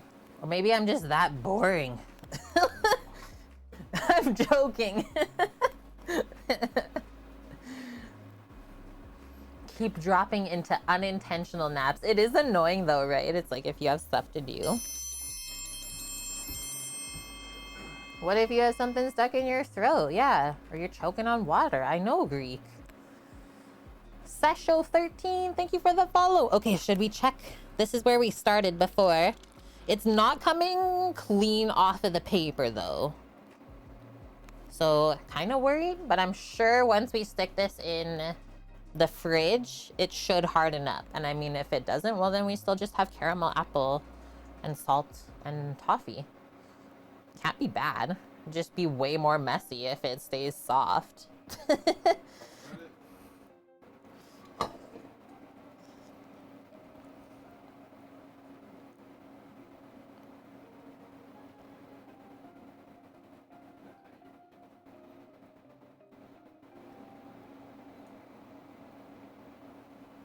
Whoa. We're down. See, it started to. See, Sama? I can't. Okay, that's it. Ready? Slight dip. Leave some for the rest. Finish them all at the same time. Pinch the salt on. It's seizing up. Go! Hi, Vune. How are you doing? Ah! Sprinkle the Maldon salt. I don't even know if that's gonna be even sprinkles. You get very salty up top. Okay. Was this the next one? I don't even remember. I think that was the last one we did. I just want to say I don't like this caramel recipe. How was your day, Vune? It's not even seized up. It's just not cooked right. And I only say that because I don't like lying ever and leading people astray. Oh, yeah. Vune's coming in at the right time.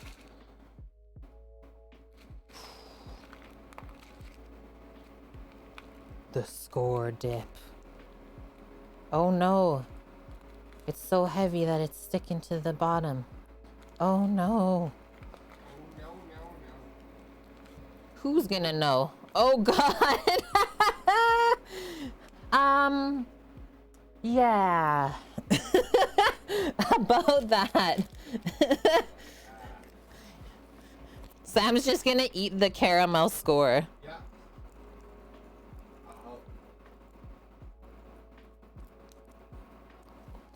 Oh no.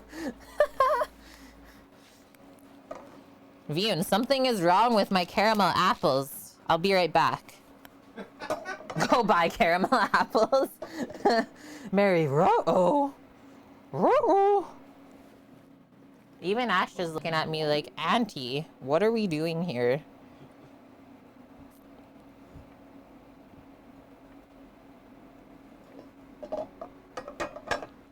Trash caramel. It's a bit loose, but just judging by how it looks, Bonk, you know how I said it kind of looks separated? I think that the fat ratio was too much. That it kind of lost structure. Because it shouldn't look like that ever. That is my thing. And I'm not even going to attempt the score dip. Why don't I just do a sprinkle? I don't even think I can do that.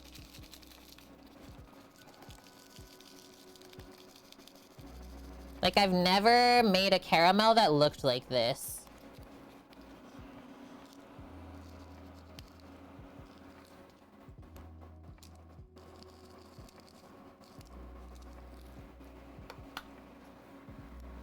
Almost on the edge of being broken, and like we didn't even cook it enough. So if we cooked it more, I would have just completely split. Yeah, aren't we all on the edge? Mish. Just had to go there. Welcome back, Vune. Is it better now? I mean, regardless, this will be all right mixed into coffee. So there's that. Yep. But dang. I really wanted to make some banging apples. I know, that's what I'm saying, Trev. And like, I even weighed out the amount of whipping cream instead of just putting it in a measuring cup because I felt like that would be more accurate. I think it'll still be yummy though. Whenever you drag a tab out of your browser to put on your second screen, it freezes up all of the screens. Dang. We could do another batch. Please, don't make me. After this caramel fiasco, I don't know. Why are they saving the term pound cake? Why are they auto-modding that? Break it up into, or break a pound cake, add ice cream, chocolate sauce, and that would be quite religious, yes. Can't even say all those tasty words. Okay, I'm gonna set this aside now. That was like a pretty solid attempt. First attempt, it was okay. I have serious questions about the recipe that we used though, just for the caramel. 100%. So yeah.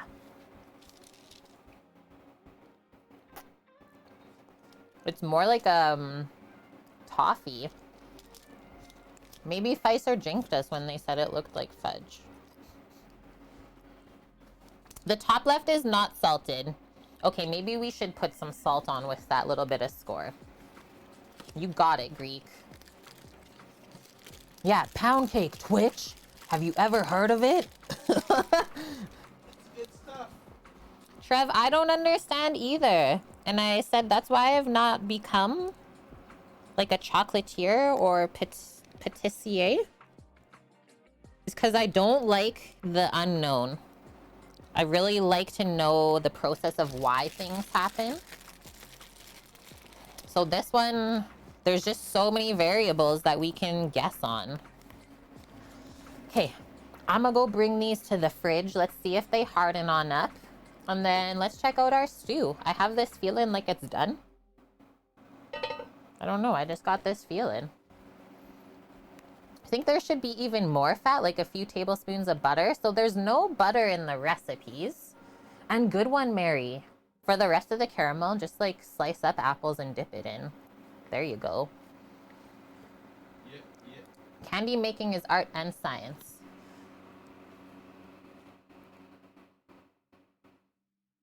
Okay, there's a big thread here of someone having issues, I feel.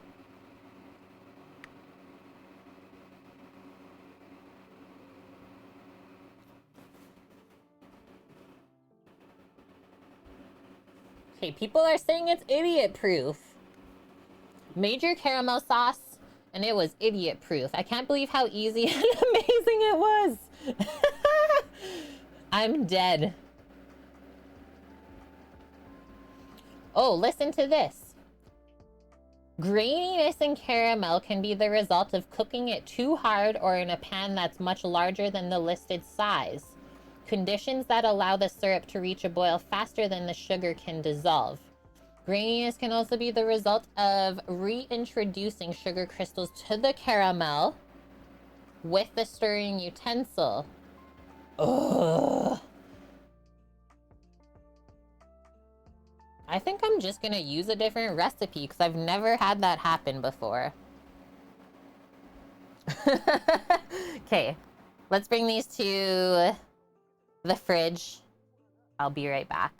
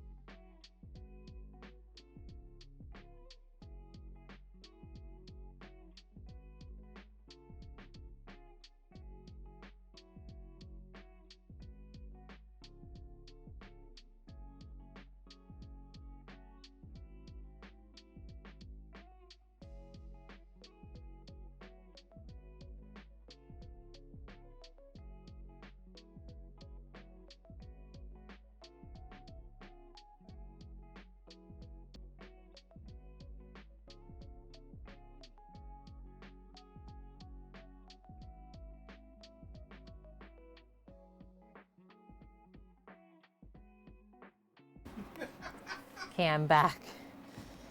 Okay. I'm gonna bring the whole induction up. Let's see how this is. Oh, Maya. What happened to them?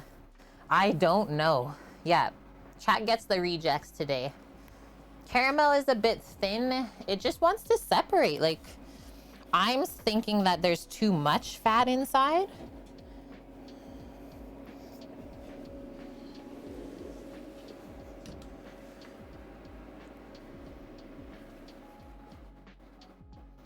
Look at that small simmerage happening.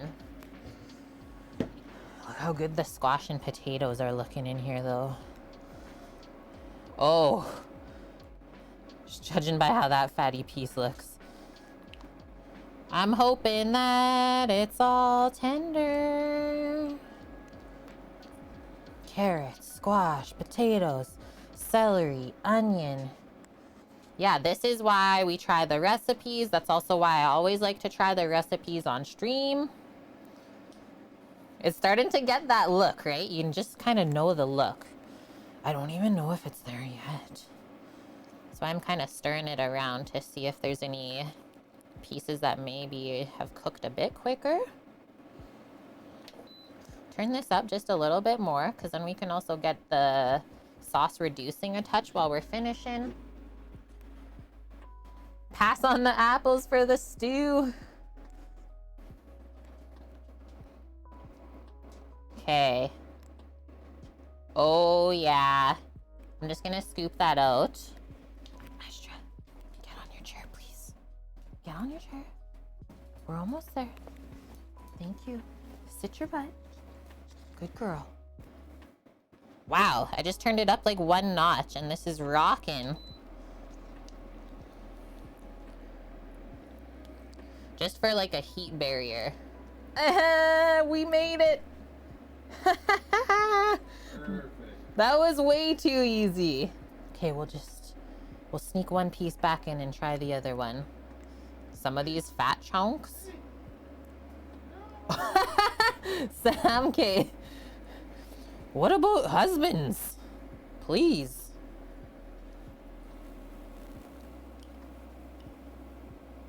Can we balance this for cooling effects?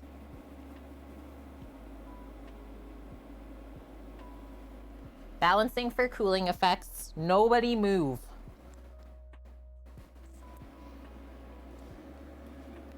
Welcome. This sauce looks a little bit loose. Maybe we could have added even more flour just because we had so much beef in here.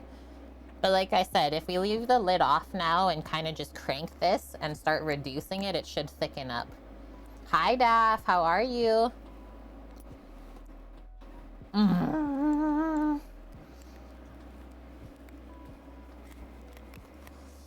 It's really hot.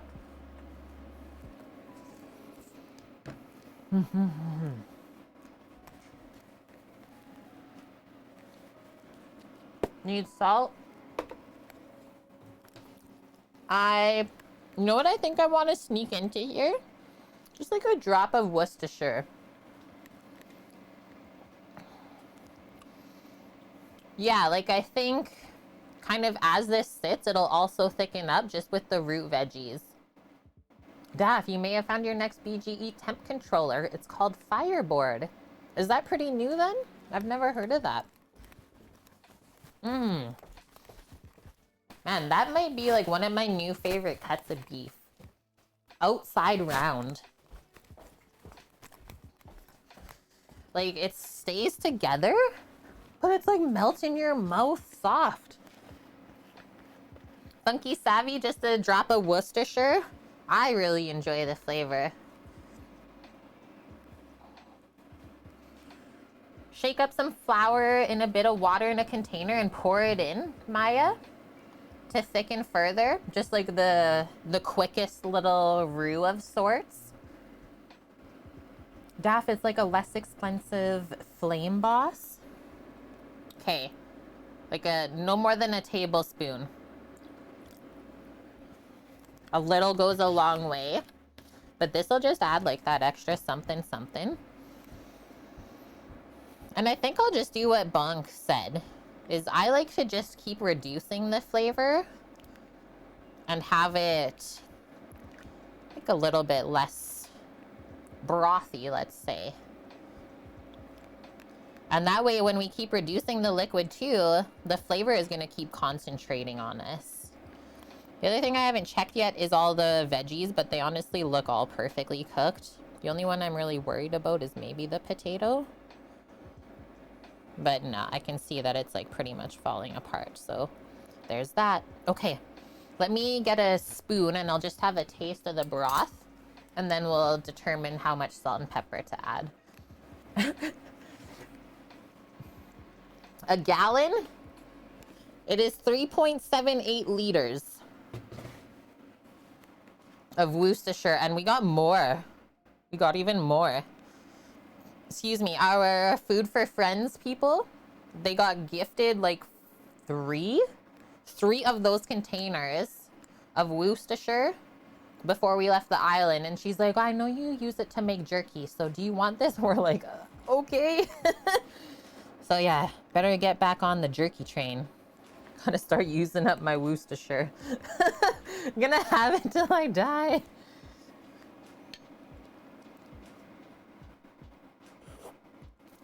Oh, yes. The sweetness from all of the veggies is money. Like, you know it's good when it first tastes sweet, and you gotta balance it out with salt. And like the fat coating your lips. It's definitely not bland because we did season the meat as we were searing it off. But now that we've added the rest of the veggies, a lot of liquid, we need to balance it out with some salt.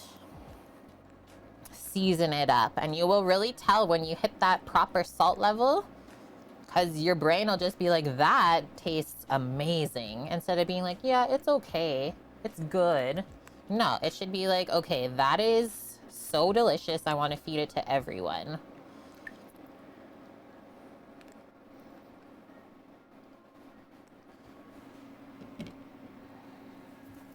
One more try. I didn't add a ton of salt there, so we might even need more. And I mean, if you wanted really extra umami flavor, you could add a touch of soy sauce. Just not too much that it tastes like soy sauce. Also, I have to ask, like, where did all the lobster mushrooms go? Gone. Disappeared. Wouldn't even know they're there.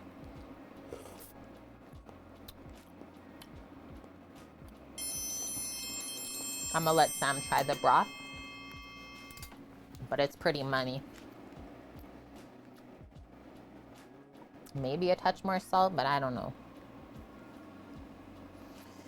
Thank you, JGH519, for the follow and welcome in. Yeah, tomorrow this is gonna be insane.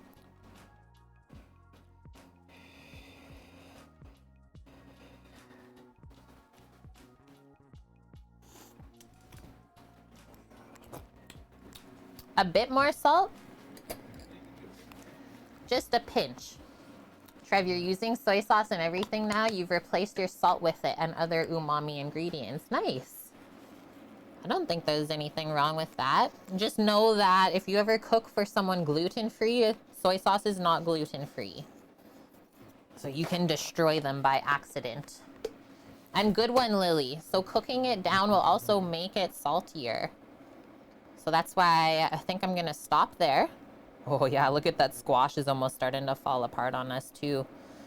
Yes, please. It's time to get some bowls. It's plating time. Do we need a garnish? Not even.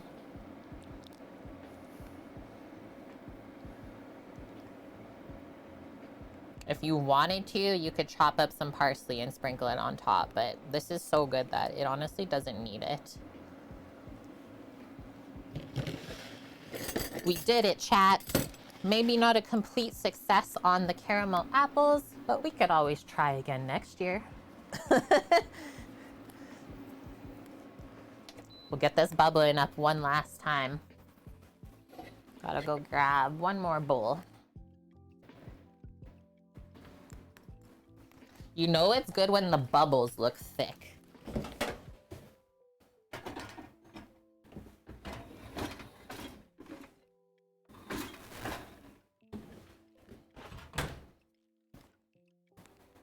Oh, should have grabbed my ladle while I was there too. The Chuck Liddell.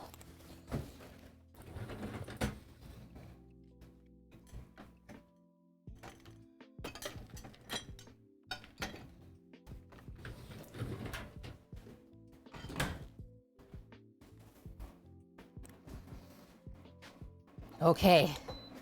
I can't watch that anymore. Make it stop.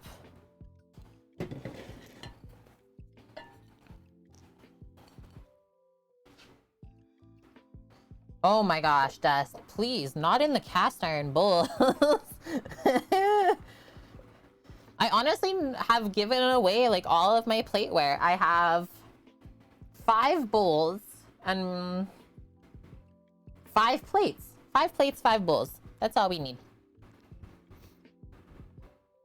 The rest of it, heck it. Oh. Where's those veggies at?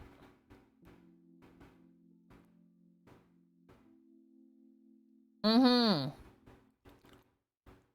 We do have bread in the fridge, which is why I didn't make the soda bread today. I just don't like throwing out food, and I know it would have went to waste because Sam always brings home fresh bread from his work. And yeah, letting this thicken up overnight and cooking it down a bit more is gonna be money.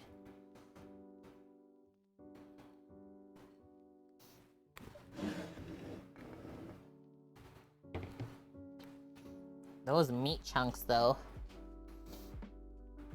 Second day stew is the best stew. If you know, you know.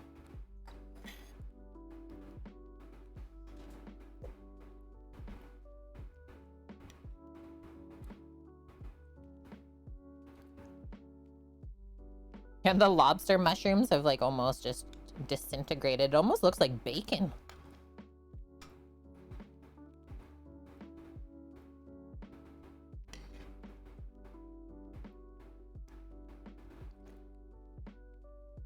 Beauty. That's what I like to see. Okay, now my bowl. Daff is torn. Maybe I'll just get the Flame Boss. Seriously, Daff? I mean, the worst thing that'll happen is you return it and you don't like it. Mish. Is Dust being mean?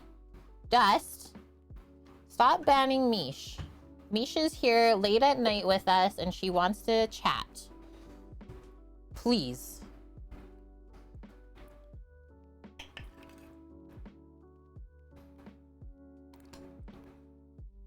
Don't make me come over there. I'll ban all of y'all. Don't make me go into mom mode.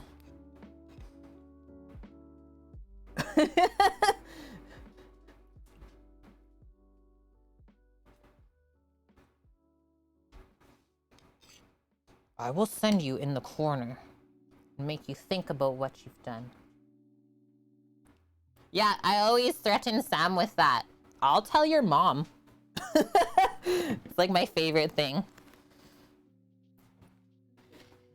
And then he's like, oh shit. Because he knows I actually would. That would be it for him. Really, Astra? Is that what you say? That's what you think. You think we made this for you. She's like, yeah, I'm a Guinness stew dog. Yeah, Dust. Now I see what you're thinking. If I keep banning Mish, will Kate actually come here? How to get Kate to visit you. Holy Dave. I just put it up there because I'm taking this off. Sama! The dog ate it. Where'd Sama's stew go? Put it over here. Hey. Put it over here for a sec. Just for the photo. It's okay, you've not gone too far. I know it. Oh, man. That's a smudge mark if I ever did see it. So rough as canvas. Why? That's not bad. What's wrong with that? It's not bad. Did you see the look, Bonk? It's like, you want me to come back over there? Whoa. That's my face.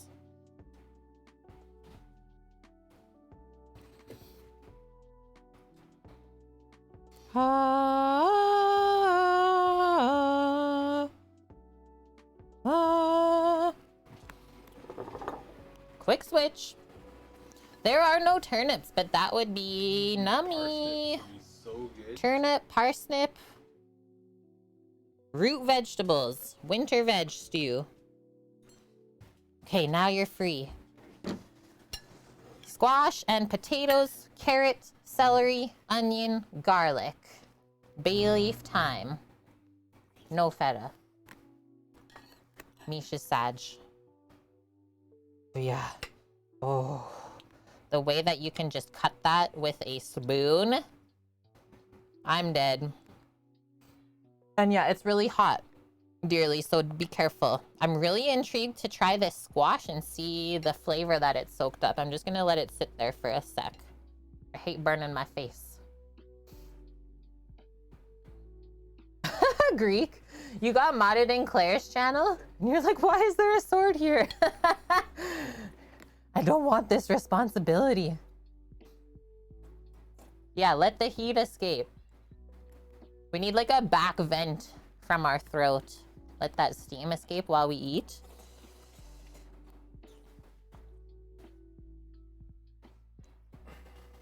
There's a doggo here. Doggo? Wow, you're stretching like you're pretty nice. Pretty nice dog. Sit your butt down.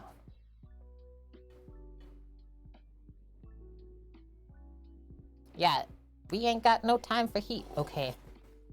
It's almost getting thicker as it sits here. Oh.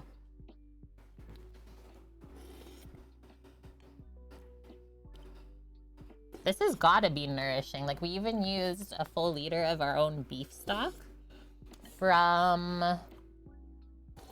What did I make that from? The marrow bones? Oh, for the beef gravy from the poutine. Mmm. The squash just melted in my mouth. Literally just like disintegrated like butter. It's very nice and sweet and vegetal. And yeah, that's why bread is good. Just keep sopping up the bread and the broth until everything else cools. Mmm. Really nice potatoes too.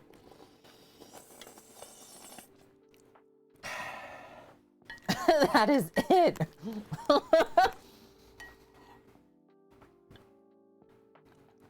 Dang it, Bonk.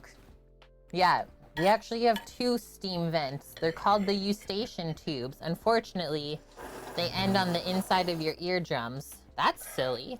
Who came up with that? What kind of design is that?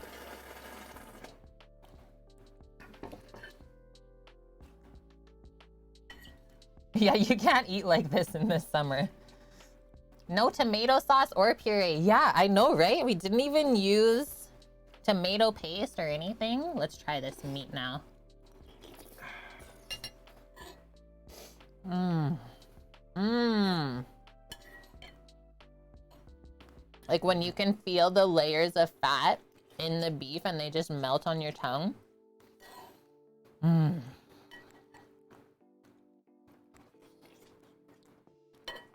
This turned out great. Other than the broth being a bit thin, it's fine, but I'd rather have that than it being like too thick. I just don't like the texture that way. Okay, let's try a carrot. I found lobster mushroom. Sammy got a mushy. I'm sure that's just like a sponge. Your ears could steam if you had a perforated eardrum. Oh my gosh. Okay, Thrash. We're ending pretty soon anyways. Go enjoy your din. I hope you have a great rest of your night. Yeah, watch the fat. You thought you would commit, but it was a bit much. Hey, sit down. You're a dog.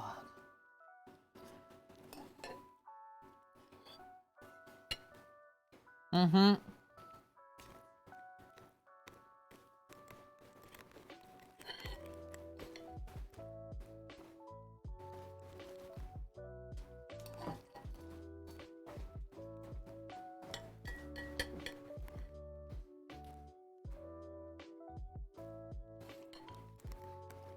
That's a send-off for sure. Oh, this is your wiping cloth. Good one. Wait. Are we gonna try the apples tomorrow then? Because I don't think there's any way that they've set up by now. Let's be honest. We can try the apples on tomorrow's menu planning stream. That works. That way they have all night to hopefully harden up in the fridge. That was a good one, hey? You didn't even have your can of beer. No. No, he says. Slowly exits stream. It's really good, guys. I cannot wait to sit down and start munching on this. I usually just don't eat a ton on stream because of like my adrenaline going the whole time and making sure that things are happening. But yeah, usually right after we end stream, I'll sit down and take like about 10 minutes to finish this off, not just crush it super quick.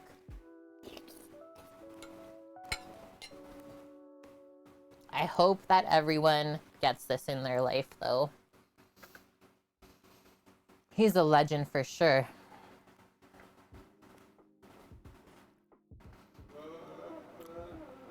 And yeah, I've been trying to like eat more relaxed too, right? Instead of just being like, ah. It's healthier. It's better for your digestive system. You have like fat on there? I did.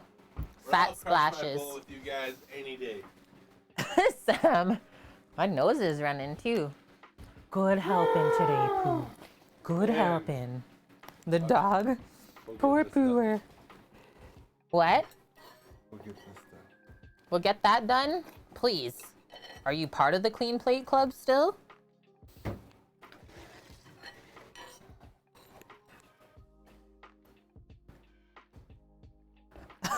Good job.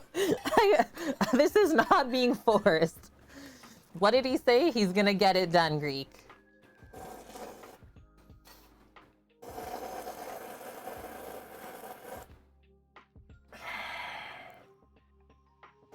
Mish, it's time to go to bed. Time to go to bed, Mish. That's so hard to do though when you're too hungry. There. I'm sorry. That's fat. I don't want to eat it. Yeah. Cry. Why didn't I wear a costume? Do you see what I dressed up like?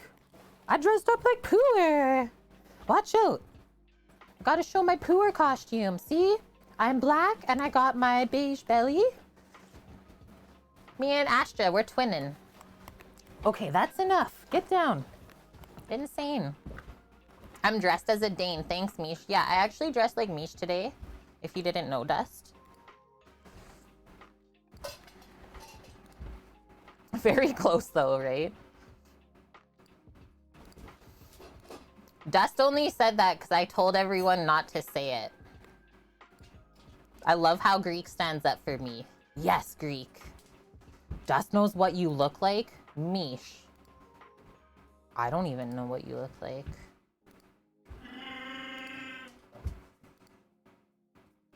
What do you need? Oh, what are we feeling? What are we feeling? We want to go be part of Kanara's Halloween Food Fest. We want to go see Joyce. She's doing some face painting. That looks like fun.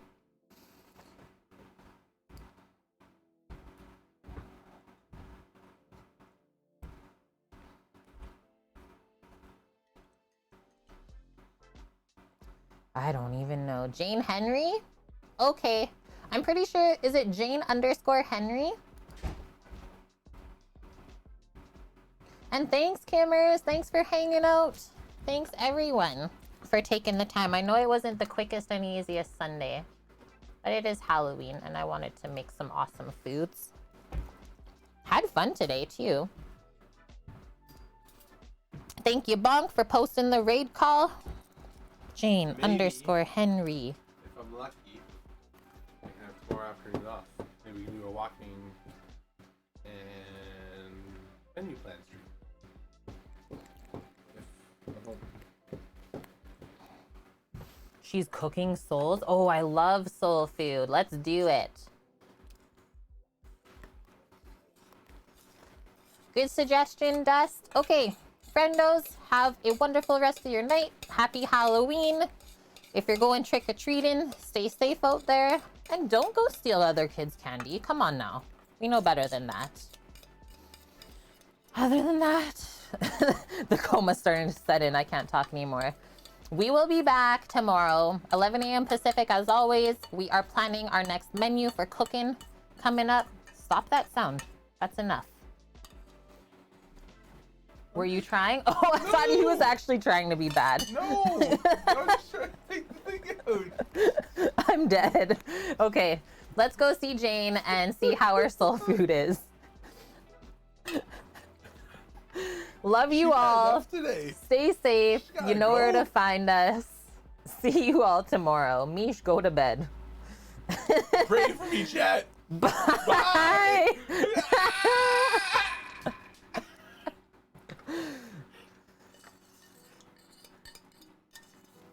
I thought you were trying to be